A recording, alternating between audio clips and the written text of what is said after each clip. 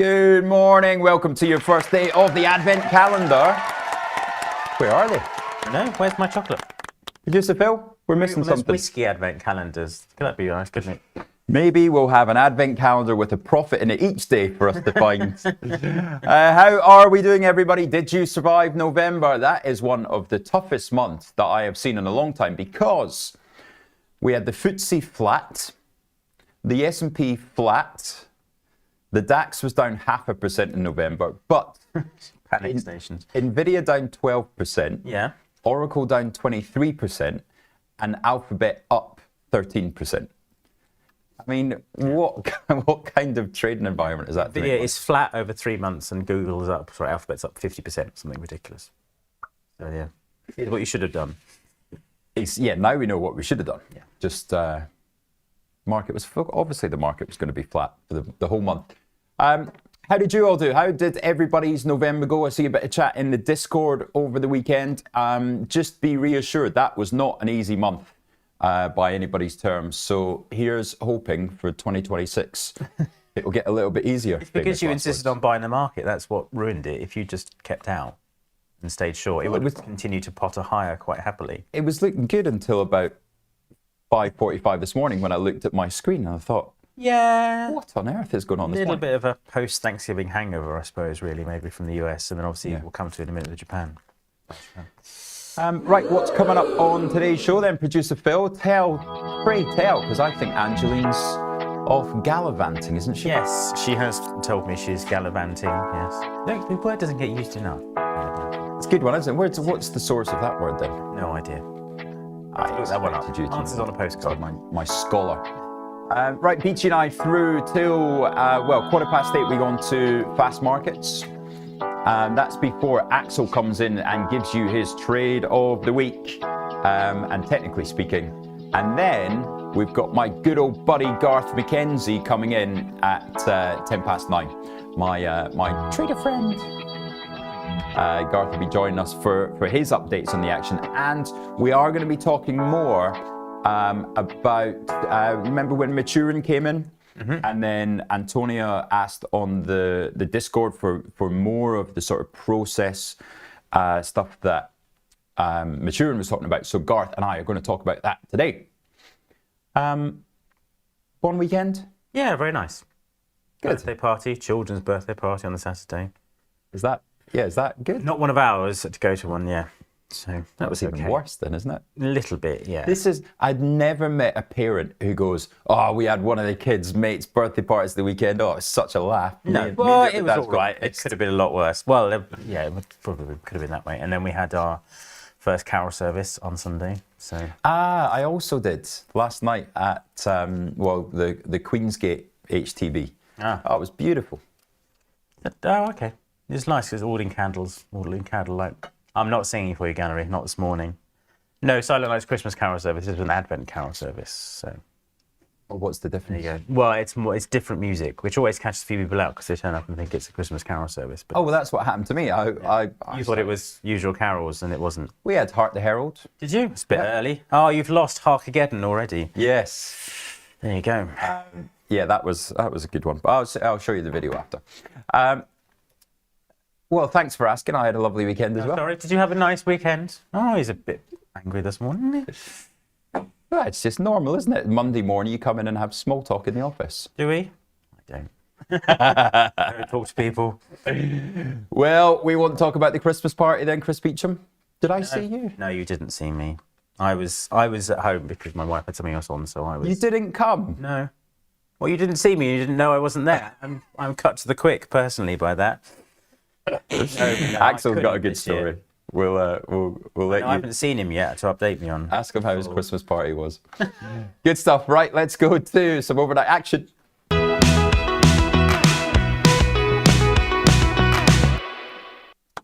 Right, well, let's go straight to it because Bitcoin's down over 5% this morning. It was all looking really nice. Everybody was going to their Thanksgiving dinners. They were going, a chance to buy crypto. Let's get involved. And then, boom. What on earth has the Japanese said? Yeah, you had the Bank of Japan Governor Kazuo Ueda, said it gave a clear indication, according to the FT, that the bank might raise interest rates this month now. So the Bank of Japan hike is on the cards. He said, if the outlook for economic activity and prices is realised, the bank will continue to raise the interest rate and adjust the degree of monetary policy accommodation. So there you go. So that must have given the old yen a nice kick. Gave it a boost. He also said that even if we raise the rate, accommodative financial conditions will be maintained, which suggests that he got room for more rate increases. So you've given the yen a bit of a boost. I mean, if you look at, I don't know, you've got it there, I've got it in front of me. He says, where's my chart? I think they're sleeping in the gallery. They haven't shouted me to Come on, boys, wake up. So there you go. We've got. I don't know if you're watching. I'm a Celebrity, Get Me Out of Here. I confess I'm not, which probably doesn't come as much as a surprise. Not a surprise at all. I've never seen a single episode. I'm delighted. So there's a character on there called Angry Ginge, right? Is that you? He was. But we've got his twin who works for us in the gallery. So we've got Happy Ginge. Oh yes, of course. Right. And then Cam. Yeah. Angry Cam and Happy Ginge. Cam's never angry. Oh, he is sometimes. But yes, if you look at the bank dollar yen, this is the 4-hourly chart. You can see how we've been steadily rising all the way through back into November and into, well, back in October rather, all the way through November. And so we've come off a bit. Yeah. So we've got a little bit of strength. Yeah. If you look at the weekly chart for more context, as people were saying, it's getting back to the 160 level, which means it's time for the Bank of Japan to intervene again, etc., because that's what happened. Obviously, if you cast your minds back to the fun of July 2024. That's when it last did it, or that he had the Bank of Japan really come in, didn't you, strongly to upset everybody's summer. Now, remind us why a strengthening yen you're going to do this to me on a Monday morning is so outproportionally negative for Bitcoin. Oh, for Bitcoin. Yeah. Well, it's for liquidity. For liquidity, overall. Because obviously you've got the yen as the funding currency. I feel like I've been marked for this answer really afterwards.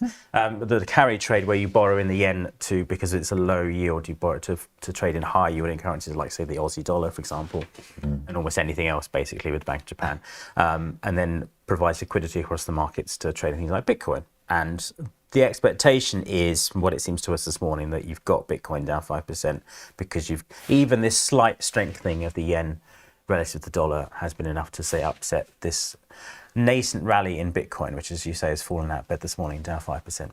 Does that work? Does that sound plausible? Top marks, 72%. 72? Oh, yeah. Sorry. What did I miss?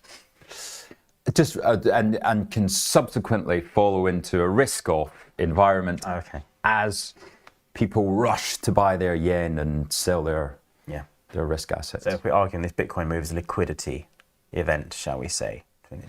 Which is quite interesting because later today we are going to get the announcement of Kevin Hassett as Fed chair. Is that definite then?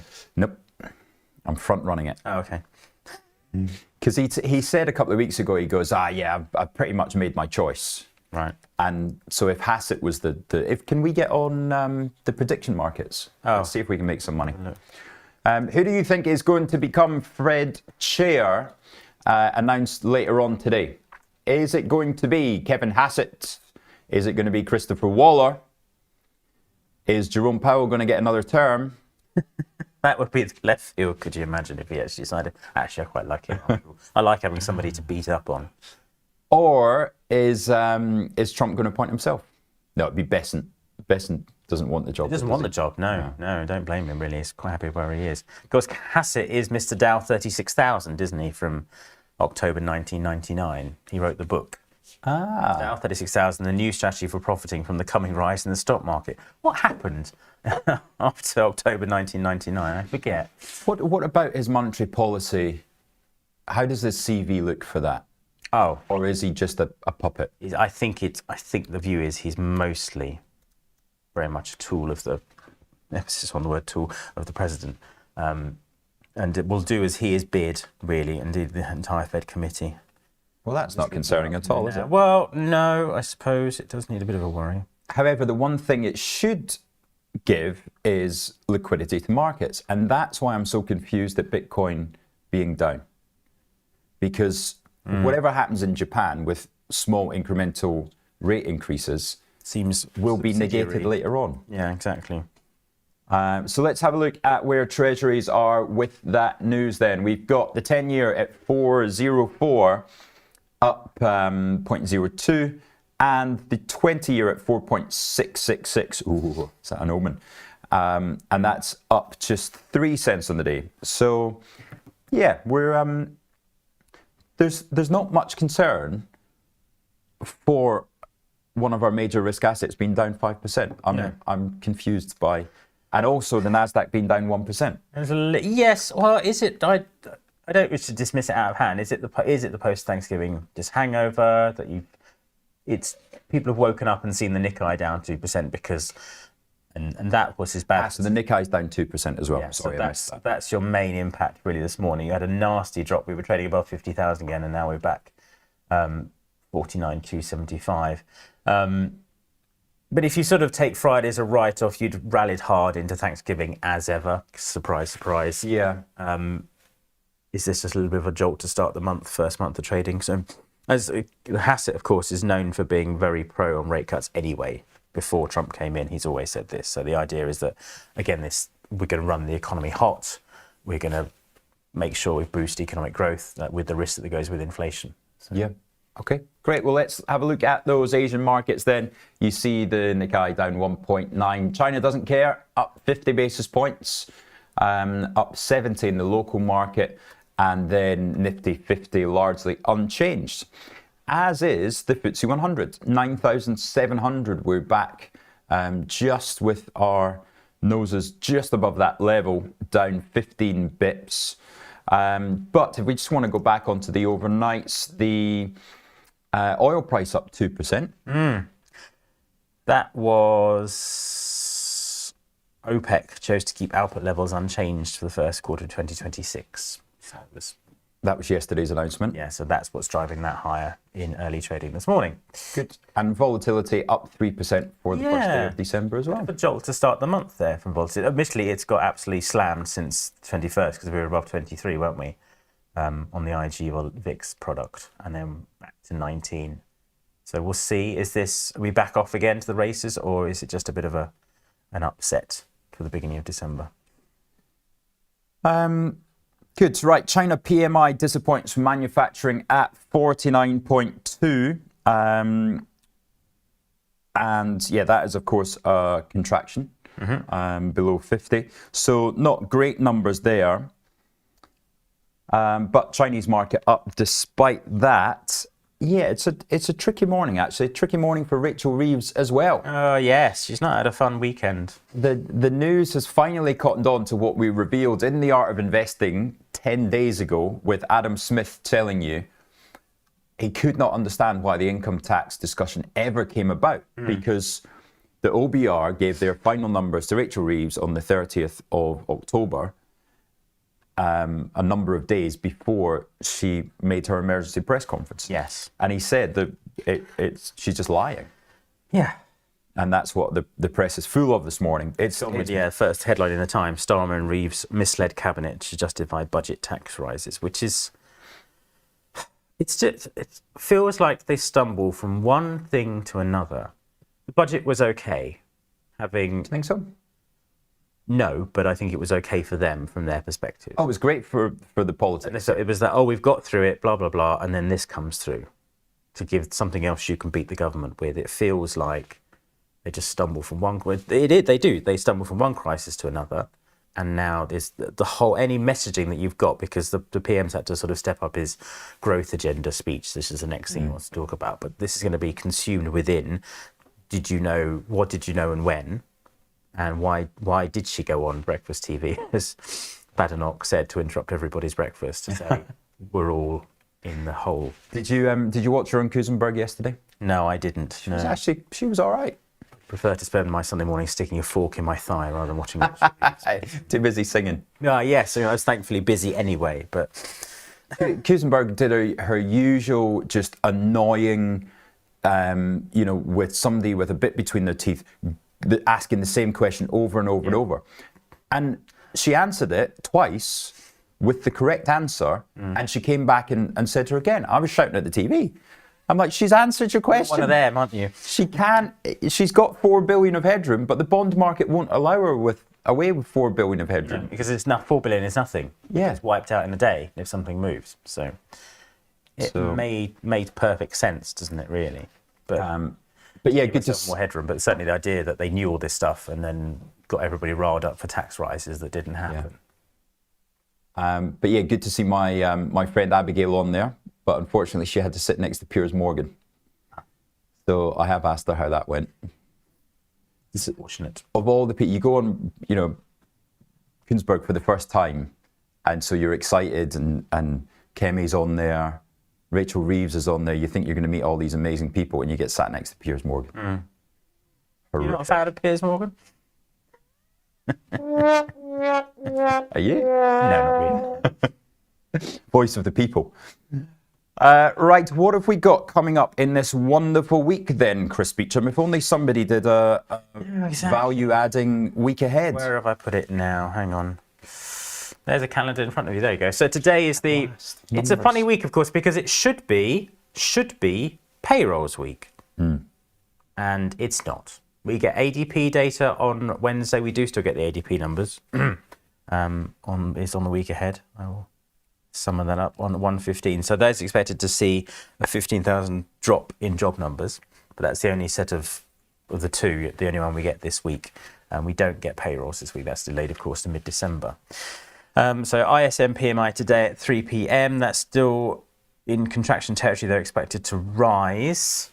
And then if you go over Tuesday, inflation in the Eurozone, key thing to watch. Wednesday goes on to China PMI overnight, and then ADP, as I said. Thursday, initial jobless claims, and then Friday, Canada employment data and Michigan consumer sentiment. I'm not seeing, I don't think it is PC on Friday. Is it? Maybe I just ignore it because I don't believe PC is worse to anybody. Is it on there? Well, let's have a look first at what is expected today. So 48.7 expected for the PMI today. Oh, that's come down a little bit since I looked at it. Okay. Employment at 46, new orders 49.4, and prices up there at 59. Sorry, those was last month's. But you'd like Friday, so let's go through. It might well be PC. I might have just ignored it because I don't think anybody really cares about PCE data, especially not when it's September's PCE data. Oh, is it September? I think so. Yeah. Yeah. No, it's fair enough. It's Wednesday's decent. Wednesday, industrial production. Yeah. Services PMI. Yeah, and services, and the oil change. And then, yeah, Thursday, nothing really. The jobless claims. And then, Challenger job cuts on Thursday. Sorry, yeah, that's the one. Challenger job cuts. Are we caring about them this time around? Ooh, there it is. So September, Michigan sentiment on Friday, preliminary, the first one you get. And then, yeah, September's PCE price index. So if anybody cares about that, please don't tell me. They're taking a while to catch up, aren't they? Yeah. Strange, isn't it? From a country that goes on and on about how hard they all work and how nobody has any holidays and how the Europeans don't do any work, and then, oh, sorry, here's your data from 3 months ago. Yeah. No, actually, it won't. Should they just have written off September like they've written off October? Exactly. It just didn't happen. It's much easier. Yeah, and just go straight to the current data. Yes, because you don't worry about PC. Just focus on getting the payrolls data out in time before the Fed meeting, of course, which is next week. Yeah, I mean, so do you think the Fed are going in blind? Or do you think it feels like it, but they must have. Well, the idea that they had the same data as we do and get it at the same time, no one's slipping them data in advance with an 87.4% chance for cut currently. But you do begin to wonder when the whole focus has been, oh, you can't move too soon because you're flying blind. It's the best thing to do is do nothing. And suddenly everyone's coming out and saying, actually, no, we do think rate cuts are a good idea. Big fan of rate cuts, Mr. President. Yeah. What a good idea. Talking about flying blind, you've reminded me of the story in, is it the Financial Times or is this, yeah, here we go. The A320 needing an emergency upgrade. And if you know anybody who's worked for EasyJet in the engineering department or the software, they've had a nightmare of a weekend because they've had 290 planes to do an emergency software update on. And American Airlines, even worse. American Airlines have been sort of to the pump all weekend. But yes, this was because of a solar radiation problem that planes were going to stop working in the middle of the air. Well, that's not ideal, is it? If they're flying too close to the sun.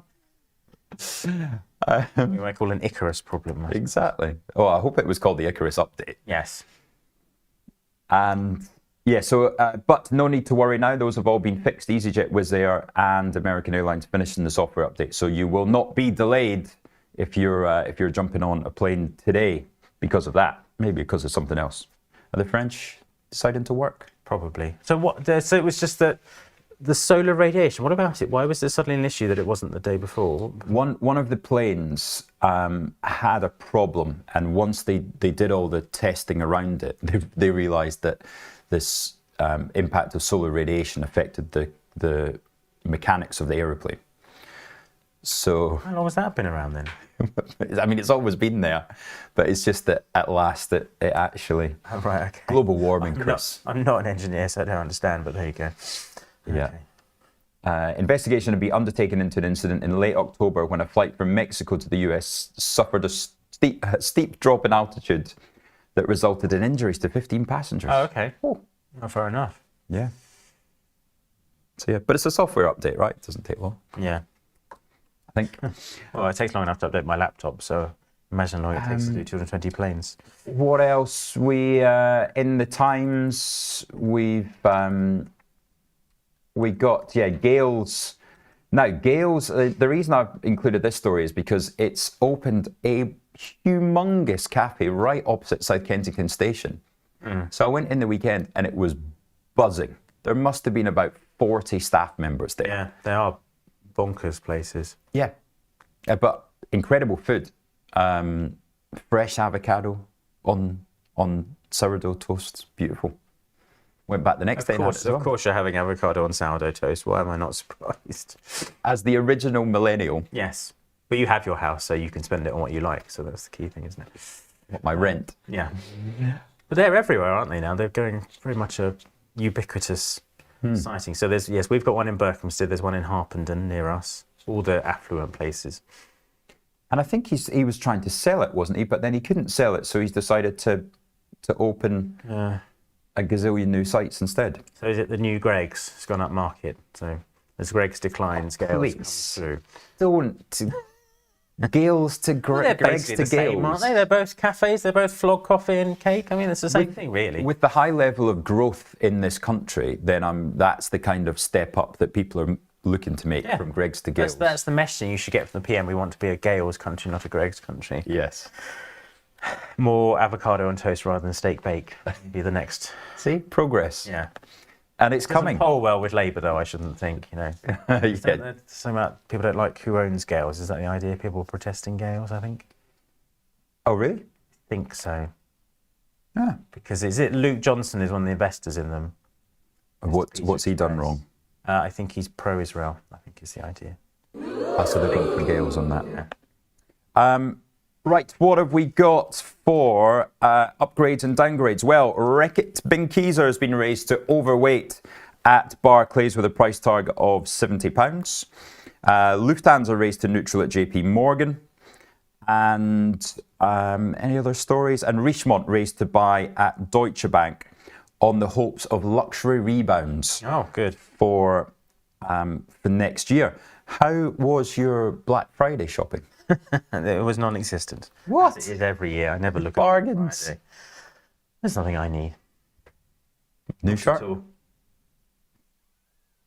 Take that from somebody wearing a polo shirt. I dressed properly this morning. Properly? Almost properly. Well, for this studio anyway. Yeah. We'll come back after the break. Yeah, let's go. 7:54. Right, come back and we'll give you some opening signs. Although the FTSE down, James Bond 007 9711. Bit tougher for the DAX, down 40 basis points. But it looks like a small lower open to start off December. We'll see you in 2 minutes for the opening bell. Do you like the sound of tax-free trading? Well, that's exactly what spread betting enables you to do. This tax-free way of trading lets you speculate on the price of over 17,000 financial instruments, like shares, indices, forex, and commodities, without actually owning them. With spread betting, you can benefit from both rising and falling prices, letting you find the perfect opportunity. So if you think the market's going up, you buy. If you think it's going down, then you can sell short. Not only is spread betting exempt from capital gains tax, but it's also commission free. All you pay is the spread. With us, you're not alone. You're part of a wide community of traders that you can learn from. We've got the experts, the tools, and extensive educational resources to help you on your journey. If you're not quite ready to trade with real money, you can always give it a go on a demo account. Open an account today, join the conversation, and be inspired to make moves.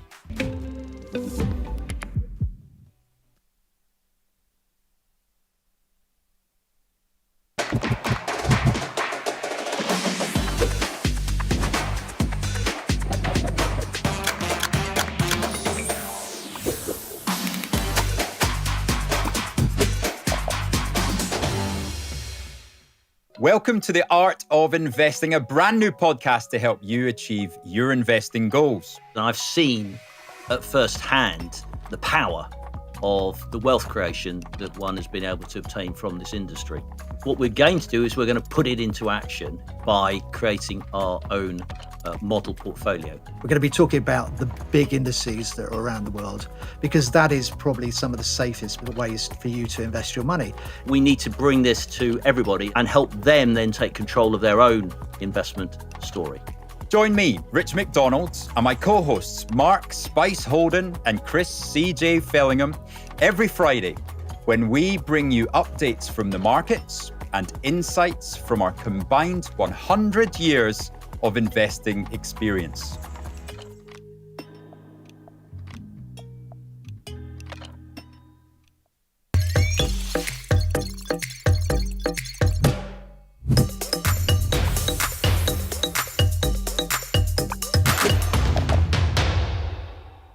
Hello, I'm Axel Rudolph, Senior Technical Analyst at IG and Fellow of the Society of Technical Analysts with over 30 years experience in trading the financial markets.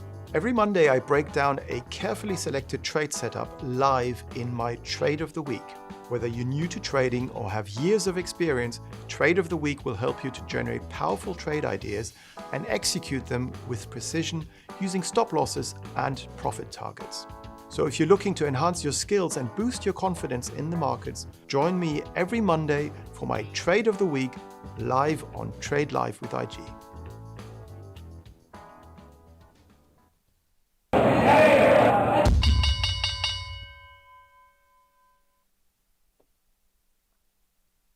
Welcome back. Oh, welcome back. Sorry, you're not talking to me this morning. Have I annoyed you? Is that what? No, it's the other way round. Oh, sorry. Somebody I'm just somebody engrossed said in that I look like the Cookie Monster. It's not fair, is it? That's very good. It's my new wool jumper. Get a bit hot in here now. Yes, as Andrew McKelvey says, former Finance Minister Tulip Siddiq sentenced to 2 years in jail. This aunt used to be dictator of Bangladesh. Well, talking about jail, I just went to make a lemon and ginger tea, and I was standing by the coffee machine, and there was a new lady in the office, and she introduced herself. I said, "Oh, which desk are you on then?" "Oh, I'm the new UK compliance head." All right. Okay. Morning. Would you like me to make your coffee for you? Everything we say is compliant, surely. Um, Don't laugh, gallery. Right. And good morning to the FCA. I had the pleasure of meeting about 8 of them. All right. Came along to the Bank of England on Thursday afternoon. They're normal people. It was brilliant. I'm sure they Really are. good sense of humour as well, actually. We had quite a laugh.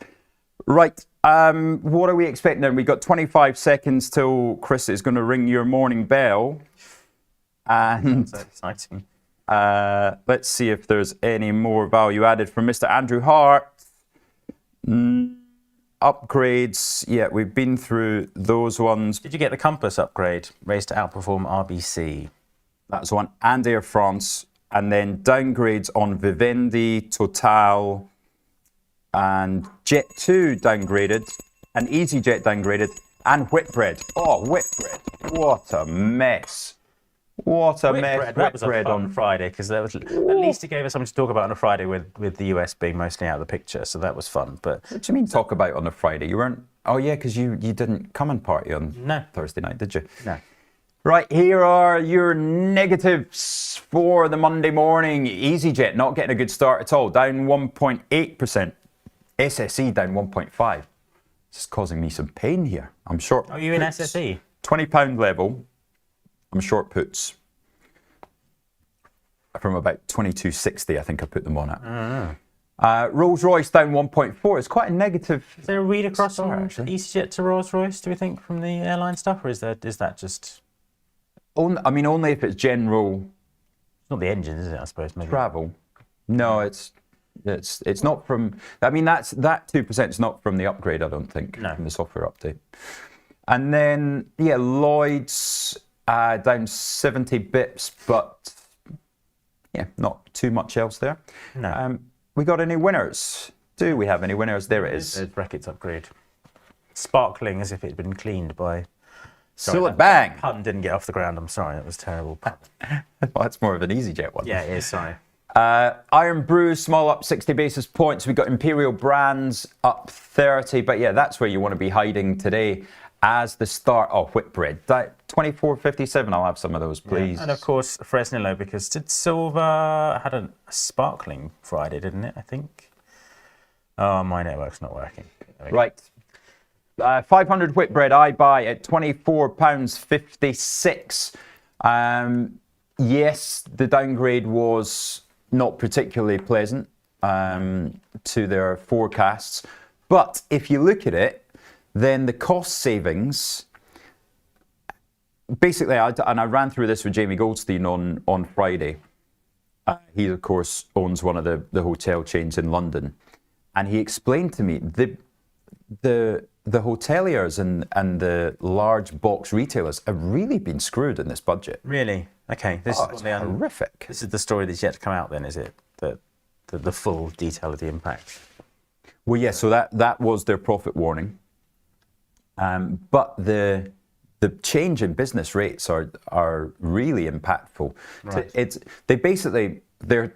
The person they're targeting is the data centers and the Amazon warehouses, right? That's what they're going for. So the bigger you are, That's what they're aiming for in the taxation. exactly. Right. So to get Amazon, basically. Right, okay. Oh, good.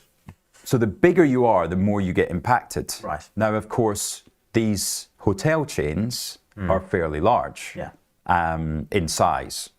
So Whitbread have taken this big hit. But when you put through the multiple, then the hit that they're taking is the same as the market cap that was taken off. So basically what I'm trying to say is the whole profit warning was then multiplied and removed from the market cap. Right. Right? So it was a 10% hit and 10% was taken off. Right.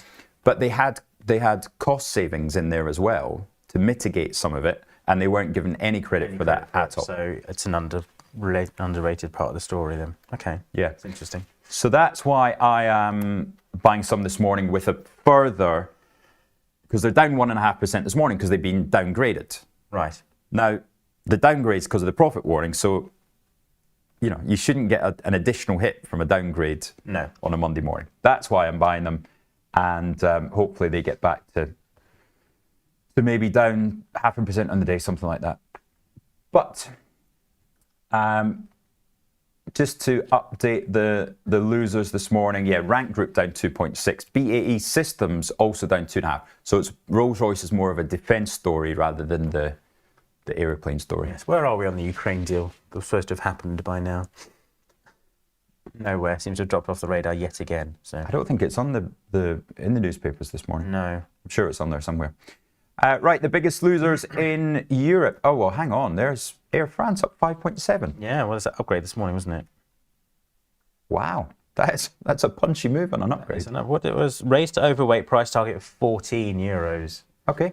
Deutsche Lufthansa raised to neutral at JP Morgan, €7.50. Sorry. Okay, so it's Deutsche. So my best mate's just started in hedge fund sales at JP Morgan, and his second day was the Christmas party. They all went and did karaoke. But he says, yeah, really good atmosphere, good place to work. Lufthansa up 60 basis points. Mercedes-Benz is a small winner. Luxury names benefiting from that Richemont upgrade. But do you want to run us through the losers there? Ubisoft down 3.9%, Rheinmetall off by 3%, also down this morning Airbus, Stellantis and Schneider. So Stellantis, cars once again. Every time I come on it's cars, isn't it? And Adidas. Mm-hmm. Which one, are you pro Adidas or is it Puma? Which one are you? So Adidas had a Black Friday sale that was down 50%. Yeah, you gave me the excruciating detail on this last Monday on your shopping adventures. So to me, that rings that they're kind of desperate because Nike were nothing like that. Oh, Nike, okay. So and I'll tell you what, they were 50% off and I still didn't buy a pair of trainers. So they all look the same. I could have told you that. Yeah. And I did go in again I was in Carnaby Street on Saturday. Doing a bit for the economy then? Well, I actually didn't buy any in the end. I went to a comedy night instead. One of the early 7:30 show. And there was two girls in the front row and one of them was especially drunk for her 21st birthday. And especially drunk? Especially drunk. Okay. Drunk kind of special, okay. So every time the comedian was saying something that was marginally funny, then she was whooping and clapping hands. Dear. So the first 3 times that happened, everybody laughed. But they literally were thinking about physically removing her by the third act. Oh dear. And it completely ruined the night. So that went down well. We should Endeavour Mining and Fresnillo, both top movers in the FTSE 100 this morning, because of course silver, you go to my screen, this is the Google comparison chart. This is what you should have bought over the month because gold up 6.5%. Silver, the Google of its asset class, up 19% over the last month. New record high for silver this morning. So absolutely storming away. It's really interesting to see that. We know silver is obviously gold's racier cousin, more exciting, not as liquid, but yeah, absolute storming month for silver prices at $57.44 now. I'm just looking at ASML is strong this morning, and I wonder, there's a story around China in NVIDIA in the Sunday Times today. I'm just trying to find it, but basically saying that China don't need any more NVIDIA chips, that the supply of NVIDIA chips for inference... We've already got one. is fully utilized until 2030. 2030? Until 2030. You don't need any more chips, thank you very much. For inference. Okay. For AI, for teaching AI, teaching models, they still need them. Yeah. But they're banned, they can't have those ones. No. Whereas they can have the H20s, but they don't need them. So I think that's why NVIDIA is a little bit weak this morning. But in that same story, it talks about how the local suppliers are, going at full belt. Right. And I wonder if that's why ASML is strong. So ASML up 1.6 this morning and about to break out, actually, of that recent range. There she goes. Looks decent, doesn't it? Yes. If you like your 10-minute charts. There we go. So what's that? That's gone back. That's a week. So let's look on the daily. Yeah, They had they've had an incredible run, haven't they, of late? They sort of didn't participate in the rally and then suddenly they played catch-up in a massive way. But also, that's a nice little holding pattern they've had there around the 900. Yeah, this is what producer Phil and I would call a choppy consolidation. Klaxon for that sideways movement. But yeah, you can say head back to those recent highs and see what it does there. But yeah, really good recovery there. But yeah, it just really sticks out on a day that the Nasdaq's down 80 basis points to see ASML at 1.6. Yeah. So that read across, how are our Mag 7 doing in early trading this morning? What's the Okay, so Tesla's off 1%, Nvidia off 0.8, Meta's down a little bit, Amazon, Microsoft, Apple's down a little tiny bit. Nothing too much across the board there. Guys, can we have a look at my screen, please? Thank you. Moderna down 2, CrowdStrike 1.3. CrowdStrike. Meta down 1.1 at 640. Palantir down 166. Tesla, Uber. Where's Nvidia? Nvidia down 80 bips at 175. There's no real reason why the Nasdaq's down. No, and of course the week ahead we didn't cover earnings, mostly because there aren't any, but we do have this week. CrowdStrike is tomorrow, Salesforce is Wednesday, Hewlett Packard, Dollar General, Lululemon are on Thursday, but from the UK, very little. SSP and is perhaps the only name that anyone really cares about. So earnings have dropped off a cliff this week. You can tell it's December, the last trading month of the year, as we like to say. Back to economics, Christopher. Back to economics. Well, it's all about the Fed meeting now, isn't it? We're in a blackout period, of course, for the Fed as well, so they can't say anything, thank goodness. We spared that for a week and a half. Barry Sullivan helping me out there on the story. So yes, Nvidia chips very inefficient for inference. So the Chinese are making their own there, but Nvidia is still king for training models. So that's the story there. Unfortunately, the Chinese are not allowed to buy those. And then Nike, Lee was shopping at the weekend as well. Nike added a ton of extra discount over the weekend. Was that in the store or online? Because online they had the discounts, but they didn't have them in store. But a little tip for you, in store price match online, if you show them the picture of it. Hey, what about that? Sorry, who are you talking? It's just the trainer update special, isn't it, really?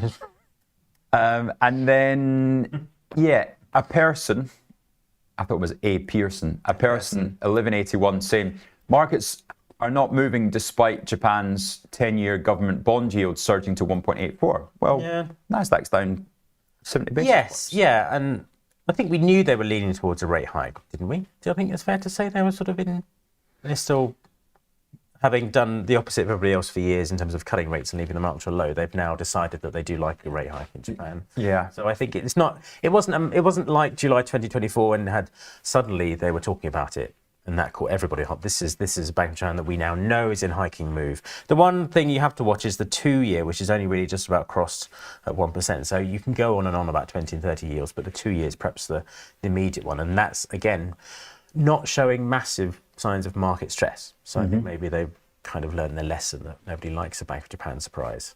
Yeah, it's best to communicate this stuff slowly in advance. Slowly is the best way to do it, really. And that shows you the currencies. The dollar, yen, 155.36. So that's a big mover on the day, isn't it? And gaining some ground against the euro as well. Reassuring on the cable price.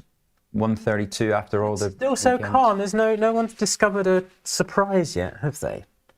Now, if this, because it's interesting that the Times story about Reeves and Starmer, ministers have accused Keir Starmer, Rachel Reeves, of misleading the cabinet. So it's not just some MPs; it's actual members of the cabinet are saying we weren't told about this, or we were given one story and we could do with a new story, to be honest, like a footballer having an affair or something.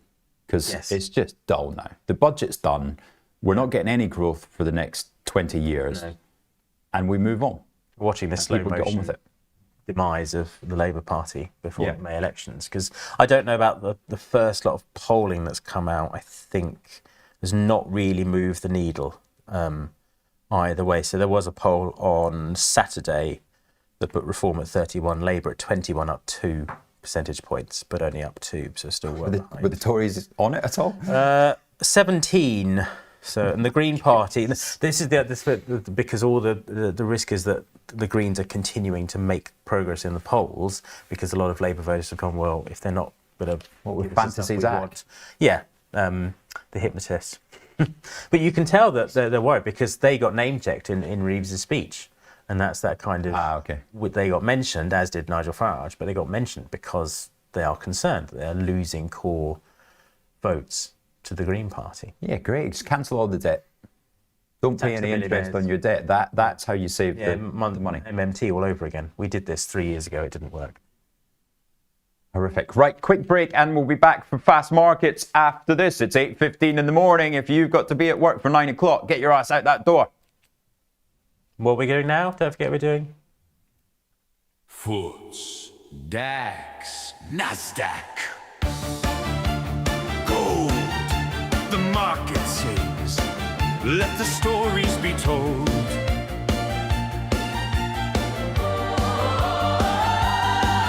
Hear the bells at 8 a.m., the kingdom's awake. With candlesticks arising, the charts overtake. From Handel to High Street, the rhythm is clear. The brokers are marching, the futures are near. Lloyd's, Barclays, AstraZeneca, Shell, and BP, Glaxo, Tesco. Trade me for right, trade me forever. With IG we dance 11,000 endeavors. Trade me for right, trade me tonight. 24/5 we ignite. Strings and guitars in a furious flight. Numbers are dancing like candles at night. ETFs glowing in gilded refrain. We laugh at the charts, then we play them again. HSBC, Vodafone, Rolls-Royce, markets rejoice. Markets rejoice. Trade me for right, trade me forever. With IG we dance 11,000 endeavors. Trade me for right, trade me tonight. 24/5 we ignite. This is not financial advice, but the harpsichord says buy, and the bass guitar says sell, and the choir screams, guess the chart.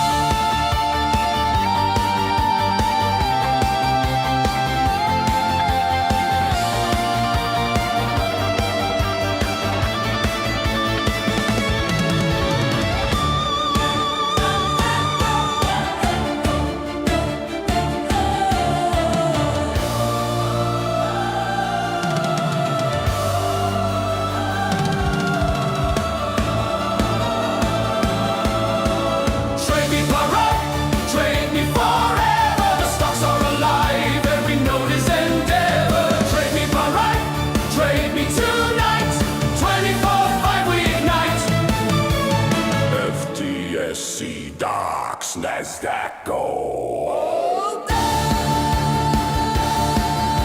The market sings, let the story be told.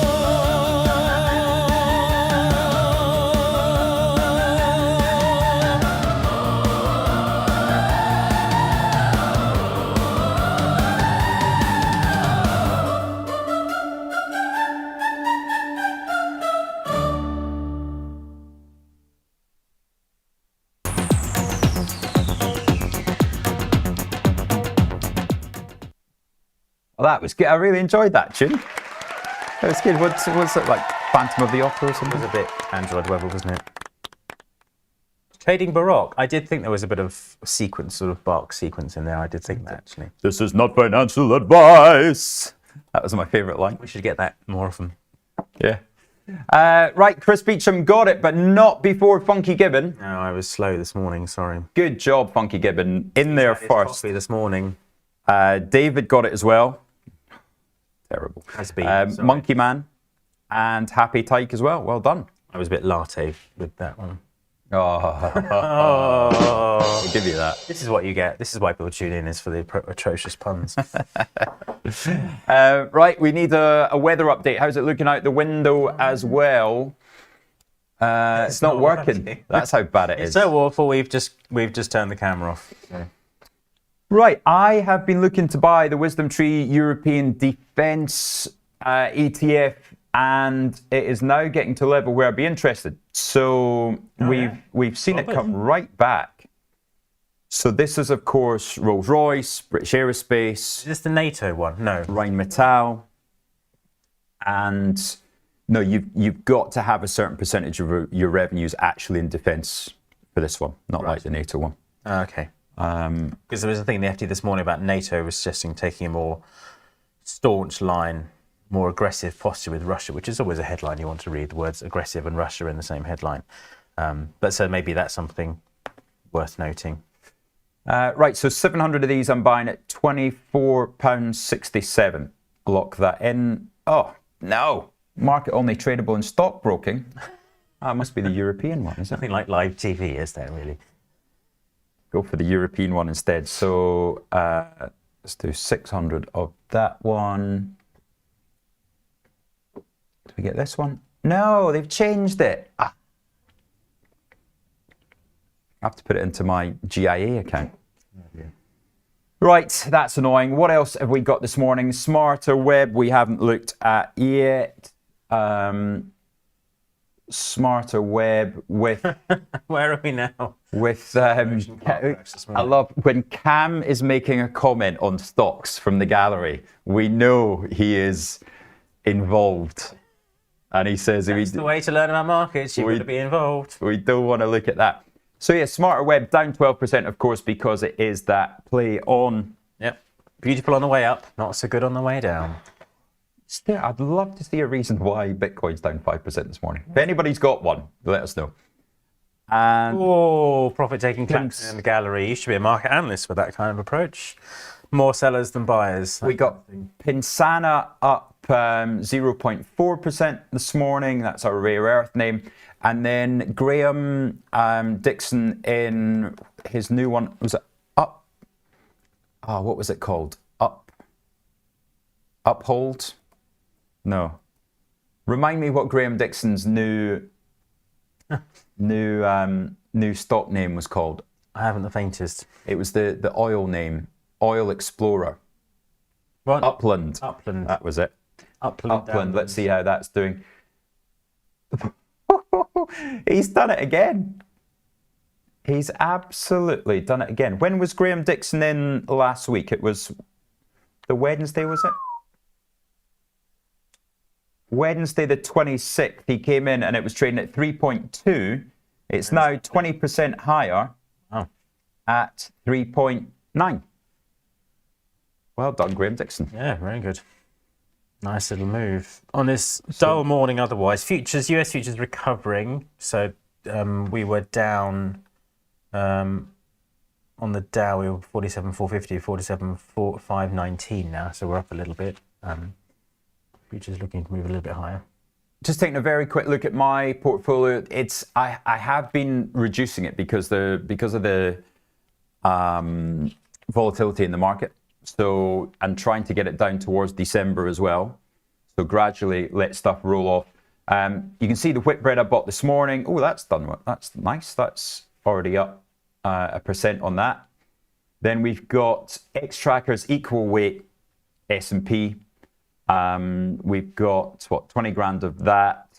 That's against my short call position in the S&P, but I prefer the equal weight. Of course, the equal weight, your maximum position size, I think is like 0.5%, going down to 0.05%. Right. But none of this silly 8% of the index kerfuffle.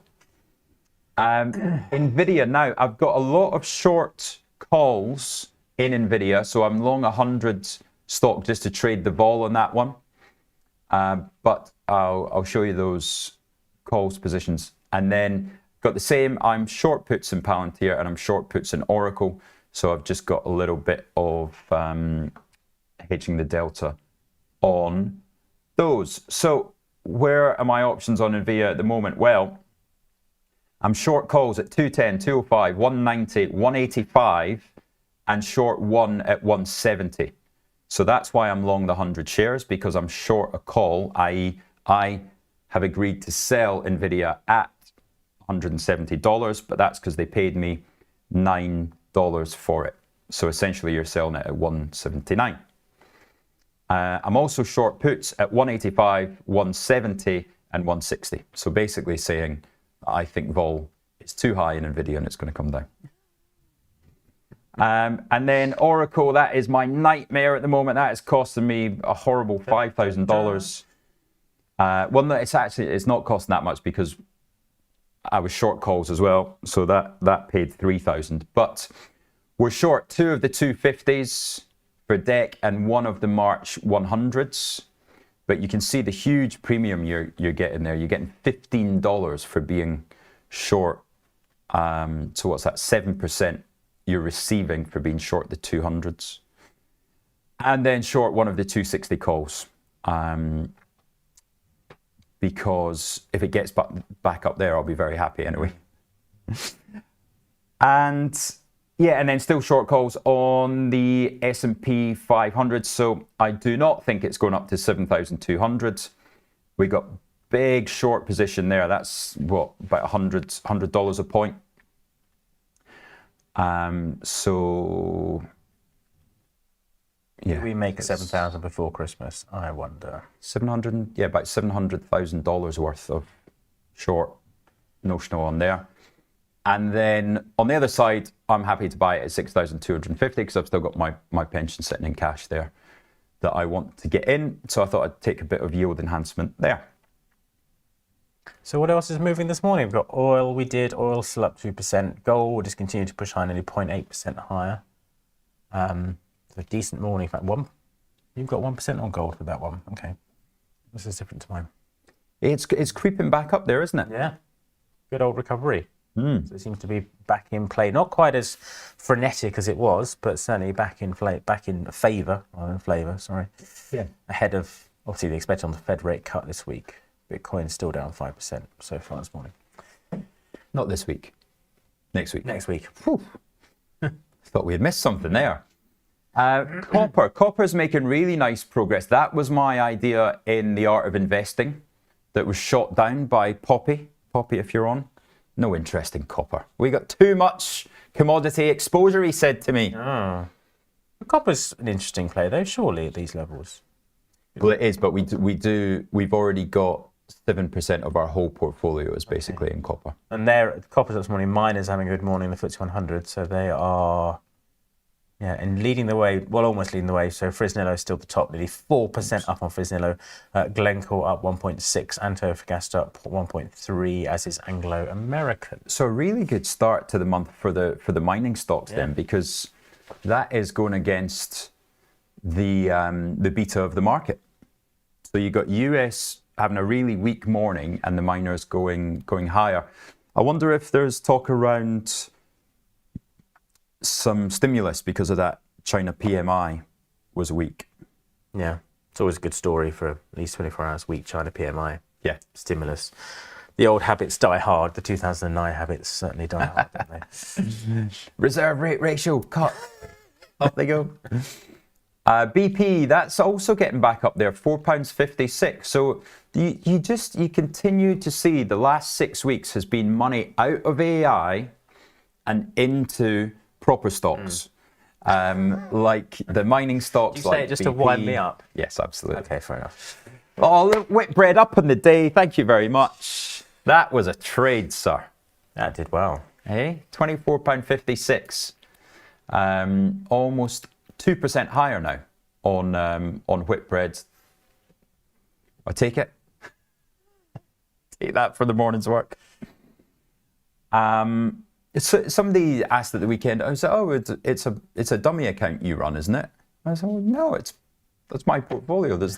I'm a client. That's the only reason I come in the morning." Breathe markets. Yeah, I would not get this animated if it was if it was a demo account. Imagine. Right. There, I think. Axel is ready to go with trade of the week. How was last week's? I wish you wouldn't ask me this. Axel, what was the trade of the week last week? Is it long S&P? Long S&P. Long S&P was working beautifully until overnight. Well, yeah, but I think it's probably got more of a upside target around 6,800 and above, he said from last week. Good. Right. Axel is coming up next, and then I'll be joining Garth McKenzie to take us through some of the processes, the mindset that he puts into his trading. That's in about 40 minutes. We'll see you then. Bye-bye.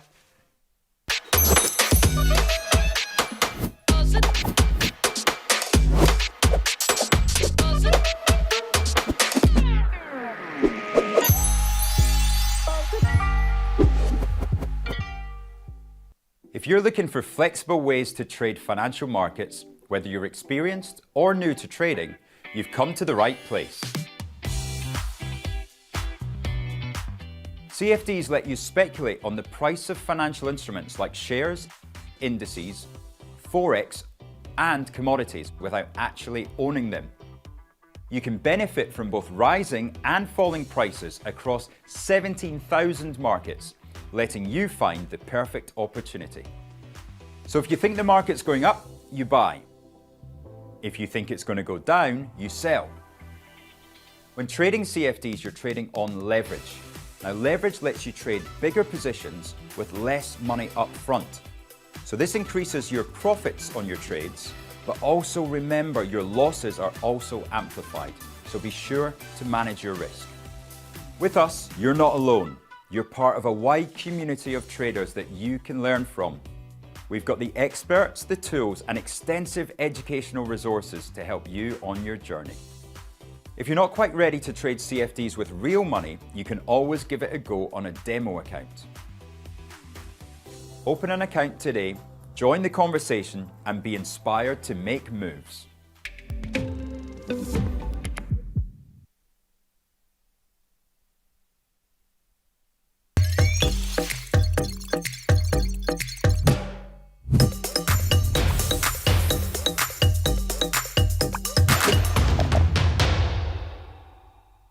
Welcome to the Art of Investing, a brand new podcast to help you achieve your investing goals.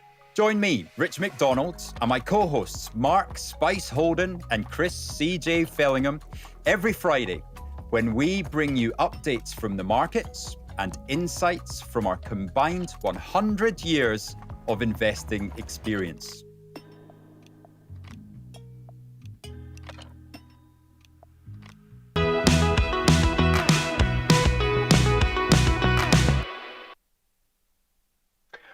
Hello everyone and welcome to Trade of the Week on Monday the 1st of December.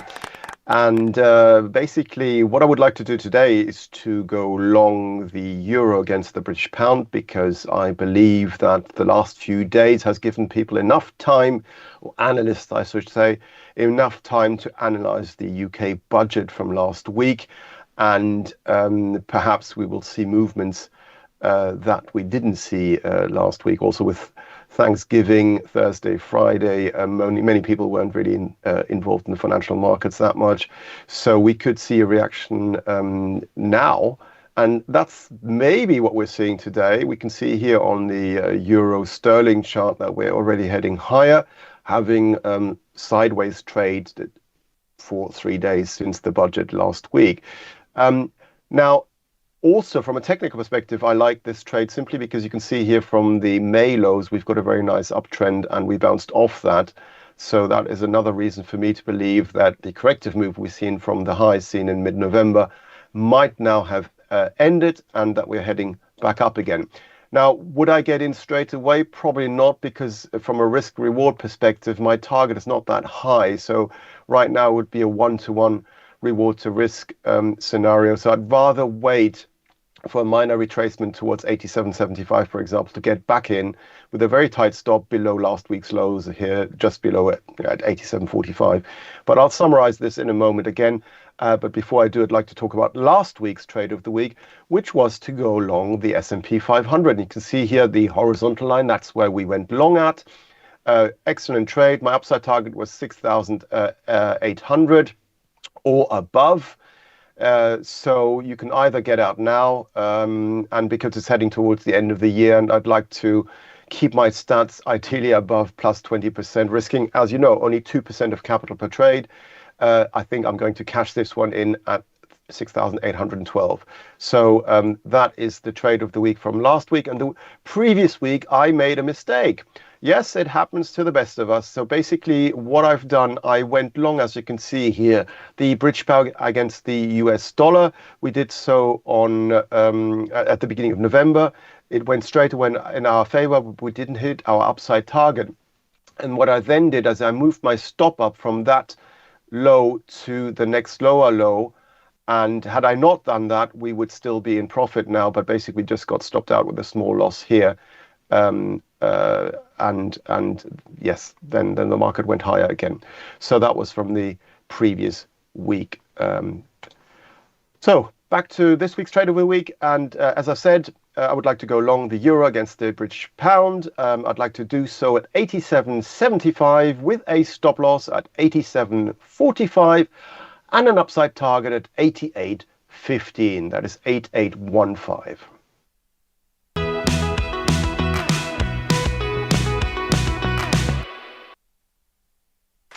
Hi and welcome to Technically Speaking, where you can send me your questions to do with technical analysis, and or you can ask me what I think about the charts that you are looking at or trading at the moment.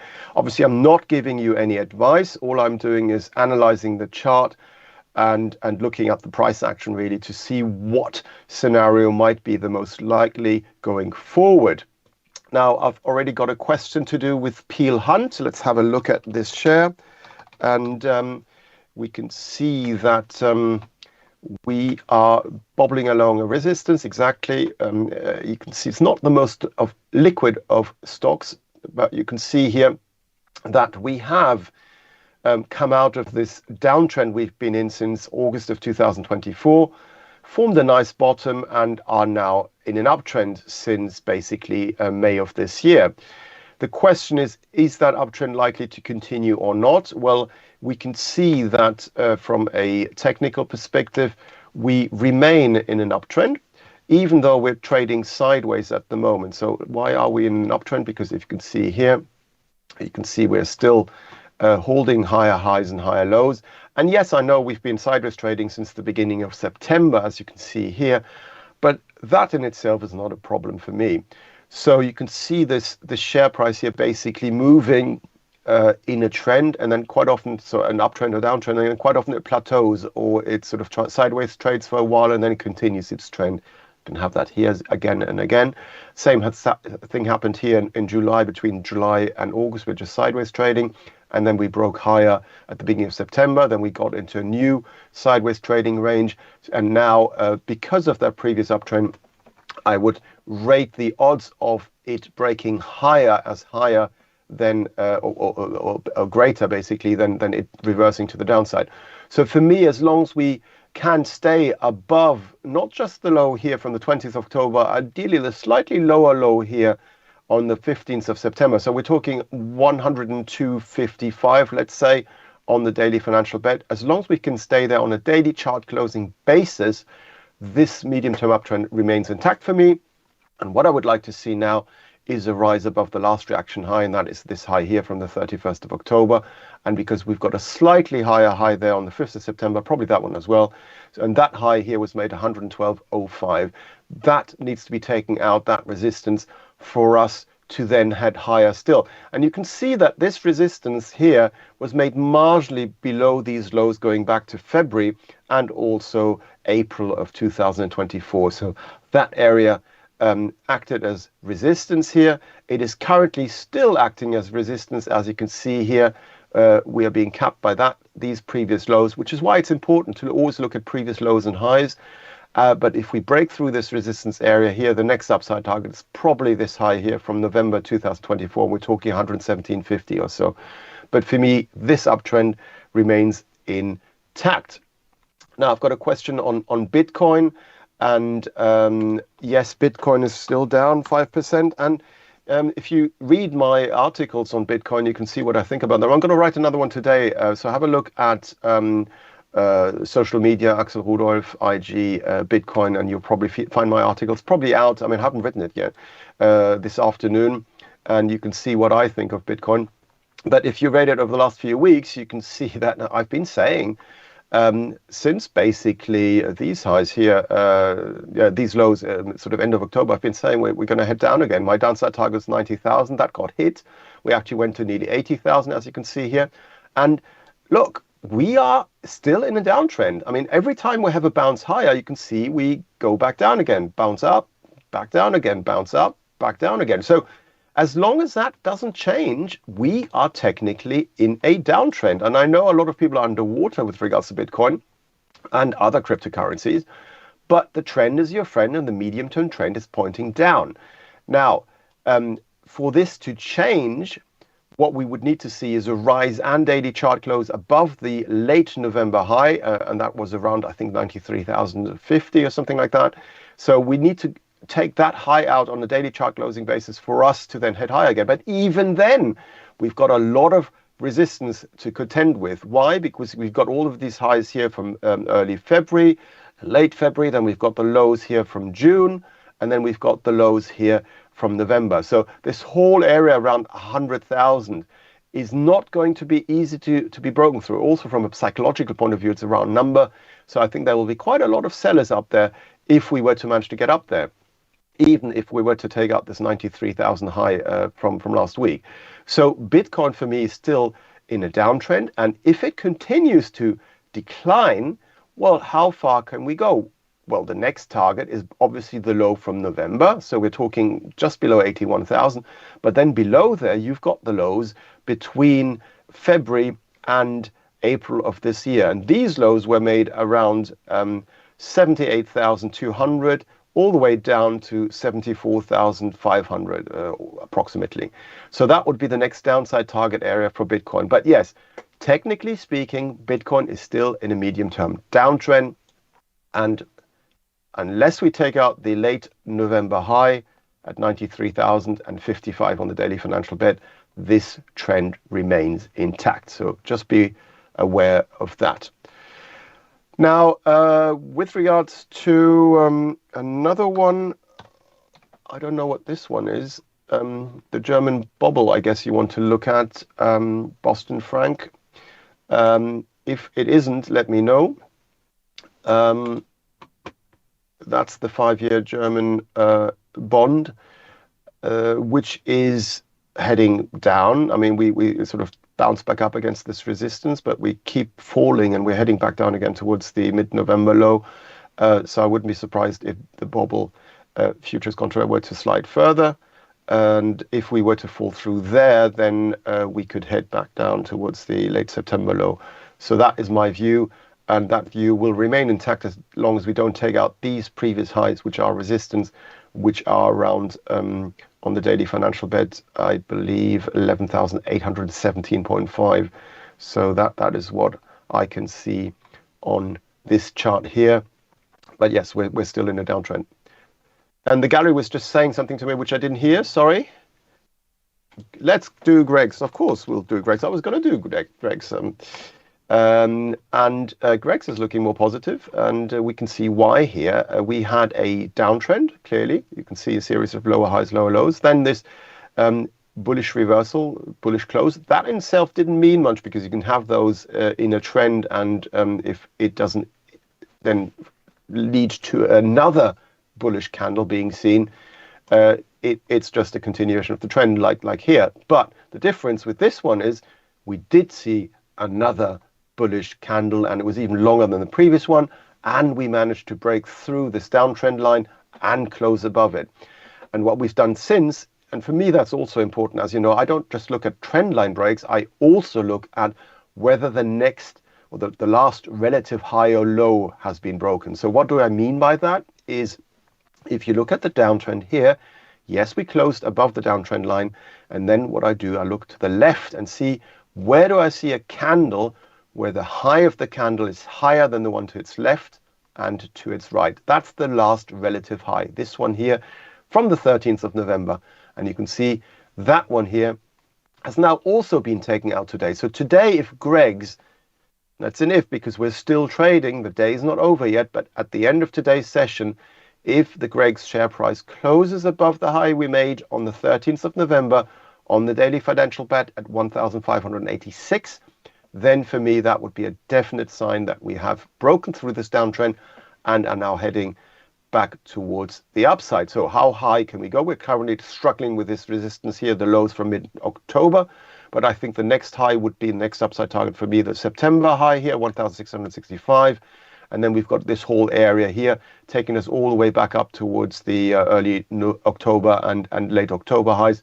And these highs are around 1,723 to 1,729. So Greg's is looking more positive. and I believe that further upside is in store for this share here because the momentum is quite positive.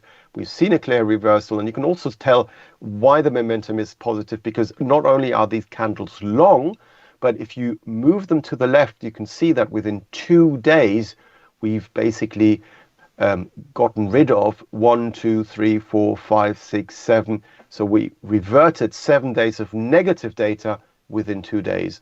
And that's also a positive sign. If you within a few days, you can take out several days. And that's basically what we've done. We've done the opposite here. So that's looking quite positive here. Now, we've got some Australian friends who would like me to look at the ASX. So we've got the Australia 200 on the daily financial bet. And you can see something similar to Greg's happening here. But here, what we haven't seen yet is a proper break. We are basically breaking through that downtrend line, but you can see here we went marginally higher here, but we haven't really had any follow through to the upside. So what I do is I don't draw my trend line like this because I've got data going through here. So I then make it flatter here, but then today, can you see we made another high? So I would now draw my resistance line because it's only got 2 touching points at today's highs. But yes, short term, it looks as if we're keeling over. Now, that in itself is not necessarily negative because all you're doing is losing upside momentum from the strong reversal we saw to the upside, not just in the ASX, but also in all global stocks, especially in US stocks last week, hence our trade of the week, making us, I think, 3% last week. So that was a good trade. But you can see here that basically we're losing upside momentum. We're coming back down again slightly. But we found support today around this high here from the 20th of November, so that's positive. And this one ties in with the low here from the 14th of November. You can see a confluence of previous highs and lows quite often acts as support. That's what's happened so far. And as long as we hold there, I just think we're just sideways trading. And what I want to see for a bullish reversal in the ASX to be seen is a break through this resistance line, a daily chart close above it, and a daily chart close above the last relative high, which is the high from the 27th of November. And this one here was made, I think, around 8,650. So if we were to take that one out, and because it's marginally lower than the previous one, I would probably look at the high from the 17th of November as my reference point, and that one's at around 8,657. So a daily chart close above there, for me, would indicate that we formed a bottoming formation here and that we're heading back up again. Unless that happens, we're short-term trading a sideways trend, and from a medium-term perspective, still in a downtrend. So I've also been asked to look at the ASX versus the S&P. So let me just see whether I can do that here. Let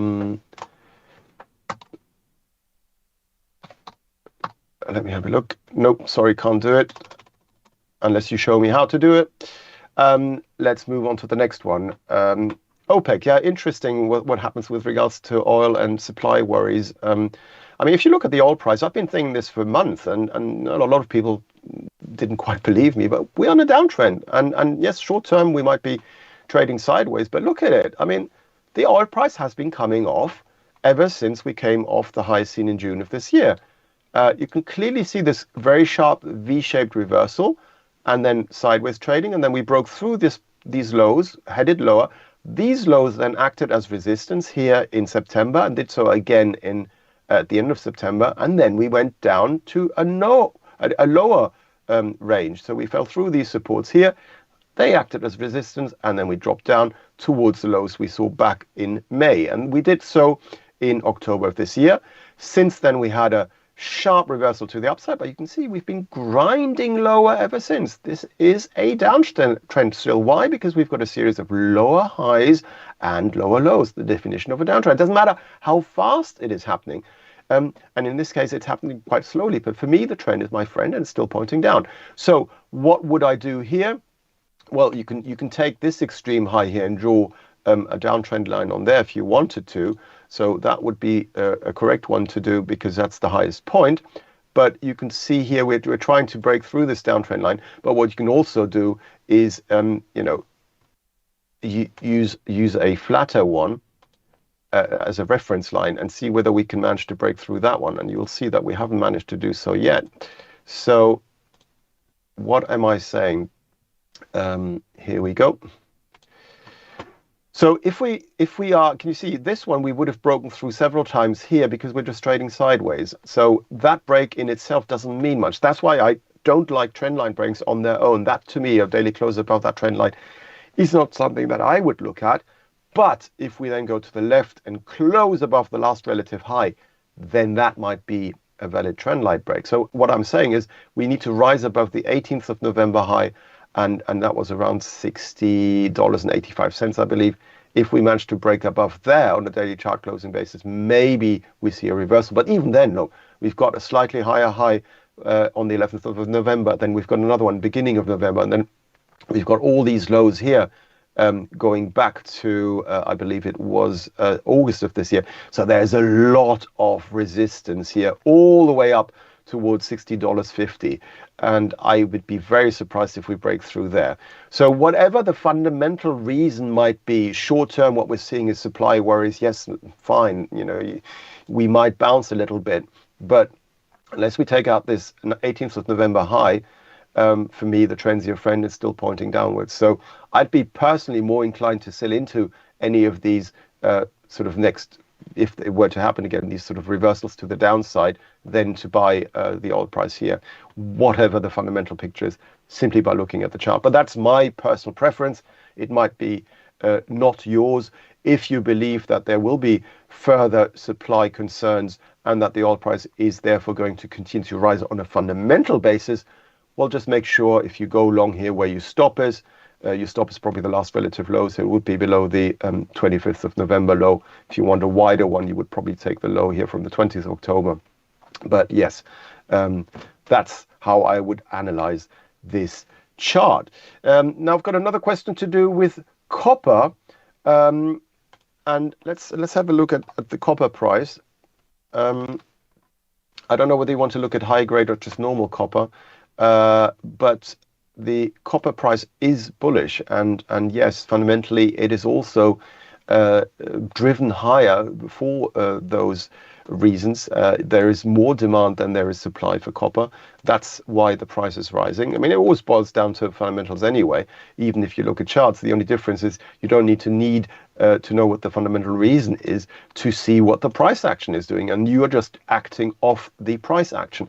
What we can see here very clearly is since April of this year, we've been in an uptrend, and yes, we've had a correction to the downside at the end of or beginning of November. But can you see here we bounced off this early November low just on I think 2 weeks ago on the Friday, the 21st of November, and what we've done since is basically break through a resistance line, all of which is positive because we are just continuing our trend. Can you see we broke through this triangle formation here, ascending triangle, breakout, break above the last relative high, technical analysis, textbook technical analysis to be honest, and now we're trading in new highs which take us back to actually above the highs seen in May. I hadn't even realized that, so thank you very much for pointing that one out.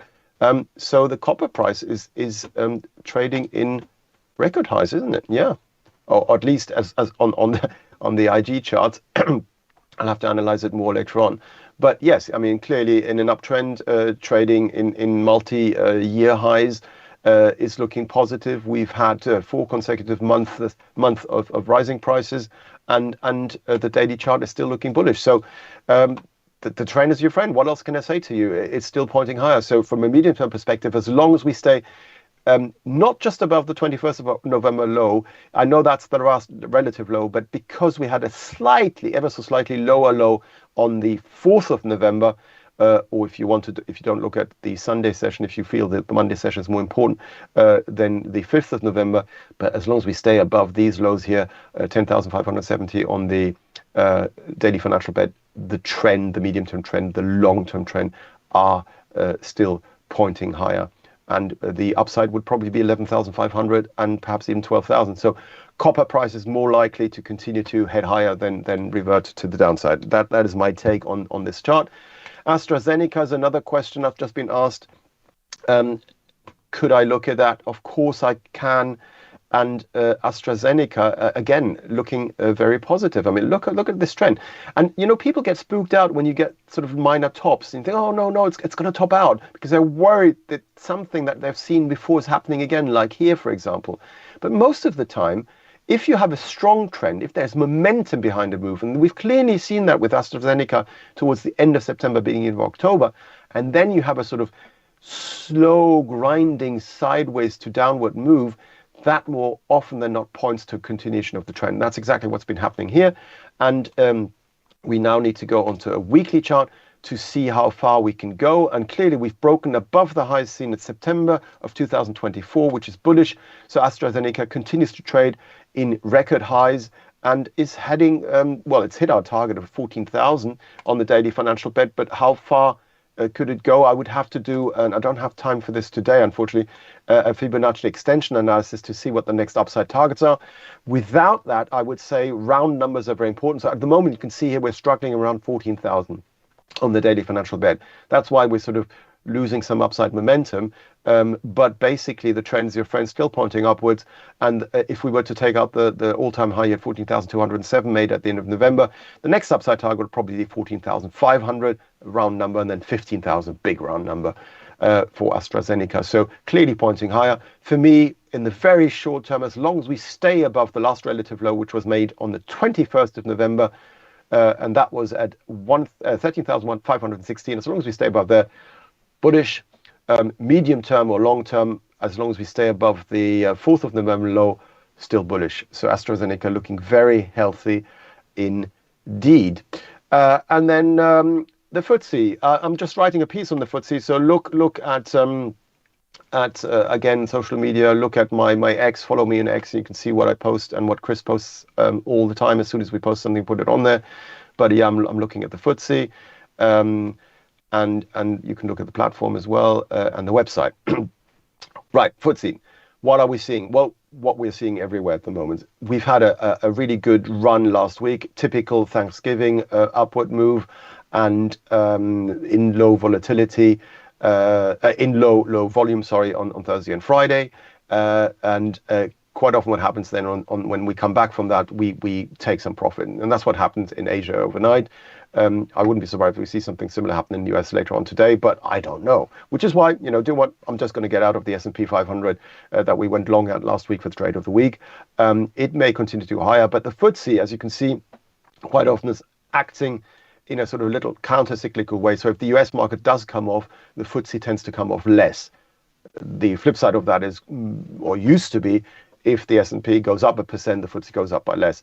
This year, actually, the S&P has underperformed the FTSE 100. The FTSE has done extremely well. But you can see here, we're just consolidating now. I wouldn't read too much into it. Small candles, and basically, we've got really good support if we were to come back down again. I mean, I said that in today's piece. Basically, for me, the support areas is sort of the 7th of November low, 9,640 or so. If we were to come off, we'd probably hold in that area and then go back up again. What we need to see for the bulls is a rise above 9,740. That's the 26th or 28th of November high.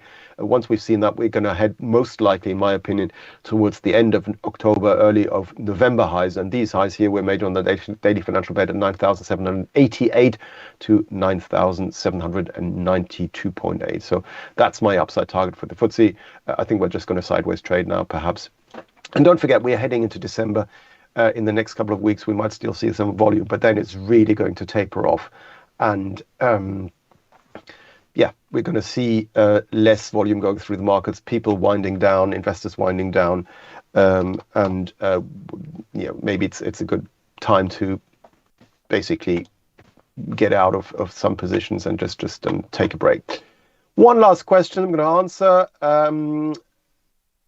It's GGP, Greatland Resources Limited. I don't know anything about this stock, but what I can see on my chart is that obviously something has clearly happened here. It's really moved higher in June of this year, and this is the monthly chart. As you know, we go to the monthly chart when we don't know much about the chart. We always go to the longest time frame we can look at. If you have quarterly charts, even better.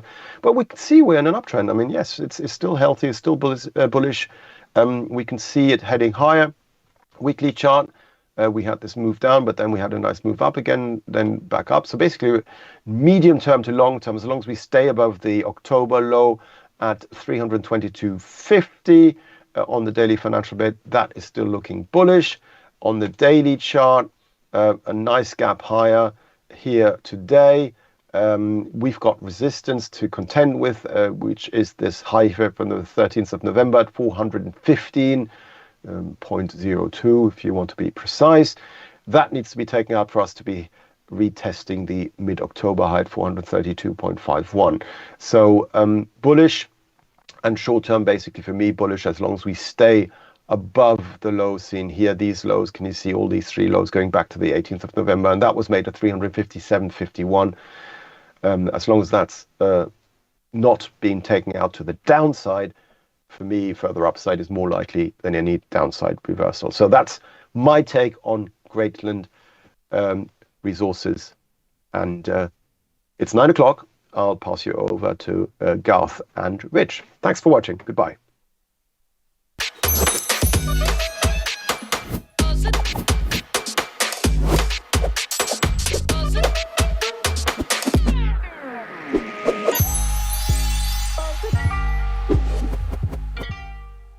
Hello, I'm Axel Rudolph, Senior Technical Analyst at IG and Fellow of the Society of Technical Analysts with over 30 years experience in trading the financial markets. Every Monday I break down a carefully selected trade setup live in my Trade of the Week. Whether you're new to trading or have years of experience, Trade of the Week will help you to generate powerful trade ideas and execute them with precision using stop losses and profit targets. So if you're looking to enhance your skills and boost your confidence in the markets, join me every Monday for my Trade of the Week live on Trade Live with IG.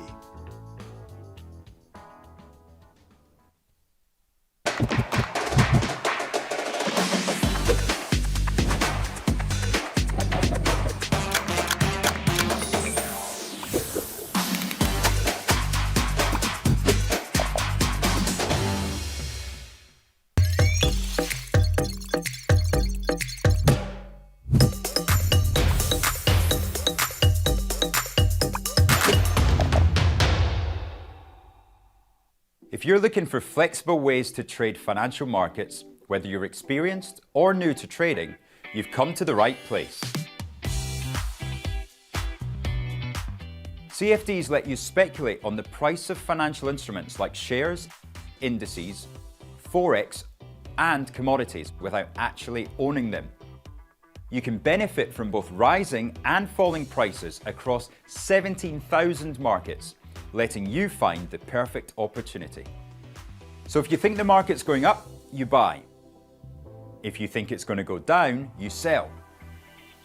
When trading CFDs, you're trading on leverage.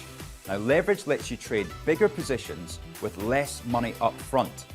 So this increases your profits on your trades, but also remember your losses are also amplified. So be sure to manage your risk. With us, you're not alone. You're part of a wide community of traders that you can learn from. We've got the experts, the tools, and extensive educational resources to help you on your journey. If you're not quite ready to trade CFDs with real money, you can always give it a go on a demo account. Open an account today, join the conversation, and be inspired to make moves.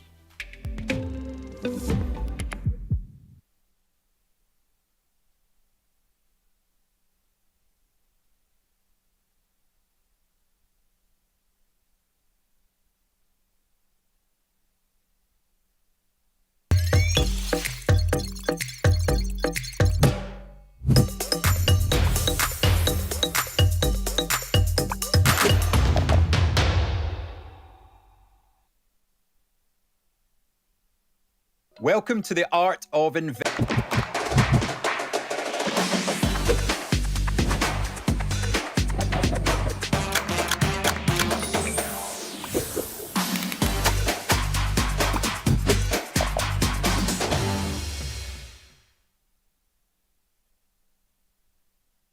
Do you like the sound of tax-free trading? Well, that's exactly what spread betting enables you to do. This tax-free way of trading lets you speculate on the price of over 17,000 financial instruments, like shares, indices, forex, and commodities, without actually owning them.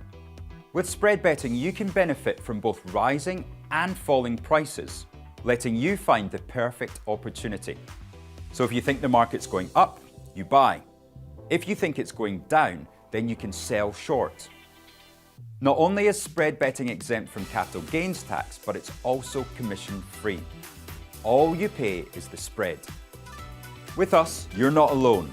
You're part of a wide community of traders that you can learn from.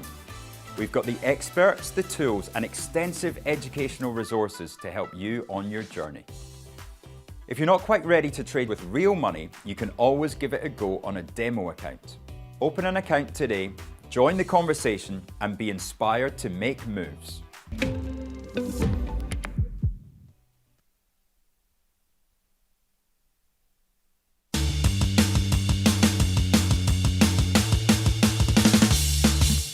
Welcome back, everybody. We've got Garth McKenzie in.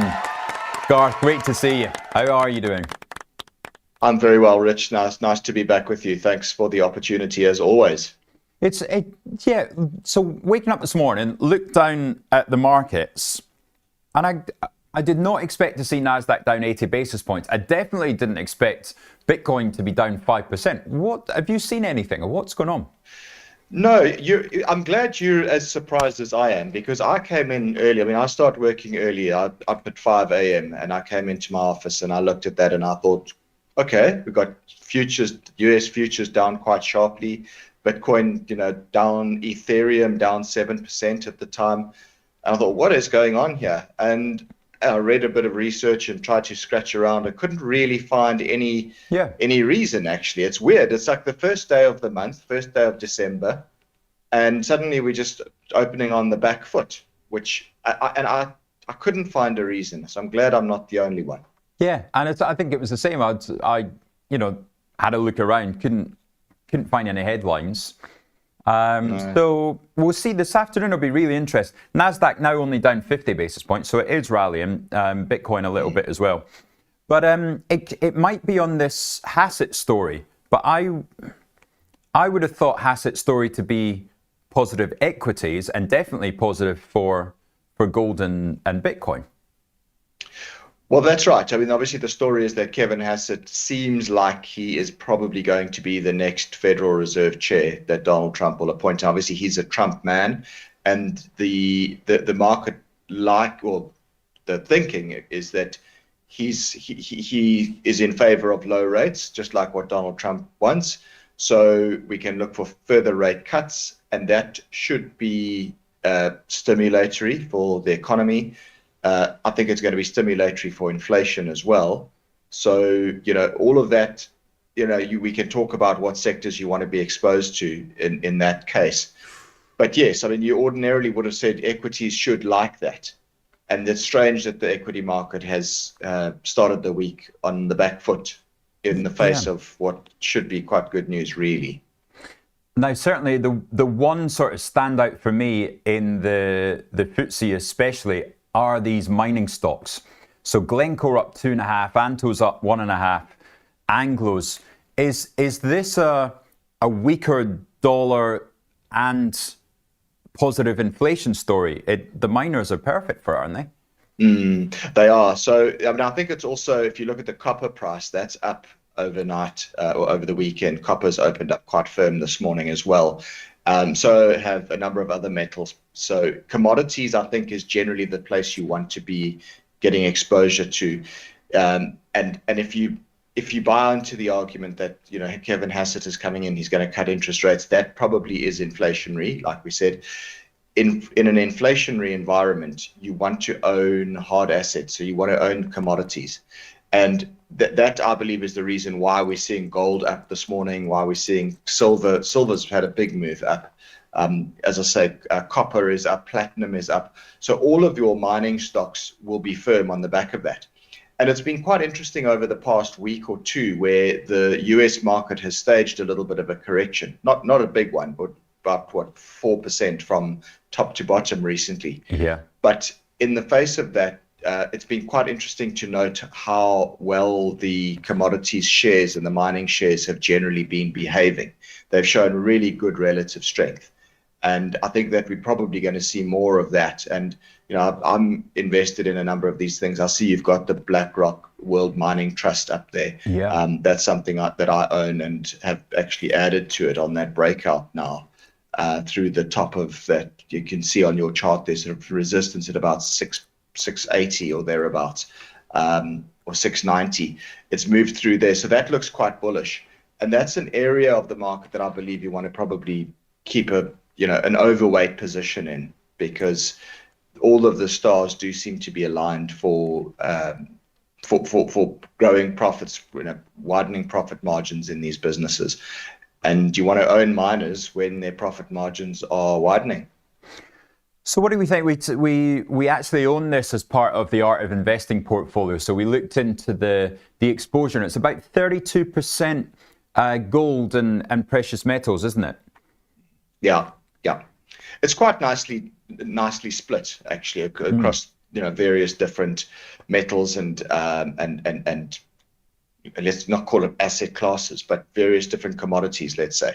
And from my perspective, we can talk about BHP and Antofagasta and Anglo American and Vale and all of these things, but if you want a broadened, diversified exposure to that theme, then this BlackRock World Mining Trust gives you that exposure in one product, which is quite neat. And it pays a reasonable dividend yield as well. I think, if I'm not wrong, I think it's on about a 3.5% dividend yield as well, which is an added little bonus if you own that.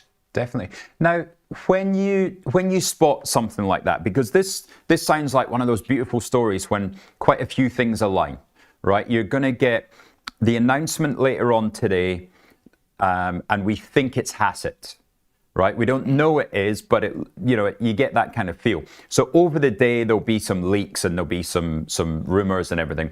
So if you can, get a real feel for that, he's Trump's man. So therefore, it's going to be an expansionary kind of policy, inflationary. You would imagine the dollar would weaken off the back of it because it's not necessarily the strongest. It's not another Jerome Powell or Ben Bernanke.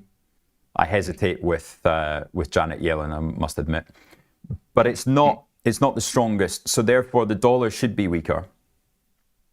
And all those things align really nicely for this mining trade. So how do you set that trade up in your mind? What kind of processes do you go through when looking to get exposure? Well, yeah. So, in the context of this would be a more medium-term trade in something like this BlackRock Mining Trust.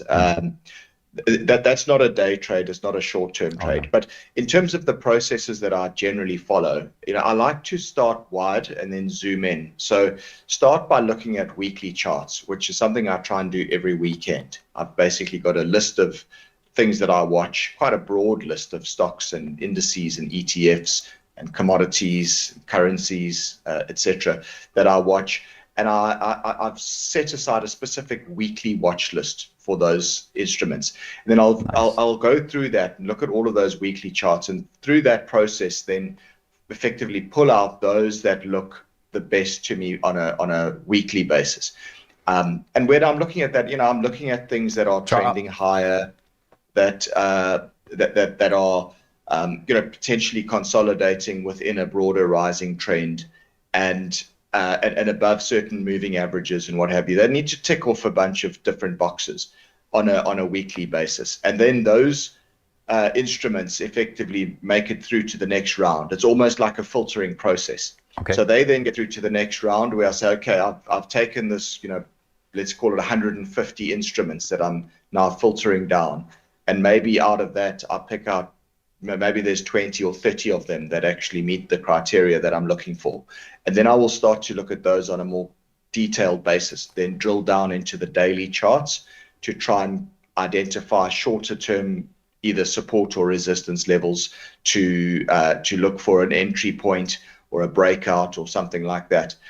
And through this process, through this filtering process, I'll end up with a couple of instruments that I'm watching closely for the week ahead, that I'm either looking to put a trade on, or maybe I'm already in and I'm looking to add, or perhaps I might be in something which is starting to roll over, and maybe I don't want to own it anymore. I want to start considering exiting it. Like an NVIDIA. Yeah, exactly. Good one, actually, NVIDIA, and I want to talk more about that in a moment. But in terms of the process, there's the next step in the process is to then say, well, what has met my criteria, all my different technical criteria based on this bigger picture view as well as on a smaller picture view, and then you start to put some some actionable trades into place. And when I talk about actionable trades, I'm talking about a decision in terms of how many, what size do I want to buy? Where would my stop loss be? What would my level be that I'm willing to pay? Now, what's my maximum amount that I'm willing to pay up before I acknowledge that I've maybe missed something, right? Because I don't like to really chase. I don't like chasing in anything too much. I prefer trying to get into it where I can get a good risk to reward ratio. And the important thing, probably the most important thing actually, is position sizing and risk management. You want to know, where do you stop out? At what point do you say, well, I've clearly got this trade wrong and I need to therefore exit? And in the event that that does happen, how much am I willing to lose? Because remember that in trading, it's always really a probabilities game. We want to initiate trades where we know the probability is stacked in our favor for a positive outcome. But there's no guarantees in this game. You can have the best looking setup in the world go against you. And for that reason, we always have to start with risk management. And the key elements of that are your stop loss and your position sizing.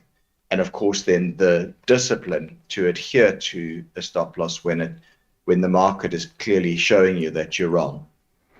And I think if you get that right and then you make that as part of your process, then you'll be okay. The key thing, and I know we've spoken about this before on the show, but I mean, it's important to reiterate, is that with every trade, really, there's really 5 possible outcomes, right? You've got a big winner, which is the one we all like. You've got a small winner. You've got a break-even trade. You've got a small loser, or you've got a big loser. Now, just eliminate that big loser from your trading. Just don't ever have the big loser, and automatically you're already, you're going to be a survivor in that case. Trading is simple but not easy, and these are some of the, there's only a handful of ways that you can really blow yourself up as a trader. Unfortunately, a lot of people, a lot of DIY traders, amateurs, find one of those few ways to blow themselves up. Jump on the grenade. Yeah, exactly. And it's because human emotions get involved, right? We don't like cutting losses. It feels wrong. We don't like being wrong.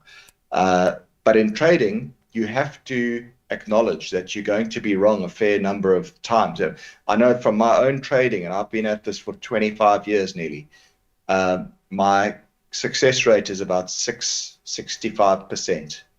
Cool. That's good, isn't it? Yeah, it is good. Yeah. So that's sort of 2 out of 3 trades are winners.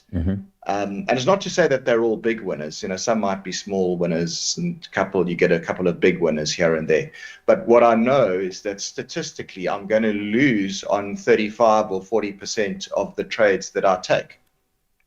And so for that reason, I go into every trade knowing that there's a chance that this might be a losing trade. And if that is the case, how much am I going to lose? And am I comfortable to lose that much? Yes. Okay, let's do it. Tom Hogarth wrote a great book. I'm not sure whether you've read it, Rich. It's called The Best Loser Wins. Yes. And the name, it says it all, right? It's just such a great title for a book. But it's so perfect because that's exactly what you've got to remember as a trader, that you've got to learn to be a good loser in this game. And if you can keep your losses under control, then the winners will generally take care of themselves. And what is the right kind of stop loss on a medium term trade? So we just paid £7 and 8 for that. You said you've added to it, but this is my first print. Where am I wrong on that trade? And where is the market telling me, no, you've got this completely wrong, or you've got the timing wrong? Yeah. And under what circumstances do I add to it? Okay, so I mean, I think above £7, it's looking good. That's the breakout. I would say that as long as it's staying above its 50-day moving average, you've got to accept that you're probably on the right side of that trade. The 50-day moving average comes in right now at about £6.70. So that's where I would place an initial stop loss. If it broke down below that 50-day moving average, then I think that would be an indication that it's not doing what we think it should, and that would be good enough reason to then exit that trade. Okay. If it's going to follow through and it's going to do what we think it should do, then it shouldn't come back and violate that 50-day moving average, not in the near term anyway. So that would be my initial stop loss. I would probably look to tighten that up over time as the price moves higher. So if we continue to break out through that £7 overhead resistance region and keep pushing higher, you might then say, right, let's ratchet that stop loss up to our entry point, at which point you've then got no risk on the trade. You effectively got a free hit. And what would in all likelihood happen with a thing like this is that it'll face some sort of a consolidation at some point. It's not going to just go straight up in a straight line forever from here. It'll go up a bit, and then it would likely take a bit of a breather, pause a little bit, and then probably set up the next type of continuation pattern within a broader rising trend. And once it's set up that continuation pattern, that might then give you the parameters to look to add to the trade. And when I say a continuation pattern, I'm talking about things like flag patterns or little falling wedge patterns, or perhaps a little triangle or a pennant or something like that. Basically what it's referring to is the price is run hard, but it's just going to catch its breath for a little while before it then has the energy to keep moving. And those continuation patterns within a trend are what I look to add to a position. And then when I add to the position, I'd probably treat the new addition as a new trade with its own stop loss and its own risk management, in addition to the initial trade that we had already put on. But remember that by that stage, you've moved your stop loss up on your initial trade anyway. So you've eliminated the risk, or you've certainly reduced most of the risk out of your initial entry on that trade. And you're now ready to add to it with new risk parameters on that new portion of the trade that you add to. What if it gets down to the 50-day moving average and there's a story out that you take as positive? So you should be cutting it, but you think the story is just as good, or if not better.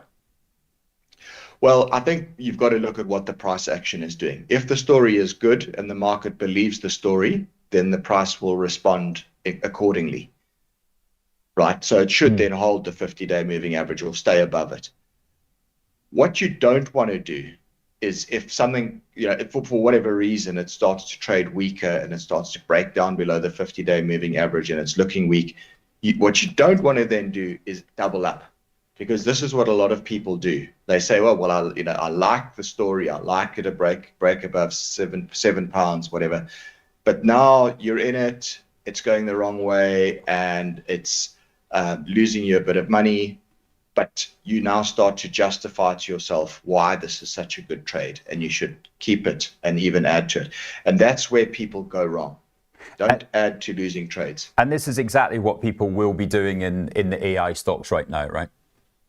Of course, and it's glad you brought up NVIDIA here, because this has been really interesting over the last 2 weeks, really. Yeah. They came out with earnings approximately 10 days ago, I think, and they were very good earnings, and yet the market sold off after an initial move to the upside, but the market then sold off heavily. Now, that's not the kind of price action you want to see.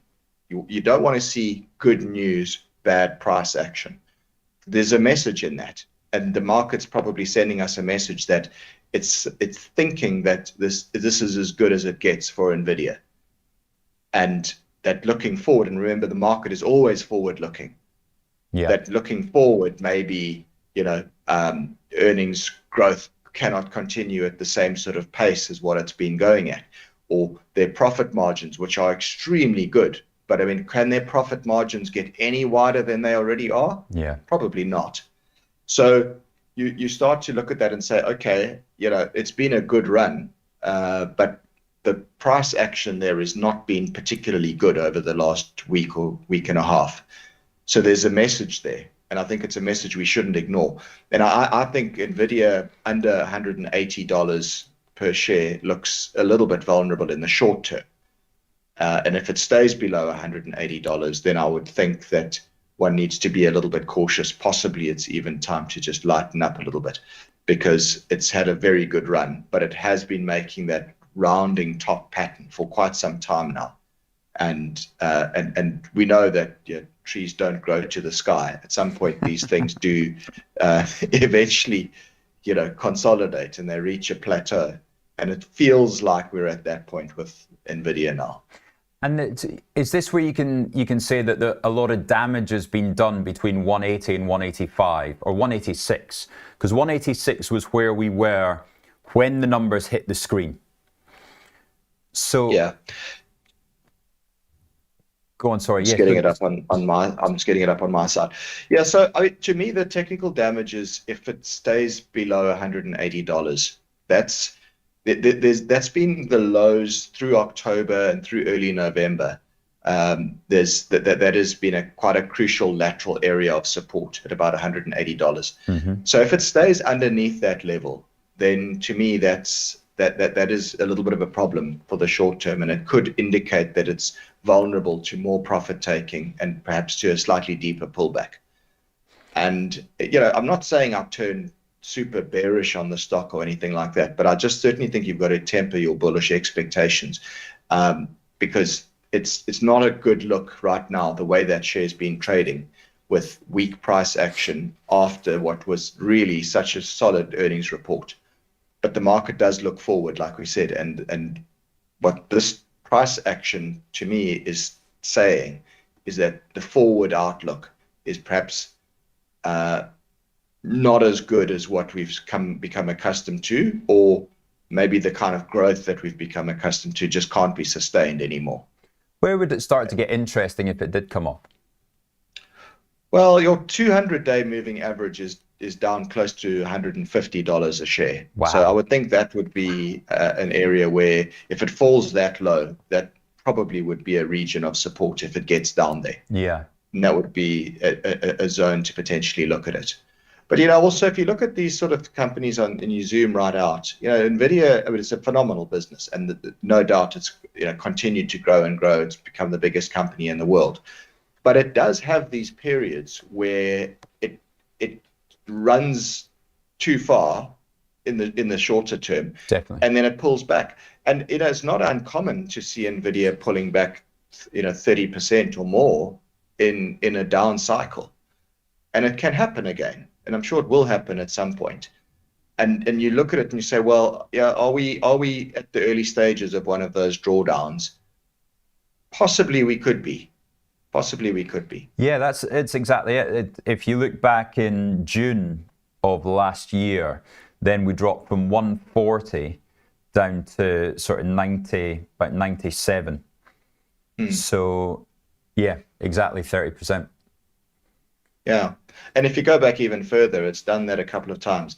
So, yeah, phenomenal business, overall rising trend, growing, etc., etc. But we do know that this has become a space which is very, very hot, this AI space and the AI capex and all of that. And obviously, NVIDIA has been a beneficiary of that. But we also do know that there is some competition coming. We saw recently that Google, funnily enough, looks like it's probably a competitor that they really need to keep an eye out. Yeah. I think I heard that being termed frenemies. Right, because they kind of are frenemies. They do need each other to some extent, but also they're competing against each other. And I was wondering over the weekend now, and I'm not sure whether this is the trade I'd do, but it's got me thinking, is would you take a view for the next 12 to 18 months of long Google, short NVIDIA as a pair trade? And the relative charts are starting to turn up in favor of Google. But I don't know that I'll take that trade, but it's certainly I don't something think there's an that's got answer me to thinking. it. I think things are changing so quickly, right? If we go back 5 months, then you were an idiot for being in Google relative to NVIDIA. Yeah. And if we go back 3 weeks, then, you know, somebody needed to tell you, oh, by the way, Buffett's buying Google, for you to suddenly take notice. And then we've had, you know, 2 positive stories. So I think, you know, if suddenly we know that Jensen's quite close to Trump, if there was a movement on NVIDIA selling chips into China and there was demand there, then NVIDIA would be back all-time highs, right? Yeah, possibly. And that's why I think it's not a trade I'll do. And if you actually zoom right out on the relative chart of Google versus NVIDIA, NVIDIA has been the outperformer for a very long time. And those periods where Google outperforms NVIDIA are quite short-lived. And that's why I sort of thought, fundamentally, I think I can kind of make a case for this, but I just don't think it's, you know what, I just think there's better trades than that. Definitely. And that's the key. You know, it's opportunity cost. Where would I be better off in that, or would I be better off finding something else to do that's maybe a higher probability? And I think there are higher probability opportunities out there, notwithstanding the fact that I think the NVIDIA and Google comparison is interesting at this point. Oh, definitely, yeah. Now, back on the trading floor, one of the first things I was taught that when the S&P was up 7 points, then my colleague would shout, "Lemonade the street." And this was, it took me about 2 weeks to cotton on to what on earth he was talking about. Of course, he was talking about 7-Up. At last, we've actually got a stock called Lemonade. What are you seeing in this one that interests you? Yeah, so just so that the viewers know, there's got nothing to do with Lemonade, the drink, or 7-Up or anything like that. It's actually an insurance company, but it's a fintech insurance play, and they've got some very interesting ways in terms of how they identify risk and measure risk, all using big data, etc. So it's an insurance company that's growing. It's got quite a compelling business model. It's starting to get a lot of penetration in various markets that it operates in, and it has a long runway to still continue to grow and to build market share in the markets that it operates in.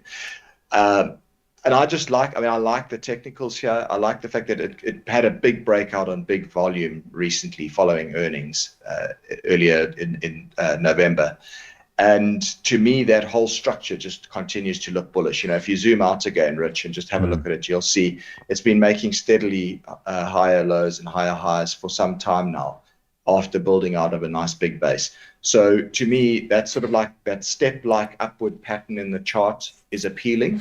But also something that stood out for me about this particular stock in the last 2 weeks, let's say, is that it's actually shown really good relative strength. I mentioned previously that we've had through November, we've had a period where the S&P 500 pulled back about 4.5% at one stage. During that time, Lemonade's share price has stayed pretty robust. And hasn't really pulled back to the same extent as what the broader market has done. So for that reason, I like it. I like, the one thing about a market correction or weak period in the market is that it gives the strong stocks an opportunity to stand out. And it's one of the things you should always do during a corrective period in the market is start to make note of which stocks are staying strong, because those are your leaders. And those are generally the ones that you want to buy for the next up leg in a market cycle. Well, if this market turns higher, then this thing's ready to pop, isn't it? Well, that's the point. Exactly. It's got very little resistance above it. It's got loads of support down below. And that's the kind of stock, when we talk about looking for high probability opportunities, to me, this ticks a lot of boxes as a high probability setup. And I like to buy strength. And this is showing strength, showing excellent relative strength. And for that reason, I do own it, but it's something I'd possibly even look to add to now. If we believe that the market's going to take another leg higher at some point, because this has shown its relative strength during what was a slightly weak period in the market recently. Excellent. Good stuff. Any golden cross yet? No. Gareth, thank you very much for joining us. And that's a really good explanation on your processes and the thought process as you put the trades on as well. Super, Rich. It's been good chatting to you. The time's gone really quickly this week, so thanks. Good stuff. Right, we'll chat to you soon. Thank you very much, all you guys, for joining us today. I hope Axel's trade of the week has given you some food for thought. Relatively quiet morning. Let's take one very last look at how these indices are looking this morning. It's going to be a really interesting afternoon, actually, because Nasdaq down 60 bips and the DAX now down 70. Bitcoin trying to hold the 86,700 level. With gold, 4,250 in its sights there. We shall, let me see, a bit of housekeeping this week. So tomorrow, Garth, sorry, you've got to hang around and listen to all this. We'll say goodbye. That's fine. I'm listening. Okay, good man. All right. Cheers. So Finimize have a wonderful conference over the next couple of days, Tuesday and Wednesday. So tomorrow we are going to be doing a live Art of Investing podcast. It's about 4:15 in the afternoon. We'll put all the links and everything up on the chat tomorrow. But it will be a live Art of Investing podcast about 4:15. Kathy Wood is also speaking at the same event. So that's absolute pleasure for us to get the chance to speak just after Kathy. And then also in the evening, I'm hosting a chat on Bitcoin and Ethereum. And that's actually at the event itself. So we'll give you more details on that tomorrow morning. But for that reason, I am off tomorrow morning. Angelina's back in the seat after her gallivanting away to do interviews at Baird Capital this morning. I'm just getting text messages from her at the moment as well. I think I've got a photo and everything on how the setup is for the interview today. So that will be a good one to watch. And then, yes, on Wednesday, I shall be back, but Angeline will be with you tomorrow morning. Peace. See you tomorrow.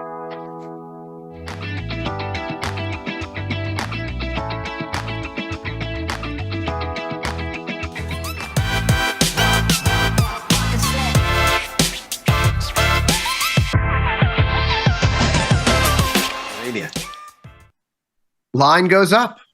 It's Tuesday, November 25th, 2025. This is Overtime. I'm your host, Chris Vecchio in New York, Elias Spivak in San Francisco, Dylan Radigan in Paris as we wind down the trading day here. And what a day it was.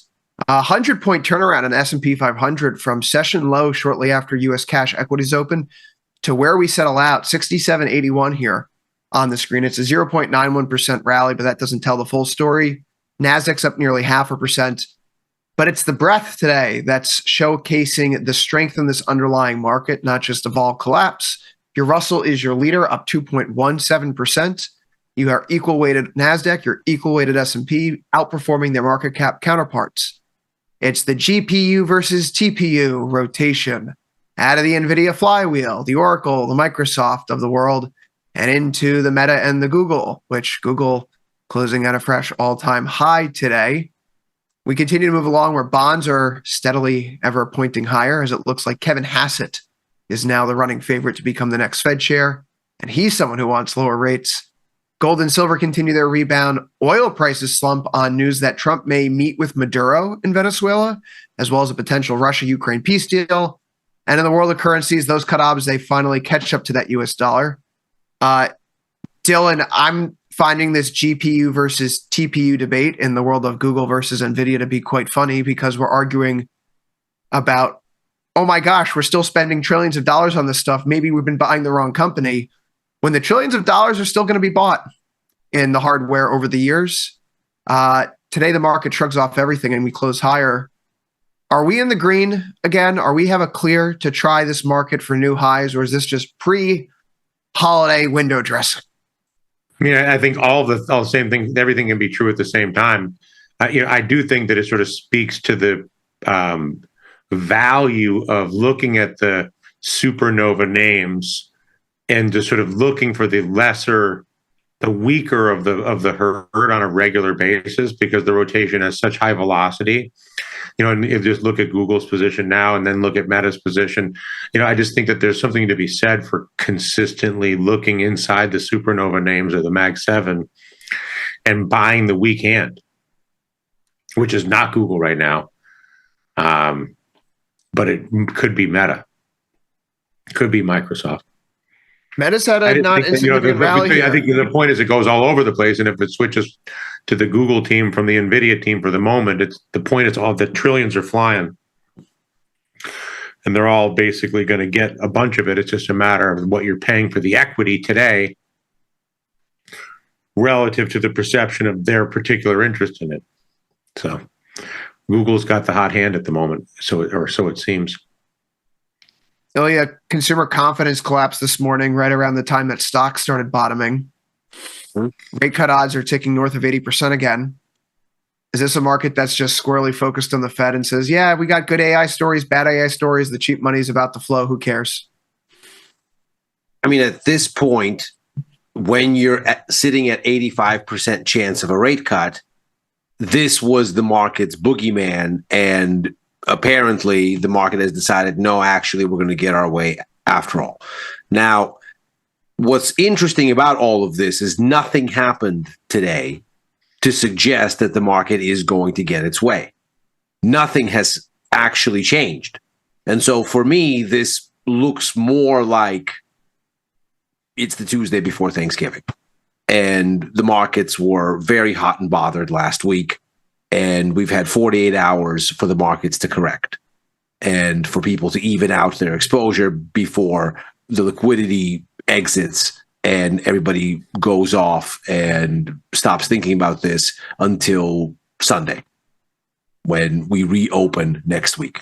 So it doesn't surprise that there is a risk on response when you get these Fed rate cut odds going back to near certainty, but also nothing has actually taken them there other than just a change in speculative sentiment. And this is what we've been talking about. This thing has been a creature of speculative sentiment since late October, much more than it has been this or that story. AI this, AI that. I don't think anybody cares in substantive form for a few weeks now. Not because it doesn't matter. Of course it matters. But the driver of sentiment clearly isn't that. And we saw it with NVIDIA. We saw it with all the other Mag 6 earnings. On and on and on it went. Tesla obviously reported before the Fed announcement, so they're something of an exception. But Tesla aside, everything else has failed to move the needle until at the start of this week, sentiment decided that it was too far gone. And all the things that were the bad things last week unclenched. Does that say anything about the AI narrative in large part? No. Did it say anything about the economy? No. Not really. Because none of those things have changed. There is no data. There is no new guidance. There's nothing. And so, to me, easy come, easy go. If you don't cross any Rubicons, then this looks like a correction. I would say in the S&P and especially in the NASDAQ, speaking of AI. NASDAQ is the soggiest of the bunch here. So if you want to believe in the AI narrative, it's tough to do when the weakest of the indexes is the one where all the AI lives. Russell is the one that's outperforming. And Well, there you that's have got to be a crossed good sign. There you have crossed some Rubicons. And I'm not going to get out of my put vertical right at resistance. That would be a little silly. But the fact that we crossed this series of lower lows and lower highs, that definitely gives me some pause. This is by far my smallest position, so I'm not terribly concerned about letting it ride over the holiday, but I don't like it, needless to say. That this is putting me a little bit upside down here.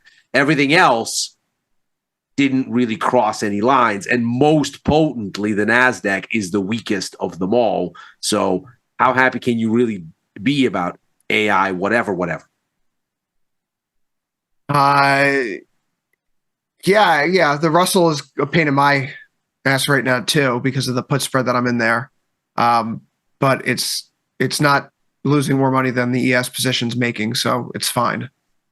I find the NASDAQ having potentially turned somewhat of a corner today. Obviously, we didn't clear the Thursday high yet. We got to get through 25,000. We'll call it 350. Well, see that accomplished. The underside of the former range is still holding too. It is, but I can't help but notice that for the first time now in several sessions, we have an alignment where we're not only closing back above our 1 month moving average, we can see here that the rate of change in each of the 1 week, 1 month, and 50-day has turned positive with today's close. Mm-hmm. And that wasn't the case yesterday. So, speaking of turning a corner or bears having the momentum is not with the bears anymore, right? Stochastics are out of their oversold territory. We're now trending higher. We have the break of the 1 month. The table's been reset. It's been neutralized here. And that I think is the essence of what we're seeing. It could be that this is the bearish momentum has been neutralized. Now we're going to get the next bearish leg. Or it could be the bearish momentum has been neutralized and now we're going to get a turn. Could be either or. Unclear which one yet.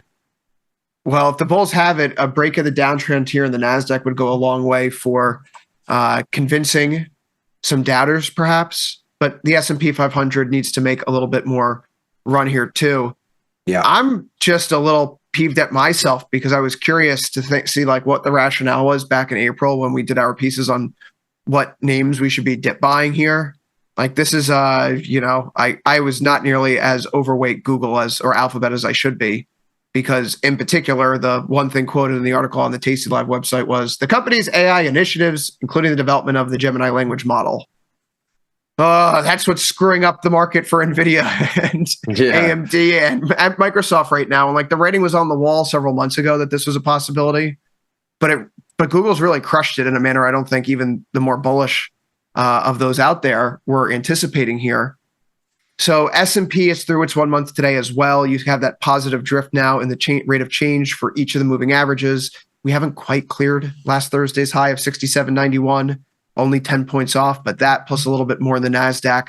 Your lower lows has effectively ended. Your breakout on the Russell's transpiring. Your breadth is improving. And after all, we got to get ready for the Santa Claus rally, guys. We're getting to the holidays here.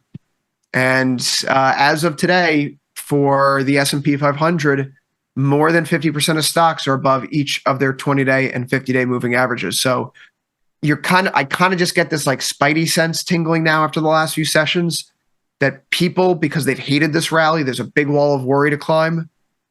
There is room for chase again, for nonsensical buying the last 5 weeks of the year, which Dylan, I think Ilya would say it's been nonsensical buying all year long. The best kind. Not nonsensical all year long. I would say the bounce from April's lows through perhaps the beginning of July, that wasn't nonsensical. That was the markets responding to the president having blinked and the birth of Taco. And I think the markets liked the birth of Taco. What did you just say? That's a banned phrase. That's a banned phrase in this channel. We're not in the business of goading him while we're long the S&P, Ilya. Who is long? Some of us are short. Okay. All right. So when you look at this and you go, okay, the moment this thing erased the decline, right? Because from mid-February down to early April, it was all about these tariffs are the end of the world. They're going to crash the economy. And the White House wasn't telling us anything that would suggest otherwise. In fact, Liberation Day was a kind of crescendo where it looked like, you know what, the White House is absolutely convinced that unless it cuts off its own nose, it will not be satisfied and its face will not look right. So it looked like insanity when the foam board came out, and the markets showed that because everything fell at the same time. Stocks, bonds, the dollar, everything. And then the White House said, hey, whoa, hey, hold on now. No. Everybody be cool. Everybody be cool. We're not doing anything like that. Everybody relax. And so the rally, I bought that low because that was a legitimate rally for legitimate reasons. Also, nobody is saying that the AI rep rally is an illegitimate one. The nature of the transformative power of this technology is not lost on anyone, clearly. It's just a level of price. And it's not even so much that the price is too high or too low. Those are kind of abstract concepts. It's more like, what don't we know about this thing yet that isn't in the price? And where is the point where the hype cycle on this thing eventually does what the hype cycle on all these things eventually do? And that's all. Dylan, our friend over here is apparently angling for coal in his stockings these holidays. When do we know that? For me, we don't do stockings. What's going to be the sign that we're wrong? Because I was feeling really good after NVIDIA. Hell, on Thursday morning last week, I said, oh, NVIDIA beats earnings and NFP that showed the Fed's not late. Nice. And then the market turned around. No, I mean, it's like the buying of the dip as the default position for millennia now. You know, you're saying, what is the sign that you shouldn't buy the dip? I mean, I would argue that since early September, it hasn't really been that, because if you look at the S&P here, it's basically been trading sideways. Now that we can see in retrospect, we basically have a bottom that gets carved out sometime around the highs of early September. We've not been able to get back under those. Early October was the last test. 4 days ago, after NVIDIA, was the one after that. But has this market gone anywhere? I mean, it's basically been idling for what? Almost 3 months now? Now that we can see it looking back? Got in there. Lots changed in those 3 months, though. Corrections don't need to happen in price, sir. They can happen in time. Quite right. Who's to say the market hasn't got down anywhere for 3 months? Dylan, that seems like a long time. Sounds like we need to start punching still, higher every again. sell-off has been an opportunity within that churn. Well, I would say not since October the 29th, although maybe now. We'll see. We'll see. Maybe I know where now. my chips lie. Looking pretty good. You know where else there's been a lot of opportunity? Dare I say gold and silver? Silver had a really interesting day today, which is why I draw my attention to it here.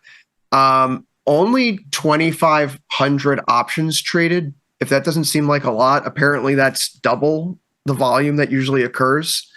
Calls in silver options today were 6 times the volume of puts. Ilya, I'm a technician at heart. I see a bullish falling wedge here. I see silver having broken out overnight, came back in to retest a breakout point, starts to catch momentum buyers, picking this on the way back up following the breakout. I mean, I'm long. I'm with you. So there's a report from the Financial Times today. I see the same thing on this chart. I see basically a hold at the previous range resistance turned support and an attempt to extend higher. Well, you and I have been talking about how China's been accumulating precious metals as a way to grow its FX reserves, because at a baseline in 2023, or really in 2022, at the onset of Russia's invasion of Ukraine, China's central bank, the PBOC, has roughly 4.5% of its FX reserves in gold. And as China becomes a major, less developing and more developed economy, one would presume that its central bank, if it's going to be the major financial and economic player that it seems to be on the trajectory to be, its central bank is going to act more like a developed market central bank. And that includes doing things like QE, but also shifting its mix of foreign exchange reserves such that there is a larger composition tilted towards gold. Because in the Western world, if you look to a Canada or a France or Italy, Germany, a UK, and US, even a Japan or a South Korea, you're talking about most of these central banks have gold allocations, and not really Japan, but most of those other central banks have allocations where you're talking about 50, 60, 70% FX reserve. So a theory of ours, Ilya, just to recap, Dylan, has been that with the change in the sanctions following Russia's invasion of Ukraine, coupled with Trump's role in changing the global economic order, at the margin, you want more non-dollar reserves. You're going to take on things like gold because you're not going to invest in the breakup risk of a euro, a dying empire in the pound, crazy fiscal situation in Japan, certainly not a ruble. So China's not going to take on more yuan. It only can go to gold. I wind all that up to say that the Financial Times reported that Chinese gold buying and precious metals accumulation is 10 times what it's been officially reported over the past year. And so we think about there being a major underlying current in this market. And during sell-offs, we've chided, none of the underlying fundamental drivers have changed. The fundamental drivers were stronger than potentially we presumed if this reporting is remotely accurate. And so gold prices sitting in this symmetrical triangle, potentially breaking out to the upside here after consolidating for several weeks. Ilya, I would argue this is a market that hasn't done anything in 2 months. And it looks like it wants to run to the upside now. Yeah. I mean, I'm long, so I agree. I think you started to get this thing in, let's call it, the second half of October going into November, where gold started to behave less like its usual self and more like a speculative asset, just with its own speculative narrative, not the one in stocks, but a separate thing unto itself. We hadn't seen, by the way, the markets be able to juggle separate speculative narratives in years. After 08, everything kind of went to there's one narrative, risk on, risk off. If the thing is up, if the narrative's up, then one group of assets is up and the other one's down. If the narrative's down, then it's the other way around. And that's really been kind of the thing. We're seeing, especially post-COVID, with deglobalization, with higher inflation, with higher rates, this kind of bifurcating again of narratives. And that's more normal. That's historically more like how markets work. So it looked like maybe gold was going to go off on its own in a risk aversion environment. It's clearly, and we talked about this even at the end of last week, it's clearly shown a lot of resilience where stocks haven't.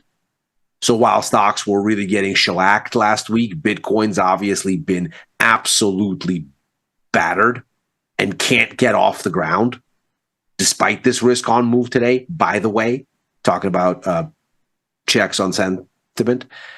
Gold has held up quite well. And so it seems to really be telling you, look, this is not the speculative asset that is all the others, or at the very least, whatever speculative narrative is going on here is not going to be disrupted, at least at this point, by any kind of shenanigans in the other kind of risk-on, risk-off narrative. So I'm happy being long here. The path forward is more rate cuts. The path forward is more competition geopolitically between the U.S. and China, whether it's acrimonious or not. At a given time, we'll see. But I think that the trend holds and the narrative holds. We're going to be looking at higher gold prices, I think, for probably a while. Dylan, today was a day of geopolitics. Oil prices fell fairly sharply, only to rebound during the second half of the session. We had news that Ukraine had accepted a peace deal with Russia, which is not the first time we've seen that headline. Of course, the 28-point peace plan that came out yesterday, the version that Ukraine accepted, had 9 of those points stricken from the record, and and some other minor alterations. Russia, of course, later rejects the plan, but the market directionally is sniffing out that maybe we're getting closer and closer to a resolution, coupled with Trump's news that we could be looking at a Trump-Maduro conversation meeting, if not in person, but over the phone in the next few days. It seems like geopolitics are going to be squarely in focus over the holiday. Do you have any strong opinions on how the market's going to respond to either of those events over the next few days, and potentially no, but I do think for sure in a moment where these little micro spikes in oil, if you ever could want to edge up on it like that, whether it's related to sort of fears in Venezuela or optimism or fear in Ukraine, whatever the spikes are, I think are actually decent little selling opportunities in this sort of base thesis of sort of skittishness in the oil market, at least in oil pricing, and some volatility around all these sort of little geopolitical flashpoints that tends to be overblown in the pricing almost every time. Guys, as we wrap I'm a up little the show, short. I'm a little bit short. I didn't get short because I'm fading this particular narrative, but this certainly doesn't hurt, to Dylan's point. Guys, we're wrapping up the show here, and what's going to be our final episode this week. We'll be back next Monday, of course, because tomorrow is an abbreviated session, and then Thursday, Friday, holiday markets. We're not even on Friday. But I figured I'd ask ChatGPT, given everything it was able to discern from the three of us on the interwebs, what would our favorite Thanksgiving side dishes be if we brought them to a meal together? Just so you guys can see the prompt here and you know that I'm not doing any tinkering. This is the top of the prompt. So according to ChatGPT, Ilya Spivak, he's bringing herb roasted Brussels sprouts, which is clean, deliberate, a little intellectual, the kind of side that feels like it requires a white paper. Wild rice pilaf, Not structured, balanced, macro-friendly, something you'd expect at a well-executed, quietly refined holiday table. You have Dylan bringing the spicy cornbread stuffing, which is loud, punchy, and energetic, a side dish that has opinions and doesn't apologize for them, as well as loaded mashed potatoes, over the top, comfort heavy, and built to fuel a monologue. And then there's me, cranberry relish with orange zest, tart, sharp, cutting through the noise, cutting enough to keep the plate honest, and then garlic parmesan green beans, straightforward, tactical, reliable, position you size with conviction because it never lets you down. That is not how I feel about green beans. In any event, That's not how I feel about Brussels sprouts either. It wrote a cheekier monologue that was absolutely ridiculous, but we're not going to do that here on air and subject the good viewers of Tasty Live to that nonsense. So with that, we're heading out for the holidays here, folks. Ilya's going to be back on after this following a brief commercial break. There's no Futures Power Hour tomorrow. Instead, I'll be hosting the morning show with Tony, 8 a.m. Eastern, 7 Central time for 3 hours. So be sure to come in and say hi. Let's see how this market responds on a thin liquidity day. But until then, good luck trading. Hope you have a nice holiday with your family, friends. And if you're just sitting around watching football, hope you enjoy that too. Stick around. You're watching Tasty Live.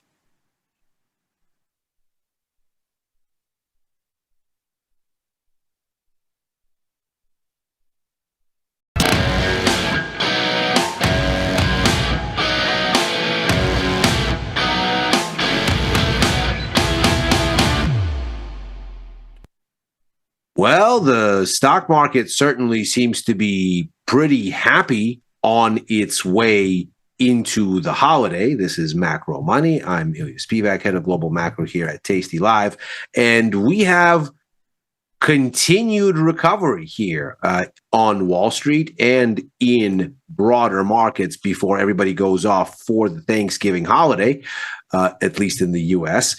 So is this now a rally that we can expect to have some follow through, or are we just looking at the markets evening back out after what was obviously a very ugly week last week, heading into this low liquidity period that we're going to get around these closures? And is this more positioning than it is a true risk on sentiment shift? That is to say, are the markets done with the sell-off in earnest, or are we just waiting to get through the holiday to get back to bearish business? That's what we're going to try to figure out here as we look at what happened in these markets today and what may be on the horizon here going forward. Let's take a look at the price action first. This is how we did today. S&P up 0.9%. NASDAQ up 0.5%. Interestingly, NASDAQ, the soggy of the bunch, really it was Russell, which we don't have on the screen here, that did best of all. A very impressive rally for the Russell today. It ends up being net up 2.2 almost %. But interestingly, it's not like the usual suspects are outperforming here. Yesterday, of course, we had a strong day in markets. Also, this was how we started, and we can see the NASDAQ very much outperforming, up 2.8% yesterday. This is not the story that we see here today. I mean, technology, the main, of course, driver of what's going on in NASDAQ, and because it's so dominant market cap-wise for equities in general, it's up, but only about 0.3%. The really big movers today come elsewhere. Healthcare, consumer discretionary have big days here, up over 2% apiece. Materials have a relatively big day, but the usual powerhouses of what has been the rally since those April lows, and even before then, even before this year, the sort of AI hope and prayer narrative for this to be a transformational thing that ultimately gets us into the kind of multiple expansion and into the kind of build out economically, market-wise, that was the telecoms revolution, or perhaps railroads. All of that, not the narrative here today, apparently. Yields down once again. The idea that we're solidifying on a Fed rate cut in December once again seems to be a driving force in this narrative. And not surprisingly, gold up, dollar down, euro up almost 0.4%. So is the yen. Crude oil down 1.5% because it looks like we're maybe de-escalating some of the geopolitical tensions that were baked into prices over the past several days. Apparently, the U.S. President Donald Trump is due to meet Venezuelan President Nicolas Maduro, so perhaps we can avoid a Grenada-like scenario here, despite the fact that the U.S. has been massing forces near Venezuela. And interestingly also, Bitcoin down yet again. So this notion that maybe we're looking at a sentiment shift, somewhat poisoned by the risk-on of risk-on assets, the sort of riskier end of the spectrum here, crypto, that's weak here and pointedly isn't confirming what we're seeing elsewhere. Perhaps the sort of configuration between the S&P and NASDAQ is somewhat related to that outturn here. We'll see how that goes. Now, of course, this follows what was a bloodbath last week. We can see it's red across the board. Stocks down a lot, yields down as bonds rise, not so much for Fed reasons, but on haven grounds. Crude down. Gold managed to hold up okay, but the dollar rallied against its major counterparts. And of course, Bitcoin suffered a decline in excess of 10%. So last week clearly had a cadence and a bias. And as we look at what we see here in the first 2 days of this week, it seems like perhaps what we're looking at could still be a correction before this holiday that we have coming up here that is going to drain liquidity out of markets and make for choppy going until we get into next week. That, of course, is going to be an interesting set of circumstances onto itself. U.S. economic data continues to be scarce for the most part, but we are going to be in the blackout window next week for Fed communication because it'll be the week before that December 10th Fed meeting. And so how the markets ultimately reconcile where they are positioned in that world ought to be very interesting indeed, because ultimately what we still seem to be primarily concerned with is whether the Fed is going to give us this rate cut. And that still seems to be the essence of what's happening sentiment-wise. Now, as it stands, maybe these have just become narratives that are so linked that they are now an almost kind of rate cut on, rate cut off kind of a thing. And maybe sentiment is starting to be reflexive back onto itself. That is to say, if it's a risk on day, rate cut odds shift toward more certainty, as opposed to rate cut odds shift and sentiment improves. Perhaps these things have become so interlinked that speculative forces are now looking at these things in a way that sort of takes this relationship and runs it both forwards and backwards. That would be relatively consistent with the idea that what you have here is corrective, because of course last week it was all about Fed rate cuts being uncertain, and clearly the sea of red that you see on the screen there was the result.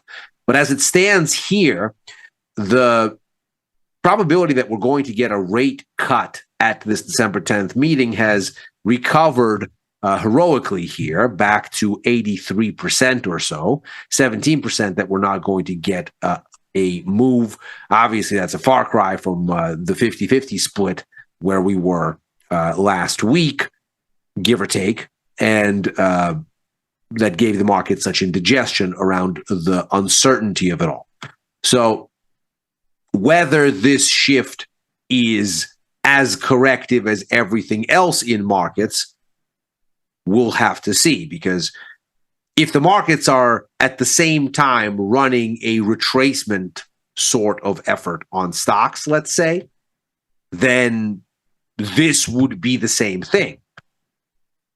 Because last week was a week where Fed funds futures were tilting away from a cut and stocks were tilting lower.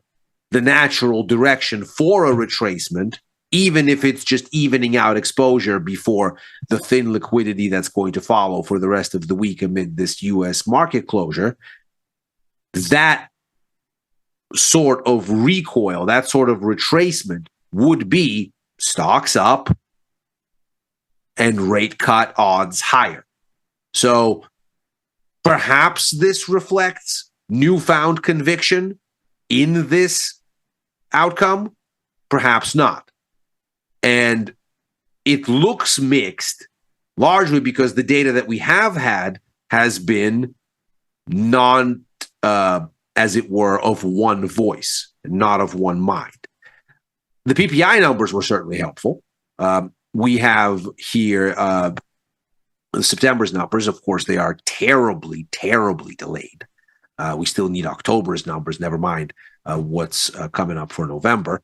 But we finally get this belated September PPI report, and not much doing here. As we can see, these monthly increases are relatively small, nothing jumping out here. And in fact, we can see through this whole tariffs period, PPI is relatively steady.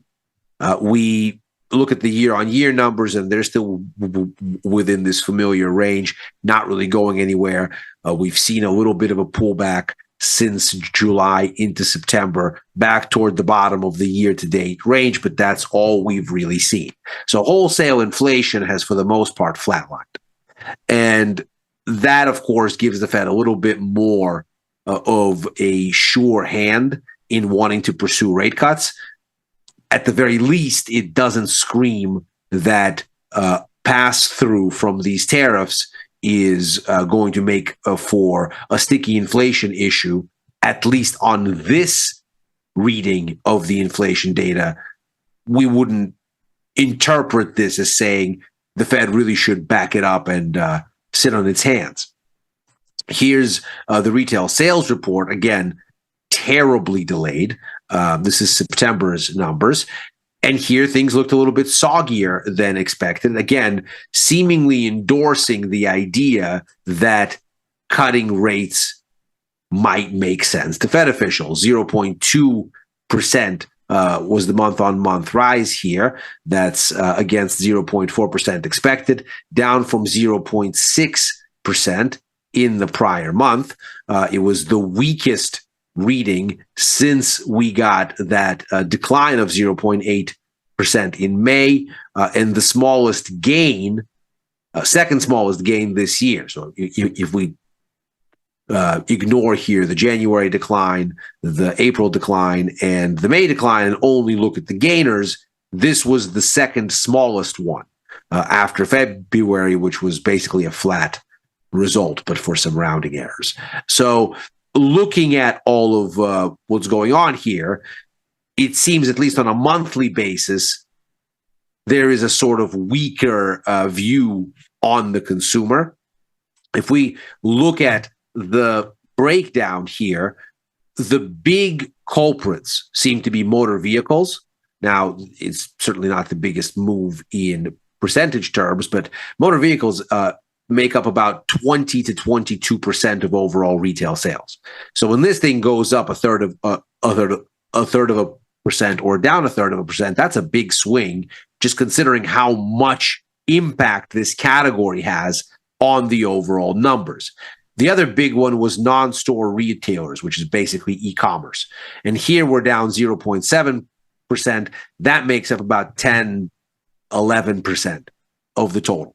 So between motor vehicles and non-store retailers, we've got about 30% of all of the retail sales basket. Now, was the decline in sporting goods bigger in percentage terms? I mean, obviously. But sporting goods is not exactly the most influential piece here. And so that 2.5% decline isn't the biggest deal. It is noteworthy, of course, that a lot of the weakness in these numbers seems to be in very kind of consumer sentiment relevant categories. So e-commerce down, sporting goods down, clothing down, electronic appliances down, of course, motor vehicles down, and the retail sales control group that basically ends up at core retail sales and strips out a lot of the more volatile, more seasonally sensitive type of stuff. There we actually get a decline narrowly. And so the numbers look relatively weak. Compare this with the consumer confidence numbers that came out on Friday, where we continue to see weakening sentiment despite cooling inflation expectations for the past 4 months. And it starts to make sense why we could be looking at something relatively soggy here. That, of course, a worrying sign for the overall economy, because 60-odd% of the economy is household consumption. So if this were to, for some reason, give up the ghost, then we have clearly a problem for the economy. But the market seems content to look at this stuff through the lens of rate cuts. And though this might seem counterintuitive, the market seems to be concluding that if the data is bad and if the signs are pointing to weakness, well, that just makes a rate cut that much more likely. And if the markets, from a sentiment perspective, are going to be hinged on the idea that we need to get rate cuts, and that's what they want first and foremost, well, then perhaps there is something to embrace, again, at least from a sentiment perspective, in these signs of economic weakness, because if it's rate cuts you want, well, then economic weakness certainly helps you to justify it. Now, importantly, we are by no means looking at uniform signs of economic weakness, and this is where things get a little bit tricky. So if we look at the path forward for retail sales at a less jumpy year-on-year way of calculating, then we can see that the trend really since the beginning of 2024 has been pointing toward rising retail sales. Now, obviously, it's not even, and we can see that over the monthly numbers, we've oscillated up and down here, depending on the month, but the trend still looks relatively encouraging. So it is not as though we have some sort of uniform negativity in the signaling here. We pointedly don't. And so while the markets seem to be taking all of this to mean that the rate cut is all but assured here, certainly with 84, 85% likelihood that we get the move, the markets seem relatively convinced. But the data is not nearly as one-sided as those expectations would have you think. So again, 83% chance of a cut, but is the data really justifying all of that? Here is the view here on the economy from S&P Global. This is the PMI data that came out just at the tail end of last week. And of course, what we find here is that the economy is doing basically as well as the multi-year highs that we saw going back to the end of last year, before any of this tariff drama, before we got all of the sort of back and forth that we see this year. So is the economy doing poorly, and does it in fact need the kind of aggressive rate cuts that the markets seem to want? That still looks very much like an open question. And if the markets are going to be this sensitive to rate cut expectations, then perhaps this is more like a correction. And we are going to get a little bit more antsy about this whole thing, perhaps, when we come back to it at the start of next week and anticipation of the Fed's move on the 10th starts to really get front and center. Because if we look here at what the markets have on the menu, it is still well beyond what Fed officials have owned up to. We can see 70 basis points now on the menu for rate cuts next year. The cumulative run between the rest of this year and next, 79 basis points now. So we can see that things have gotten a little bit more dovish, and it's certainly not because the December rate cut has become more convincing for the most part. It certainly has done that, but the big moves have happened in the outlook for next year, where the markets are very dovish indeed. And if you look at Fed policy expectations themselves, we're nowhere near that. So let's say we get this December cut as the Fed envisioned back in September. This right here is 3 cuts, implying September, October, December. And let's say that occurs as expected. The markets, let's say, are right about that now. And for next year, the Fed has 1 cut. The markets have at least 2 with a high conviction on a third. We're 20 basis points into a third 25 basis point rate cut. That is to say, this would say 75 if all 3 were baked in. So clearly, the markets want a lot of easing, and clearly the data is at best mixed on this score. And so the capacity for sentiment to continue to build here might just end up looking suspect. And when we have these kind of clear relationships between sentiment and policy expectations, and those policy expectations don't appear to be especially firmly founded, if for no other reason than we don't have enough data to really anchor them, then we end up with all kinds of possibility that this rebounds back in the market's face. We can see here, since that October 29th meeting where Fed Chair Powell talked down December rate cut possibilities, or at least the inevitability of a December rate cut, we've had this pullback. As we've gotten a little bit more dovish on these expectations, we can see markets have tried to recover. So far, the trend's still down. Lower lows, lower highs, and the possibility that maybe a correction in these first 2 days of this week is about all that we can muster. And the approaching liquidity ebb is perhaps the reason for it.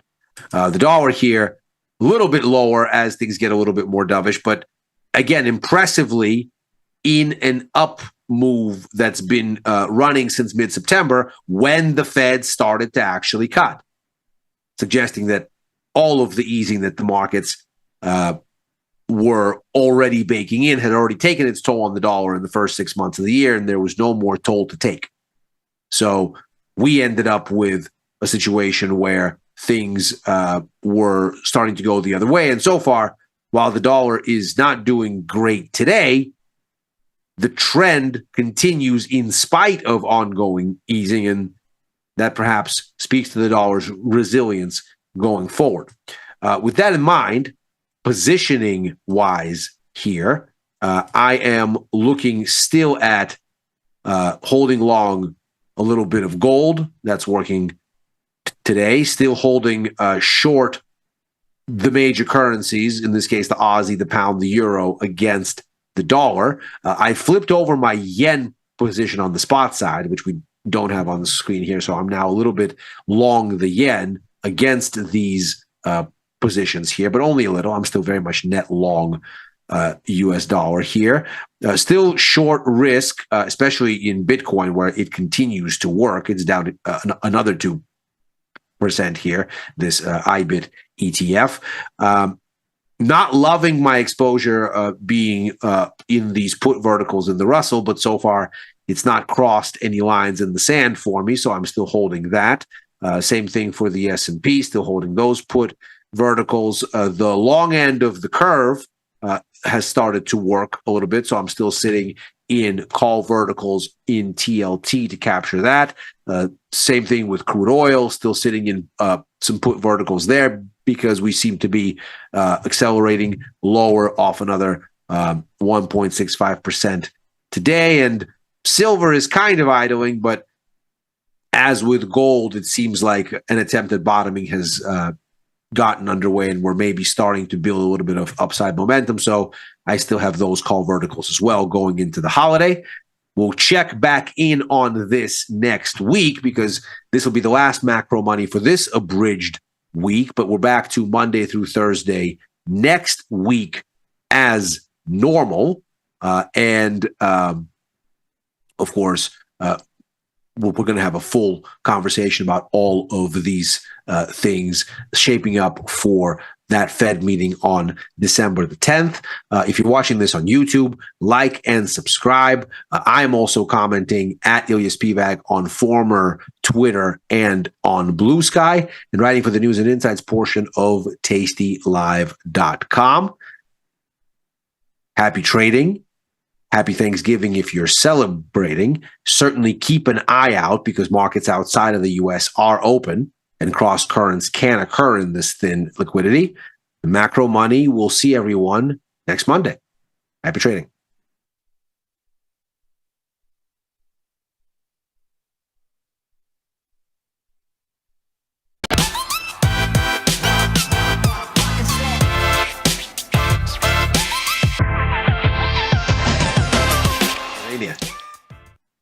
Line goes up. It's Tuesday, November 25th, 2025. This is Overtime. I'm your host, Chris Vecchio in New York, Ilya Spivak in San Francisco, Dylan Radigan in Paris as we wound wind down the trading day here. And what a day it was. 100-point turnaround in S&P 500 from session low shortly after U.S. cash equities open to where we settle out, 67.81 here on the screen. It's a 0.91% rally, but that doesn't tell the full story. Nasdaq's up nearly 0.5%. But it's the breadth today that's showcasing the strength in this underlying market, not just a vol collapse. Your Russell is your leader, up 2.17%. You are equal weighted Nasdaq, you're equal weighted S&P, outperforming their market cap counterparts. It's the GPU versus TPU rotation out of the NVIDIA flywheel, the Oracle, the Microsoft of the world, and into the Meta and the Google, which Google closing at a fresh all-time high today. We continue to move along where bonds are steadily ever pointing higher, as it looks like Kevin Hassett is now the running favorite to become the next Fed chair, and he's someone who wants lower rates. Gold and silver continue their rebound. Oil prices slump on news that Trump may meet with Maduro in Venezuela, as well as a potential Russia-Ukraine peace deal. And in the world of currencies, those cut odds, they finally catch up to that US dollar.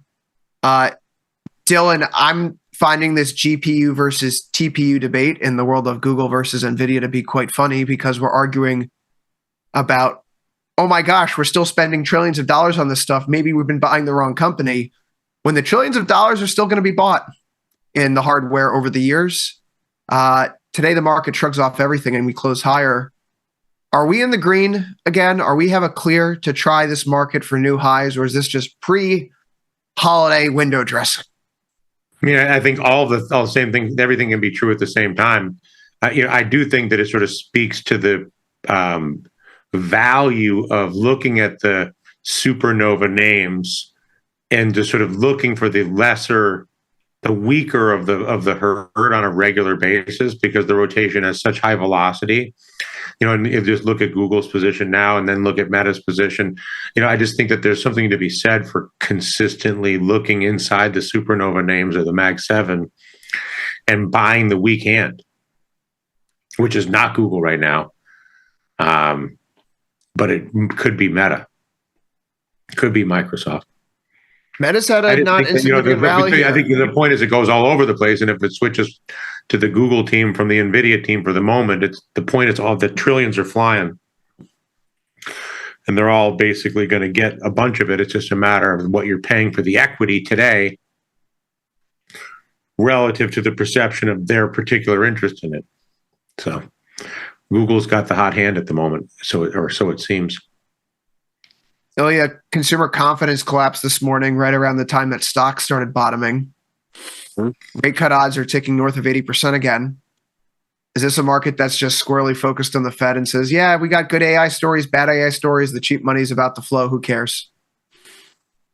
I mean, at this point, when you're sitting at 85% chance of a rate cut, this was the market's boogeyman, and apparently the market has decided, no, actually, we're going to get our way after all. Now, what's interesting about all of this is nothing happened today to suggest that the market is going to get its way. Nothing has actually changed. And so for me, this looks more like it's the Tuesday before Thanksgiving. And the markets were very hot and bothered last week. And we've had 48 hours for the markets to correct and for people to even out their exposure before the liquidity exits and everybody goes off and stops thinking about this until Sunday when we reopen next week. So it doesn't surprise that there is a risk on response when you get these Fed rate cut odds going back to near certainty, but also nothing has actually taken them there other than just a change in speculative sentiment. And this is what we've been talking about. This thing has been a creature of speculative sentiment since late October, much more than it has been this or that story. AI this, AI that. I don't think anybody cares in substantive form for a few weeks now. Not because it doesn't matter. Of course it matters. But the driver of sentiment clearly isn't that. And we saw it with NVIDIA. We saw it with all the other Mag 6 earnings, on and on and on it went. Tesla obviously reported before the Fed announcement, so they're something of an exception. But Tesla aside, everything else has failed to move the needle until at the start of this week, sentiment decided that it was too far gone. And all the things that were the bad things last week unclenched. Does that say anything about the AI narrative in large part? No. Did it say anything about the economy? No. Not really. Because none of those things have changed. There is no data. There is no new guidance. There's nothing. And so, to me, easy come, easy go. If you don't cross any Rubicons, then this looks like a correction. I would say in the S&P and especially in the NASDAQ, speaking of AI. NASDAQ is the soggiest of the bunch here. So if you want to believe in the AI narrative, it's tough to do when the weakest of the indexes is the one where all the AI lives. Russell is the one that's outperforming. And well, there you have got to be a good sign. There you have crossed some Rubicons. And I'm not going to get out of my put vertical right at resistance. That would be a little silly.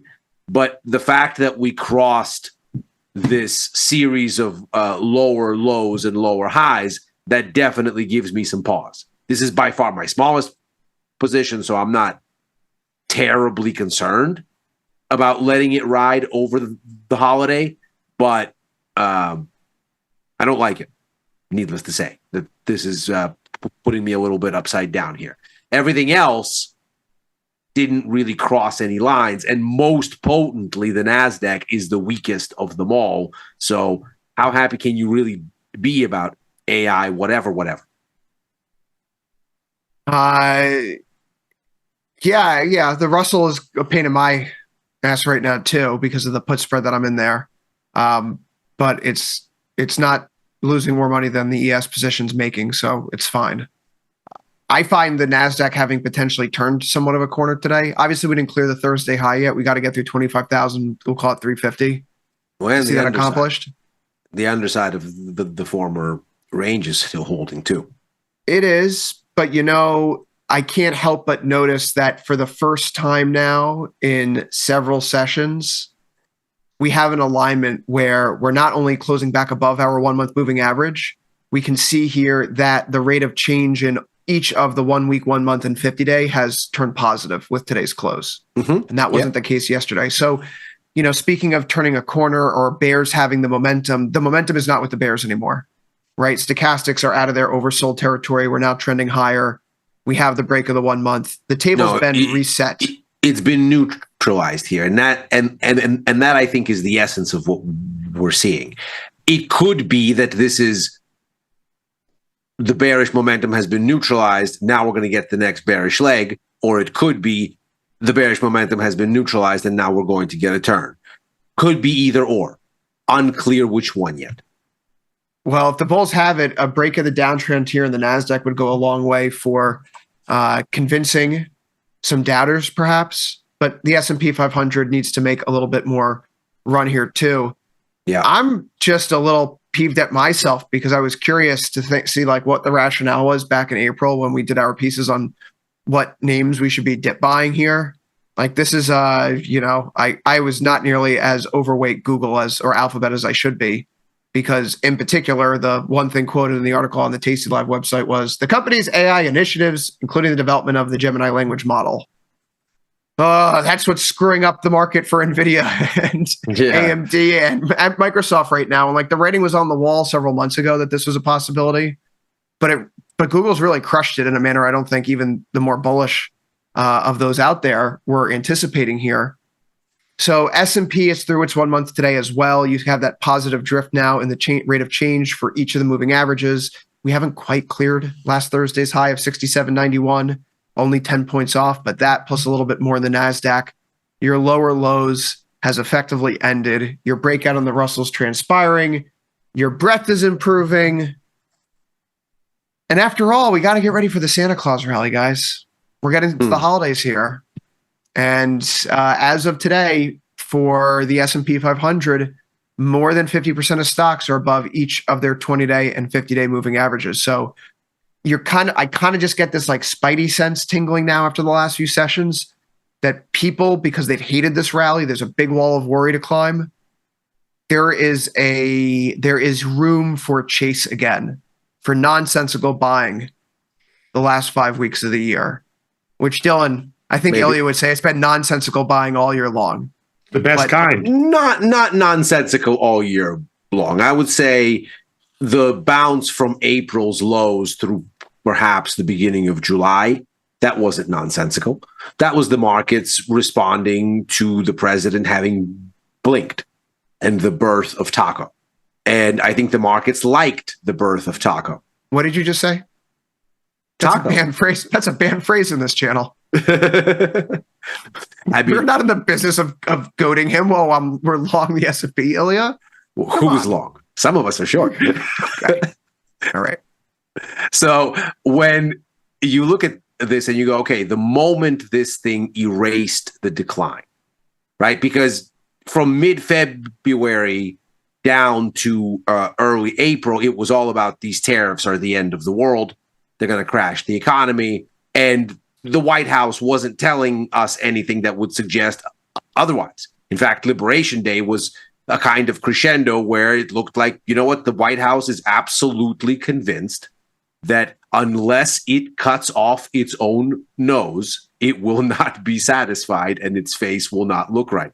So it looked like insanity when the foam board came out, and the markets showed that because everything fell at the same time. Stocks, bonds, the dollar, everything. And then the White House said, hey, whoa, hey, hold on now. No. Everybody be cool. Everybody be cool. We're not doing anything like that. Everybody relax. And so the rally, I bought that low because that was a legitimate rally for legitimate reasons. Also, nobody is saying that the AI rep rally is an illegitimate one. The nature of the transformative power of this technology is not lost on anyone, clearly. It's just a level of price. And it's not even so much that the price is too high or too low. Those are kind of abstract concepts. It's more like, what don't we know about this thing yet that isn't in the price? And where is the point where the hype cycle on this thing eventually does what the hype cycle on all these things eventually do? And that's all. Dylan, our friend over here is apparently angling for coal in his stockings these holidays. When do we know that? For me, we don't do stockings. What's going to be the sign that we're wrong? Because I was feeling really good after NVIDIA. Hell, on Thursday morning last week, I said, oh, NVIDIA beats earnings and NFP that showed the Fed's not late. Nice. And then the market turned around. No, I mean, it's like the buying of the dip as the default position for millennia now. You know, you're saying, what is the sign that you shouldn't buy the dip? I mean, I would argue that since early September, it hasn't really been that, because if you look at the S&P here, it's basically been trading sideways. Now that we can see in retrospect, we basically have a bottom that gets carved out sometime around the highs of early September. We've not been able to get back under those. Early October was the last test. 4 days ago, after NVIDIA, was the one after that.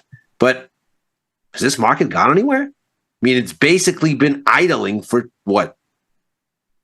Almost 3 months now? Now that we can see it looking back? Got in there. Lots changed in those 3 months, though. Corrections don't need to happen in price, sir. They can happen in time. Quite right. Who's to say the market hasn't got down anywhere for 3 months? Dylan, that seems like a long time. Sounds like we need to start punching higher every again. sell-off has been an opportunity within that churn. Well, I would say not since October the 29th, although maybe now we'll see. We'll see. We'll see. Maybe I know where now. my chips lie. Looking pretty good. You know where else there's been a lot of opportunity? Dare I say gold and silver? Silver had a really interesting day today, which is why I draw my attention to it here. Only 2,500 options traded. If that doesn't seem like a lot, apparently that's double the volume that usually occurs. Calls in silver options today were 6 times the volume of puts. Ilya, I'm a technician at heart. I see a bullish falling wedge here. I see silver having broken out overnight, came back in to retest a breakout point, starts to catch momentum buyers, picking this on the way back up following the breakout. I mean, I'm long. I'm with you. So there was a report from the Financial Times today. I see the same thing on this chart. I see basically a hold at the previous range resistance turned support and an attempt to extend higher. Well, you and I have been talking about how China's been accumulating precious metals as a way to grow its FX reserves, because at a baseline in 2023, or really in 2022, at the onset of Russia's invasion of Ukraine, China's central bank, the PBOC, has roughly 4.5% of its FX reserves in gold. And as China becomes a major, less developing and more developed economy, one would presume that its central bank, if it's going to be the major financial and economic player that it seems to be on the trajectory to be, its central bank is going to act.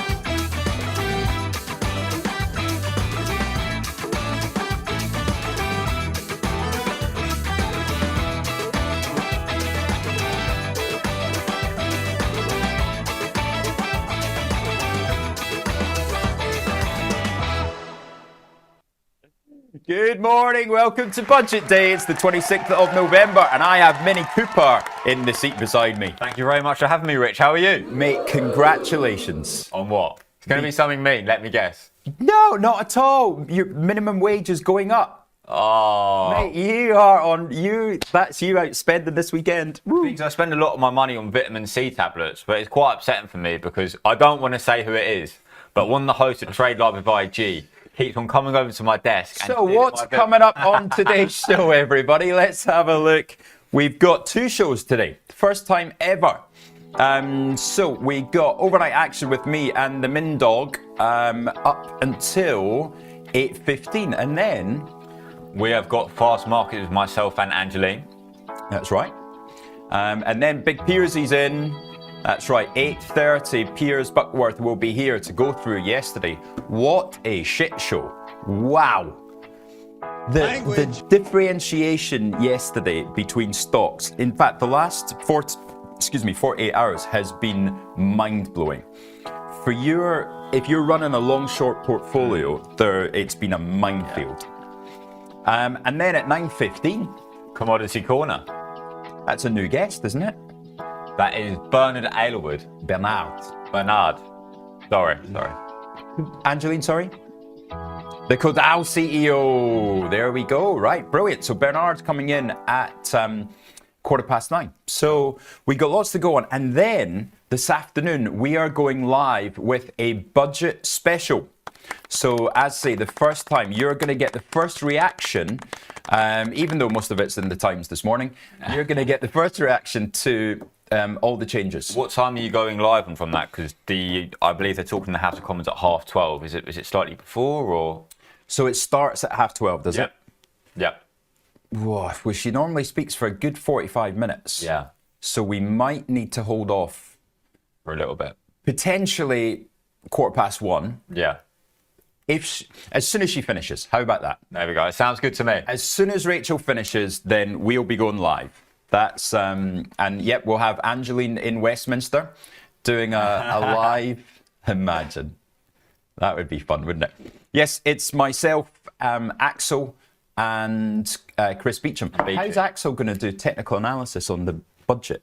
It's going to be hard, isn't it? Well, we know there's talk numbers. One thing's going that way, and one thing's going that way. Gilt prices, the pound. The thing is with the budget, there's so many. I've read so many articles, and there's so many different potential outcomes. You just don't know. Yep.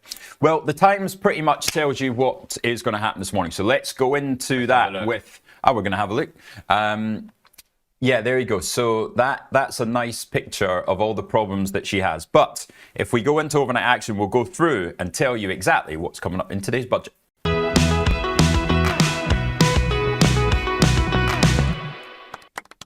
Right, let's start with the smallest measures first. Let's go. Every time you stay in a hotel in the UK, you're going to have to pay £2 a night.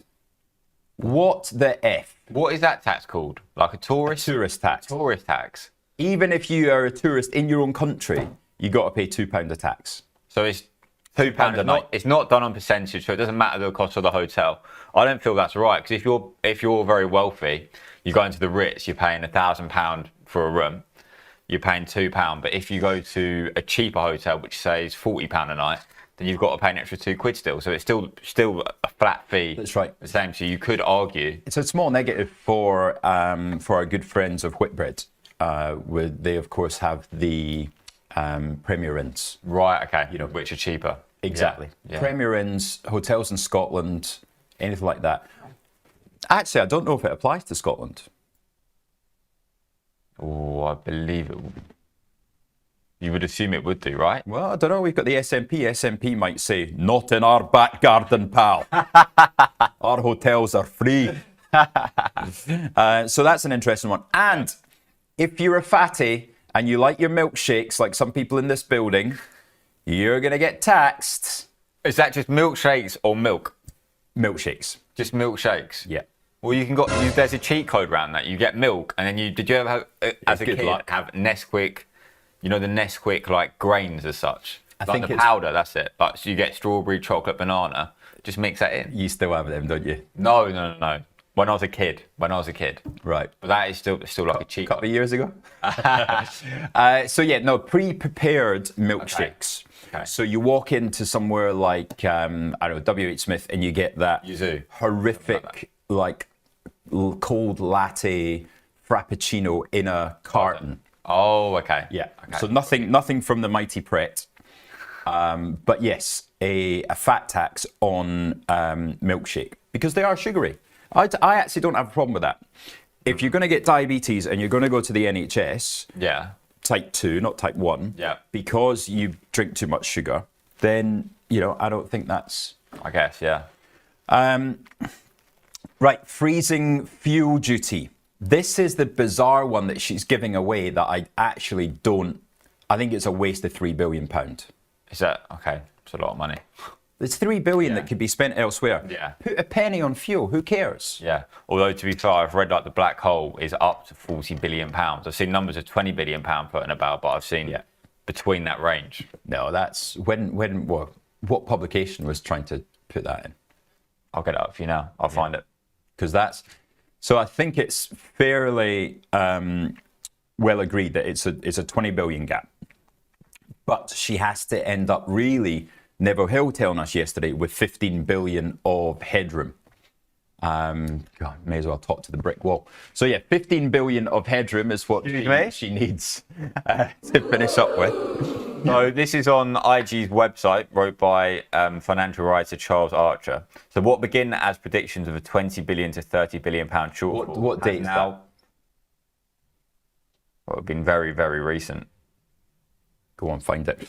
But yeah, I think a penny on fuel, because the oil price has come down so much. And Morgan Stanley and I talking about the oil price going into the 30s by 2027. So we don't need to freeze fuel duty. Stop wasting your money on that, Rachel, and put up petrol prices.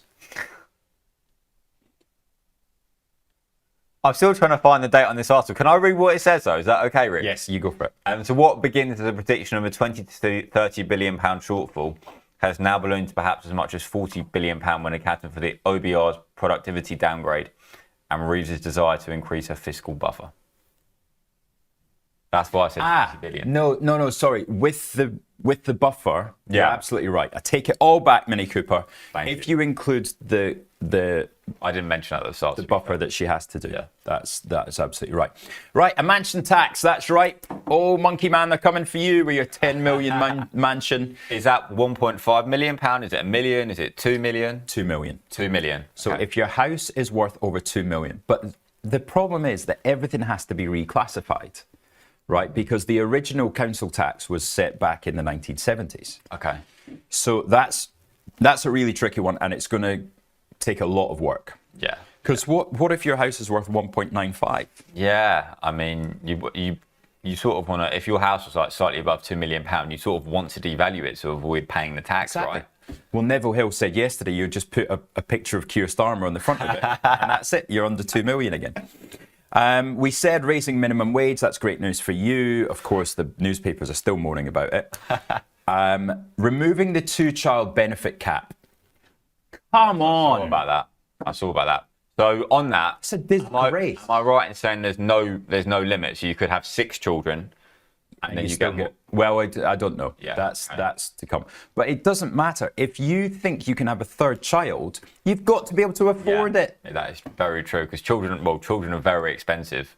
But I've read online before how each child would cost hundreds of thousands of pounds per child, which of course is a lot of money. Was that for Angelina Jolie?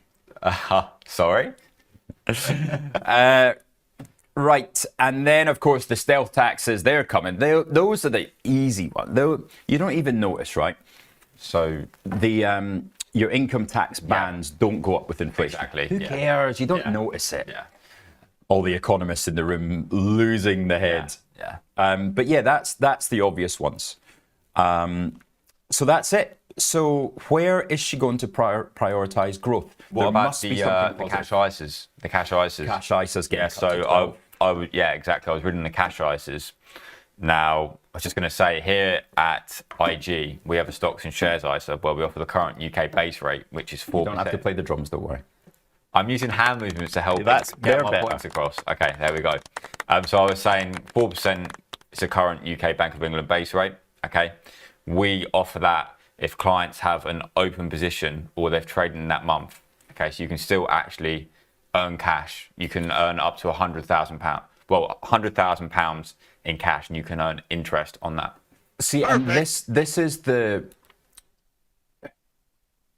education around this measure has to change, right? Because there's going to be fury across social media and the newspapers today. The cash ISA, she's killing savers. It makes no difference. Put it in IG. It makes no difference at all. No, put an investment. Put it into an investment ISA at IG, and you get paid your money. In fact, you probably get paid more than you do in a cash ISA. Exactly, yeah. So you get 4%, and if you want to, of course, you can still invest in S&P 500 ETF or something like that. Exposure. No, stop guiding them towards. No. I'm talking about long-term returns. FTSE 100 Mini Cooper. I use S&P as a very safe example because I think S&P 500 will significantly outperform the FTSE 100 in the next 10 years. Get this guy off. That's it. We're going to a break. Get this guy out of here. Who says that the S&P 500 is going to outperform the FTSE? That's just my personal view over the next 10 years. Based on what? Based on what? Because, in US, better productivity, there's a lot more investment. UK, I think... all in the past. Okay, we'll see. We'll see what Labour says. I am now nailing my colours to the wall of Rachel Reeves. She is going to come out with some absolutely incredible increased productivity, increased growth. I think you're on a wind-up here. She's going to save the country today. No, we need a bit of positivity because not a single person is backing her. Chris Beecham's normally really positive. And she is going to come out, and I think she's got a rabbit, and she's going to pull that rabbit out of the hat, and the FTSE 250 is going to go through the roof. Cable is going to go 134. Today we're going to get a budget that really changes this country. I'm not convinced, Rich. I'm not convinced. Why? She's had bloody 3 months to think about it. I know, but... well, we'll see. We'll see what happens at half-12. I think... now, what I've heard is that... Who do you trust? Who do you think would know best on what's going to happen? Do you want me to say you? No. Jesus, no. We know that's not the case. Goldman Sachs. Goldman Sachs know exactly what's going to happen. Right? So Goldman's came out 2 days ago. British home builders Barratt Redrow, Persimmon and Vistry are initiated with buy recommendations at Goldman Sachs as analysts see improving volume growth and expanding margins across the sector. They come out with buys. Persimmon 1446. Where's Persimmon trading? Let's have a look. Let's go. Persimmon is £13. So they see over, what's that, about 13%? And look at how this thing, since it was upgraded as well, it's already gone £1. It's already gone 8% since Goldman's came out with this upgrade. So if these home builders have been really strong the last couple of days, is that because there's going to be a huge reduction in red tape, like there needs to be in this country for building a home and getting permission? We'll see. I mean, it is, of course, a major issue. Like, there's too many people, not enough houses, right? Also, I was going to say, going back to the budget, we'll talk about inheritance tax and pensions. Right, go on. So, don't know the exact number off the top of my head, but I'm very sure how at 55 you can take out 25% of the value of your pension. Correct. Up to circa. Stops. Up to around 250k tax free. Yep, correct. Which they could potentially change. And then in addition... What would you do to that? Well, I assume they would have modelled it from their end to see if they could potentially change anything. But i.e., they could reduce that amount. So, but you'd have to reduce it because you couldn't do it to somebody who's 54 years old. No, they would be... Because the audience now are going to get... do. So you would say anybody born after 1980 can no longer take money out at 55, they take it out at 57. Or they can take out less. And if someone take out more, they can pay tax on it, basically. Yeah, you do something like that. And then the pension allowance that you can forego your salary. Yeah. Are you already doing that? I bet you are. I am doing that. I'm on around 520, 530 a month now, which is okay, I guess. £500 a month? Yeah, just over. Yeah. Mate, well done. So I just have like a Fidelity account, which opts in with IG, and it's just like a global shares tracker, so just equities. Yeah. That's incredible. £500 a month. That's way more than I put in when I was that age, which was a long time ago, to be fair. When I was a grad, I didn't do it though, to be fair. No, that's when I was a graduate, I didn't do it, yeah. It's very responsible of you, and you deserve... Yeah. The thing is, when I get older, I worry about they're going to make like the pension age like 70 or something. Oh, it has to be. Well, at least 70. Yeah, but we'll see. Yeah, but remember that you're going to live to like 120. I don't want to live to 120. You don't know what it feels like. I'll be in a wheelchair from 120. Do you know what I mean? Well, no, because there'll be magic legs by then. We'll see. Right. Now, what's Jugger saying? Jugger, what are you saying? The show is far less quiet. What's far less quiet? As in the volume? Or us chatting? Less volume. Less volume. Are we not speaking loud enough, Rich? Yeah, we can shout at you if you like. Right, let's so that's all the UK stuff, right? Let's see how that is getting us ready. I did buy more FTSE 250 yesterday, so I'm not just messing around when I say I think this is going to be taken well.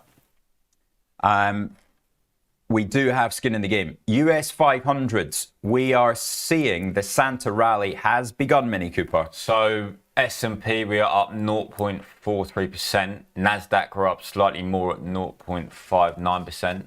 FTSE is less than the S&P at this current moment in time. It's up 0.31%. We've got DAX up 0.77%. And EU stocks 50 up 0.83%. So it's a cracking start. Well, we've got the VIX down. To those of you that are long. VIX down 0.41%. That's right. So really a Thanksgiving special. Budget, great. Thanksgiving, obviously, US getting ramped into their long weekend. For somebody like me who's an option seller, this is the dream. The absolute dream. Vol dropping and then 4 days of theta. It is Christmas. Christmas come early. Christmas come early. 4 days of theta. Thank you very much. I'll almost be able to pay my £2 tourist tax. Well, that was for you out for your Christmas presents. I might actually go and book a hotel. Go and book a hotel. Right. Faisal Lanwar trying to break my good mood, saying Oracle yesterday. What happened, Oracle? I was off desk most of yesterday, so I didn't see. Oh, you missed all this? Oh, I missed mate, a lot of it, yeah. I was at the UK offsite. I won't ask any questions there, just in case we get an answer. Now, Oracle, what a day yesterday. Absolutely incredible. Now, what's going on here? So there was a downgrade by, I think it was Jeffries, going from 300 target price to a 200 target price. Wow. Right. Now, the stock was already trading at 199. Okay. Then on the US Open, actually from 130 onwards, it absolutely cratered. And this is what you call a washout. Okay. Right? Anybody that was a weak hand in Oracle is now gone. Okay. Because this stock traded down to $186. $186. Let's get a better chart there for us. This was, I actually had to close my computer and walk away. I bought 50 at about 188, but that was on the way back up. Now, this wasn't even the stupidest thing that happened yesterday. The stupidest thing was Broadcom. Broadcom, obviously, a massive beneficiary of this story in between Google and Meta, because Broadcom is responsible for the TPUs. Look at this. What happened there? From the US Open. So that's where Broadcom should have been, and it's where it is now, right? But these stupid machines on the US Open just absolutely hosed it from 390 down to 374. I bought it all the way down. And that's the thing when it's on leverage. Obviously, if you're actually investing in it, then of course it doesn't matter that much. It's gone back up to almost where it was straight after. But if you're on leverage, and of course, get margin called. Yeah, I mean, there's no question of that. But I'm but just the loss was not pretty. I think I was down about $3,000 just on this position, and because 391 to 372 it was at its worst. Had my average in price was 383, and so I ended up selling it when it got up 383, 384. Yeah. Because having been down $3,000, you're like, oh my, I will get out. I will take flat. Yeah. Got out of it for flat, and then the thing rallies 3% in my face. Brilliant. So it's a real minefield out there. So be careful. You know, we're looking better this morning, but the differentiation is the word I was looking for. Differentiation in the moves here is absolutely incredible. Look at that. Alphabet up 3.7% against an AMD down 4, Nvidia down 2.5, Netflix down 2, Meta up 4. Yeah. I mean, this is really dangerous. So you got to be careful. Exactly. Out of interest, what's the client sentiment at the moment on Broadcom? Oh, I would imagine it's 100% long. 100. I'll go 80. I'll go 88. You go 88. I'll go 88. Right. So I get 95 and above. You get 88 and below. You get 95 and above. I get 94 and below. No. We'll go, okay, 92. I get 92 and higher. You get 92 and lower. Deal? Right, deal then. Right. Loser has to go and get a coffee. No, vitamin C tablets. Okay, for vitamin C tablets. Ooh, 71. Yes. Oh, I'm shocked by that, to be fair. Which one of you is short? Broadcom. Have you not seen the news? Yeah. Yeah. Oh, I want to hear that. By that. I am shocked by that as well. That is really interesting.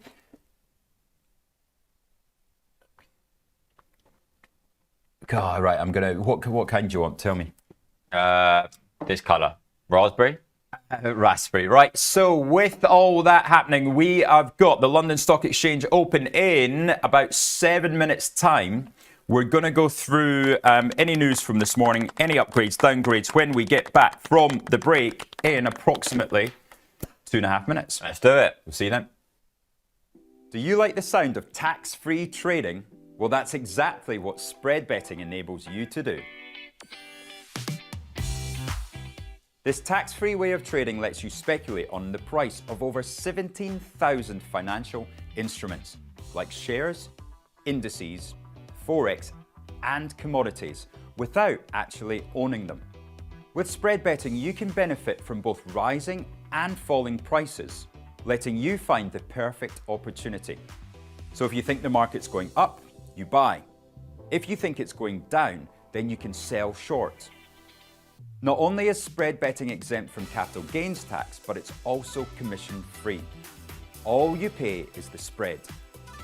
With us, you're not alone.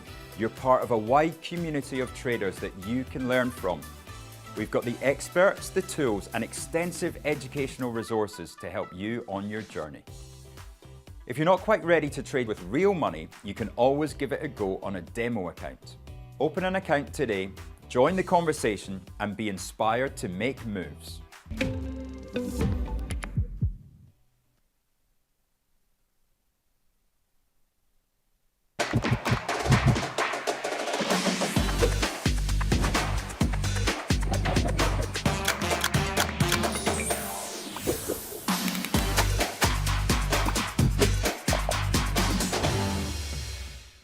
Welcome to the Art of Investing, a brand new podcast to help you achieve your investing goals. And I've seen at first hand the power of the wealth creation that one has been able to obtain from this industry. What we're going to do is we're going to put it into action by creating our own model portfolio. We're going to be talking about the big indices that are around the world, because that is probably some of the safest ways for you to invest your money. We need to bring this to everybody and help them then take control of their own investment story. Join me, Rich McDonald, and my co-hosts Mark Spice Holden and Chris CJ Fellingham every Friday when we bring you updates from the markets and insights from our combined 100 years of investing experience.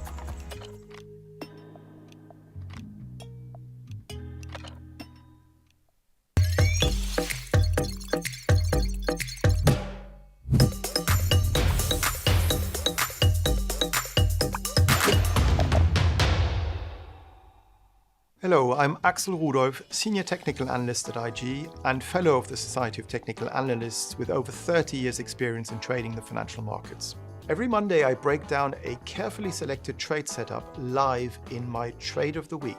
Whether you're new to trading or have years of experience, Trade of the Week will help you to generate powerful trade ideas and execute them with precision using stop losses and profit targets. So if you're looking to enhance your skills and boost your confidence in the markets, join me every Monday for my Trade of the Week live on Trade Live with IG.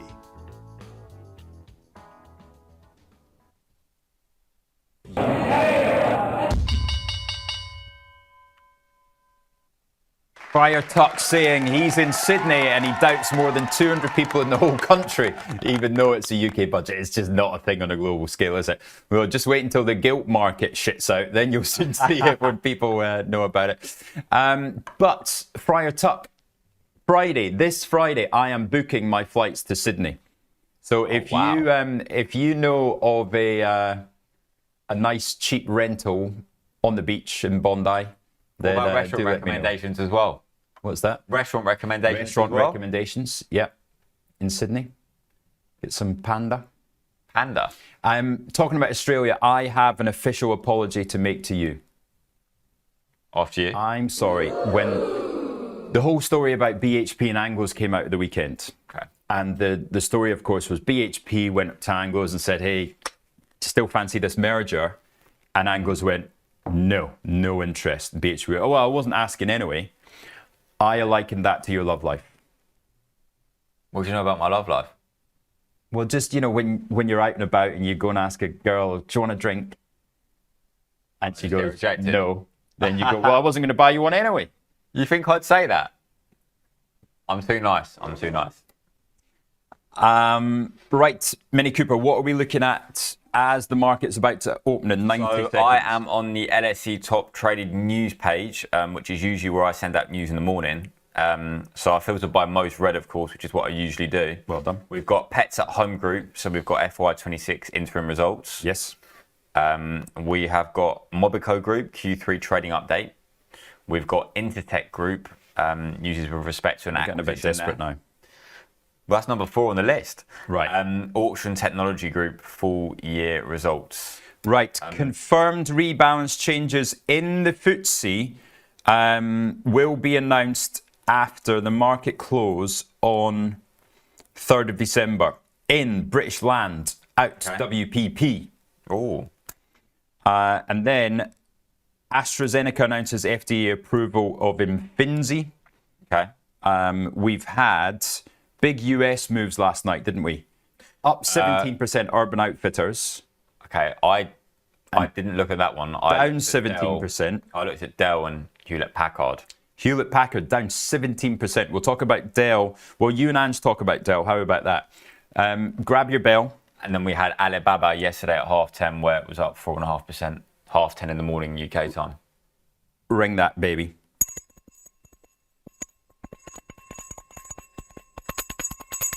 Now, Shell have been downgraded. And you've got an upgrade in Carlsberg. That's it. Interesting. Shell's one of the biggest constituents in the FTSE 100.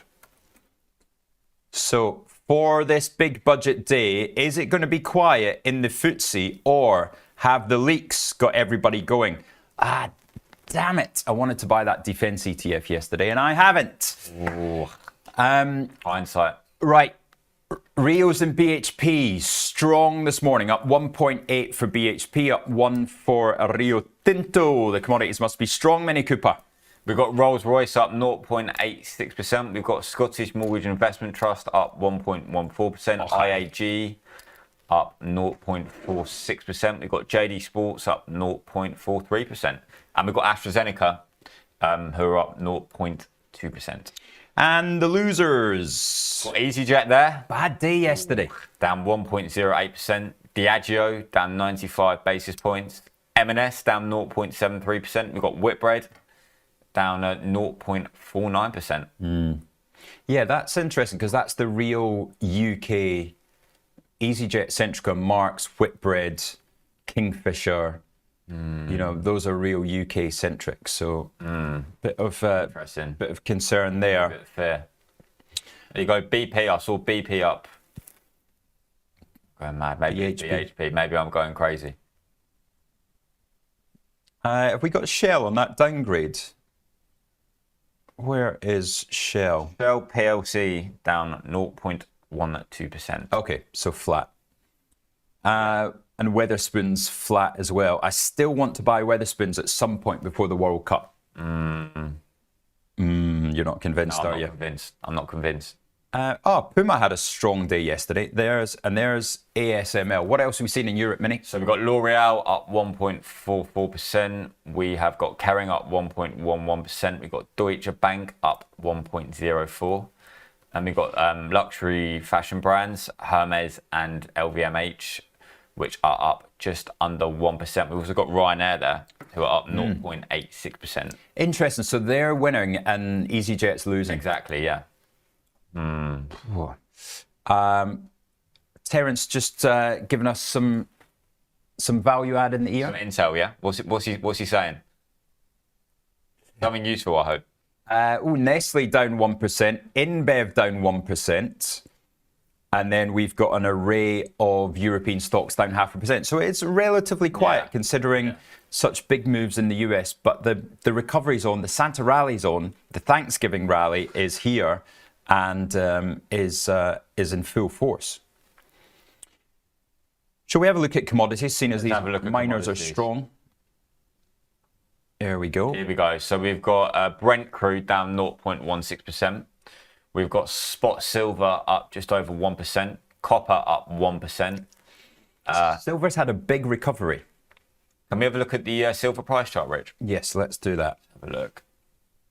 Okay, so I remember it had that day. It must have been around 3-4 weeks ago when silver was down 7% in one day and gold was down 5%. So we've seen a rally. Rally lately. That's starting to look a nice chart there. Very nice chart. Ooh, yeah. Ooh, we like that, don't we? Very nice chart. Oh, I'm tempted. Should we have a guess at the client sentiment on this, if you can redeem yourself? Come on. I will go Getting all Larry with his double and quit. I will go 75% long. Buy. No, just now. So No, client sentiment. Yeah, I get it. I'm saying I'm a buyer at 75. So I get 75 and above. You get 74 All right, and fair below. enough. I'm nervous. I'm nervous. Come on, for the win. Oh, you! You now owe me I'm so competitive. I hate this. It's fine, Rich. It's fine. I won't give you another chance though. Right, so I've got to buy you vitamin tablets and what? Just get me 2 lots of vitamin tablets. It's fine. They're only £1 each. Go on the imagination. Well, it's perfect because it's buy one, get one free, so loser. Right, currencies ahead of this big budget then. What is cable going to be in 24 hours' time? Well, you said earlier 1.33. I'll go, I'd say 1.31. Okay, so you think slightly we're down going from where it is now, only slightly. I hope not, because I've got the 130 and a half puts and the 132 calls. Okay.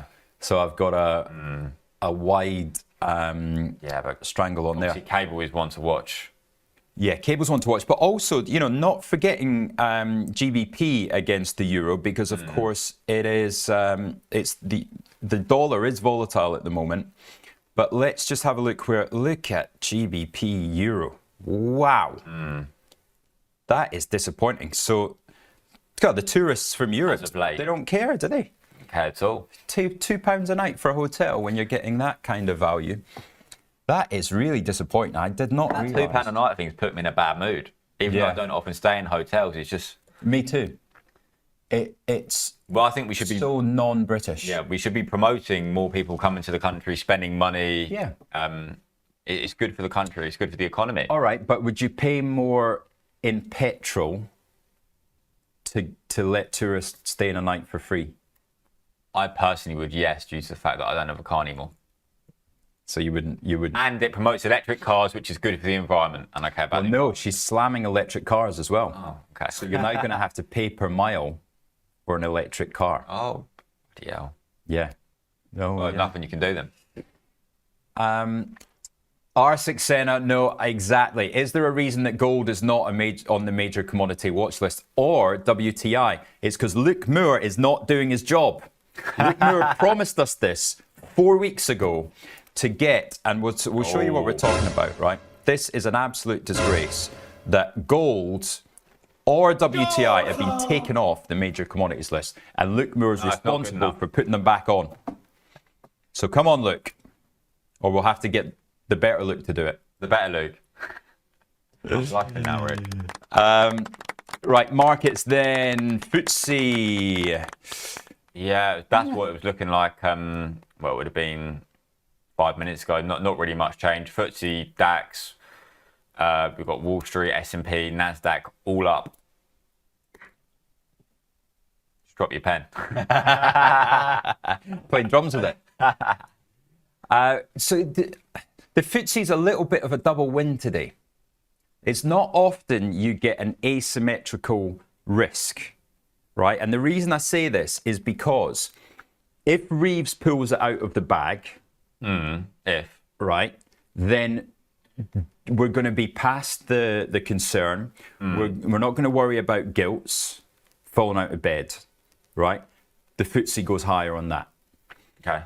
If she messes up and cable drops, then you've got the benefit of the FTSE going higher. The 250 will get killed, but the FTSE will benefit from the weaker cable. And am I right in saying that you said earlier that you have a long position on the FTSE 250? I have gone long the FTSE 250. Very nice. FTSE 100, I've got a couple of options positions, but not anything too big. Yeah.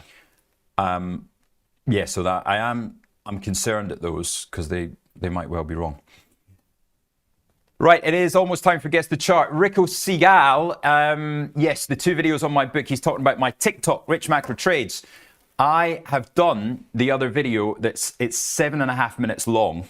I don't know how I managed to. Can TikTok top even that make one. it allow a video which is that long? 10 minutes. 10 minutes But max, what's happening is the captions aren't working. So I'm trying to find a way on getting the captions on this long video, and then I'll post it as soon as I Remember do. when you did a video on the yen trade where you got like a ridiculous number of views, didn't you? Well, it was 3.9 million, Jesus. and it's now 4. Now For some 4 reason, million? I don't know what TikTok happened a bit. in Japan, but yeah, TikTok.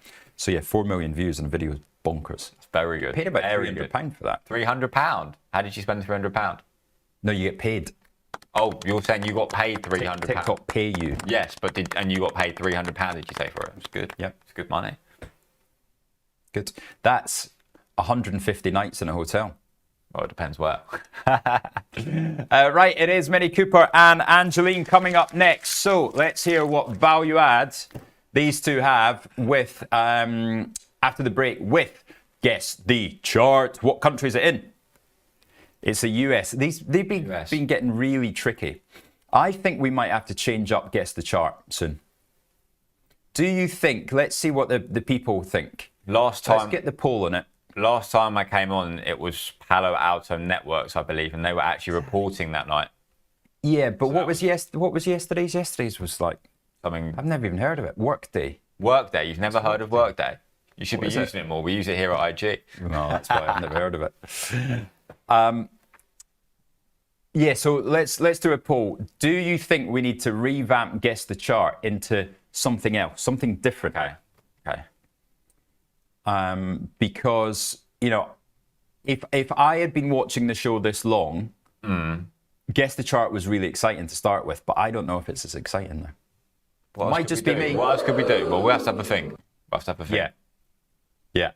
So let's get that poll up. But the poll that we have been running is, what are your thoughts on the UK budget later? The highest one is, don't trust her, it will be a red day. Whereas you think... This is why I'm saying, this is why it's going to be green, because everybody in the country is so anti-Rachel, they think it's going to be terrible, and the market is therefore already pricing that in.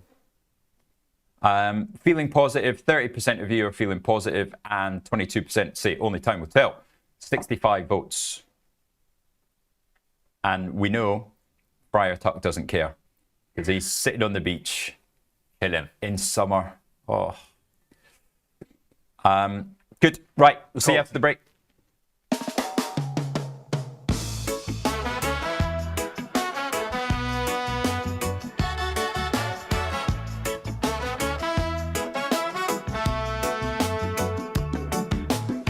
Wake up slow with the sun on my face. Laptop open to that digital place. Candles dancing on the screen so bright. Is it going left or swinging right? Rick says short like he always do. Aim says nah, that trend ain't true. Phil just laughs playing his part and says take a breath and guess the chart. Guess the chart, guess the line. Will it break or will it climb? Could be gold, could be grain, could be booming or just plain pain. Guess the chart, don't be shy. One small move and you'll touch the sky. Guess the chart, win or lose, pick your path, you got to choose.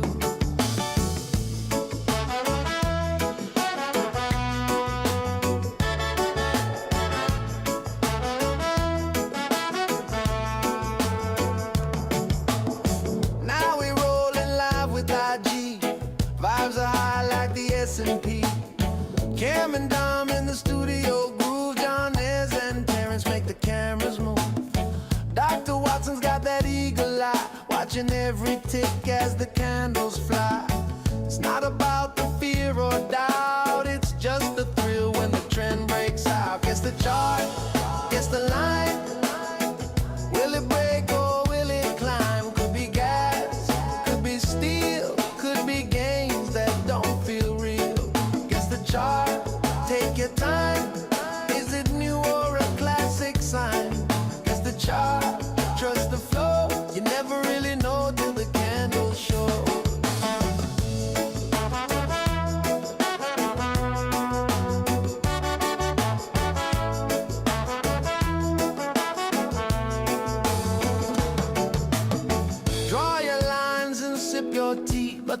market moves so endlessly.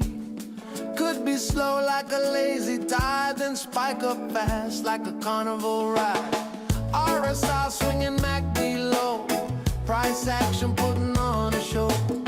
I don't know and you don't know, but we all tune in for the candle glow. Guess the chart, guess the line.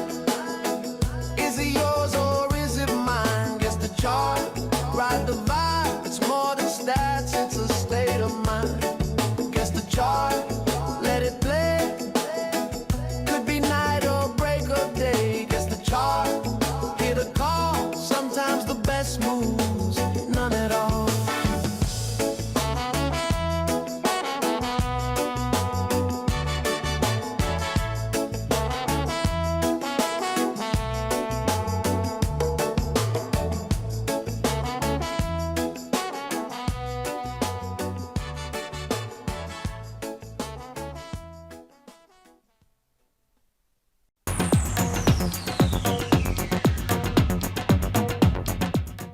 Hey, welcome back, and we're joined by Axel Rudolph ahead of Budget Day. It's so exciting.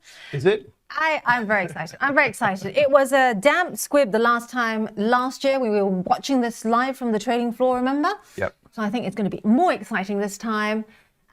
Before we continue, I'm just going to tease up. I'm sure you have this all penciled in and stuck on that post-it note on your fridge.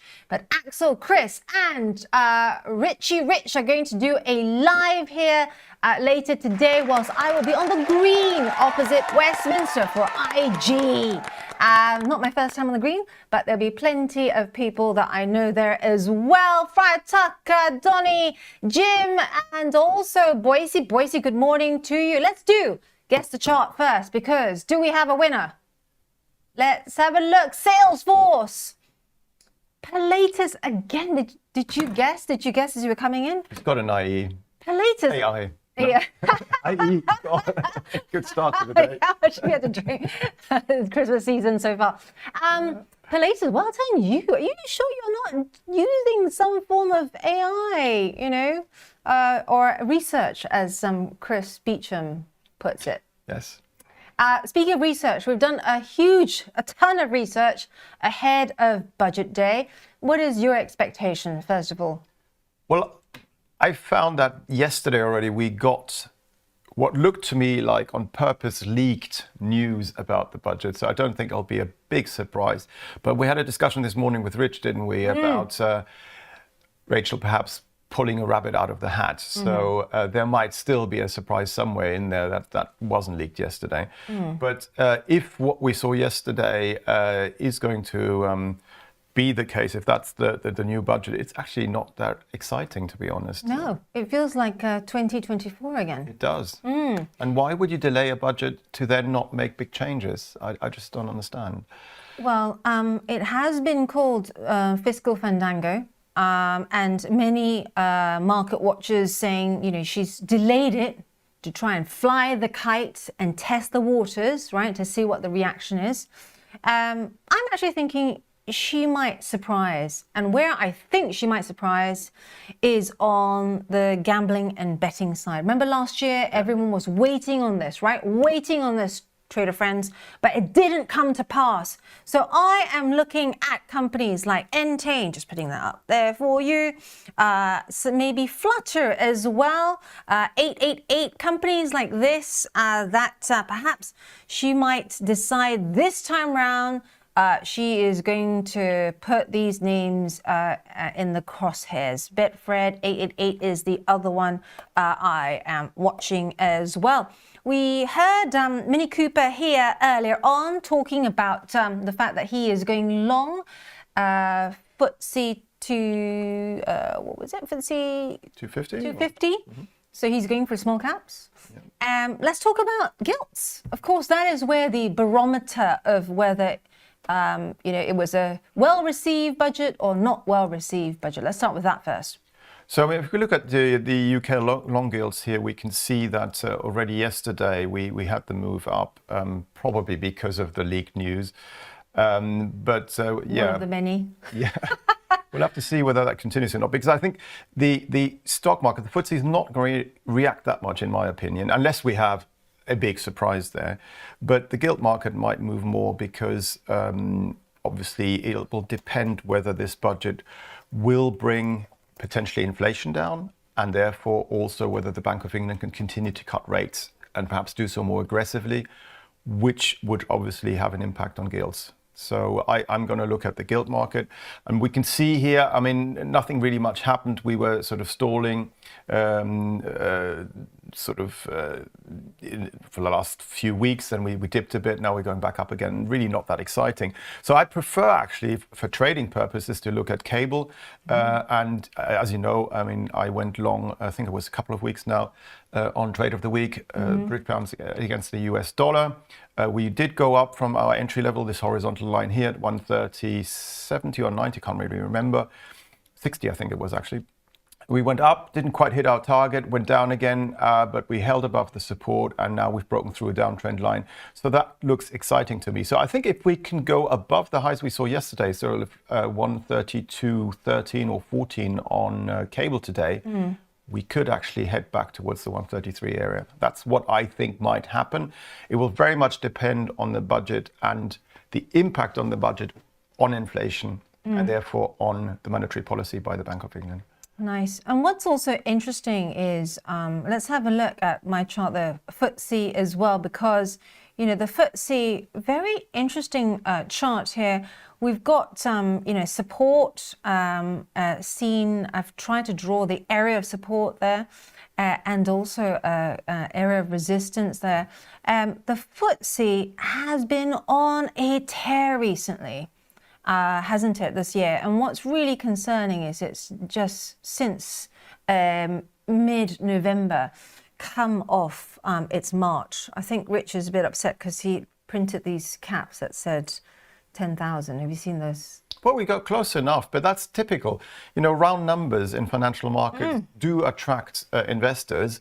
But once you get close to them, it's always a good idea to get out of your long positions just below the round number, because everybody else has got it in their minds and might want to sell up there. So that's something which is totally normal.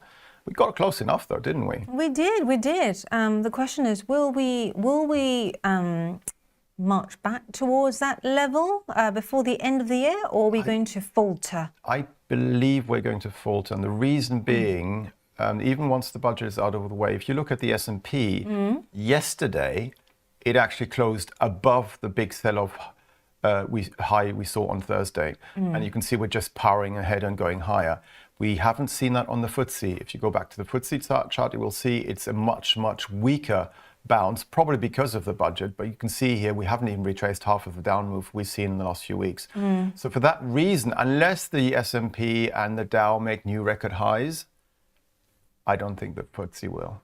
I like the fact that you have brought that up as well, because I'm going to put that, well, I'm just doing it by eye, friends, here. So halfway, we always try and look at the halfway point of the drop. You're right, hasn't even gone back there yet. Julian, good morning. Yes, Rich and Minnie Cooper were talking about going along the 250, saying we all know to do the opposite of Rich. There's a contrarian Rich indicator here.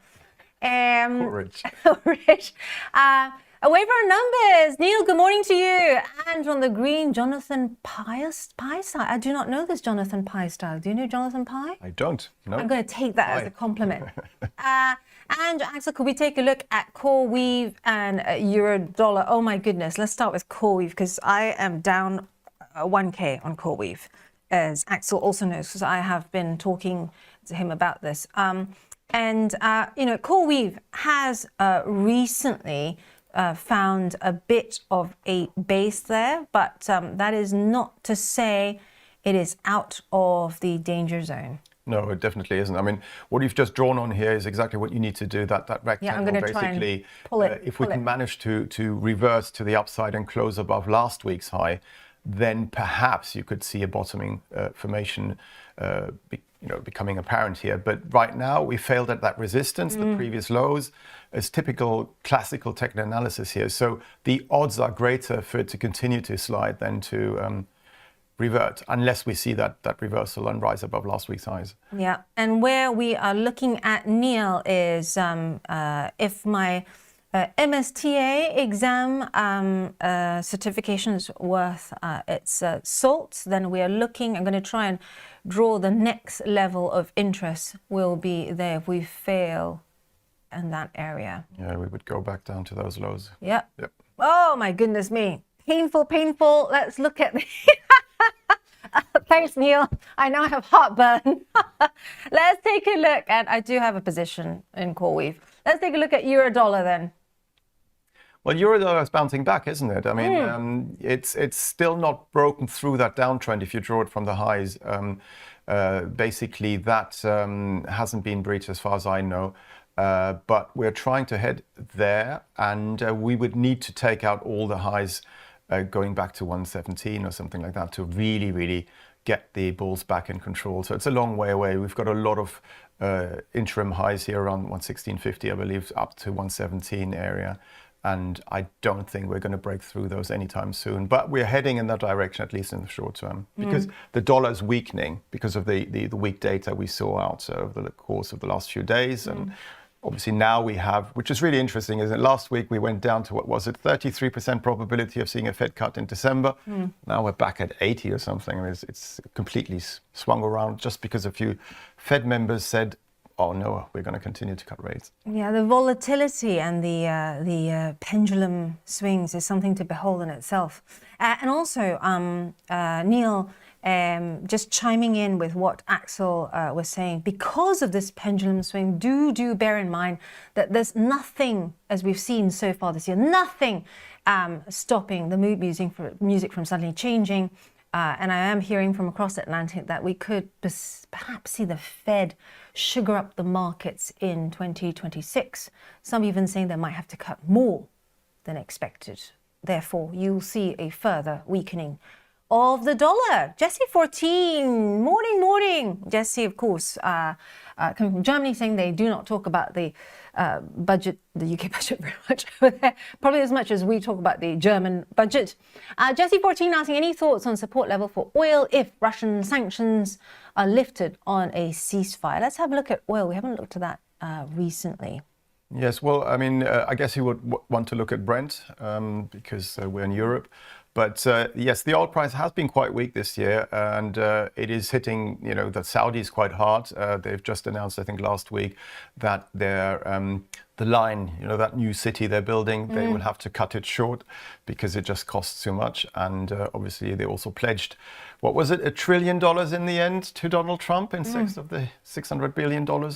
But yes, I mean, the oil price, as you can see here, it is still in a downtrend. And technically, for me, I wouldn't be surprised if next year we're going to retest the $50 mark and even lower.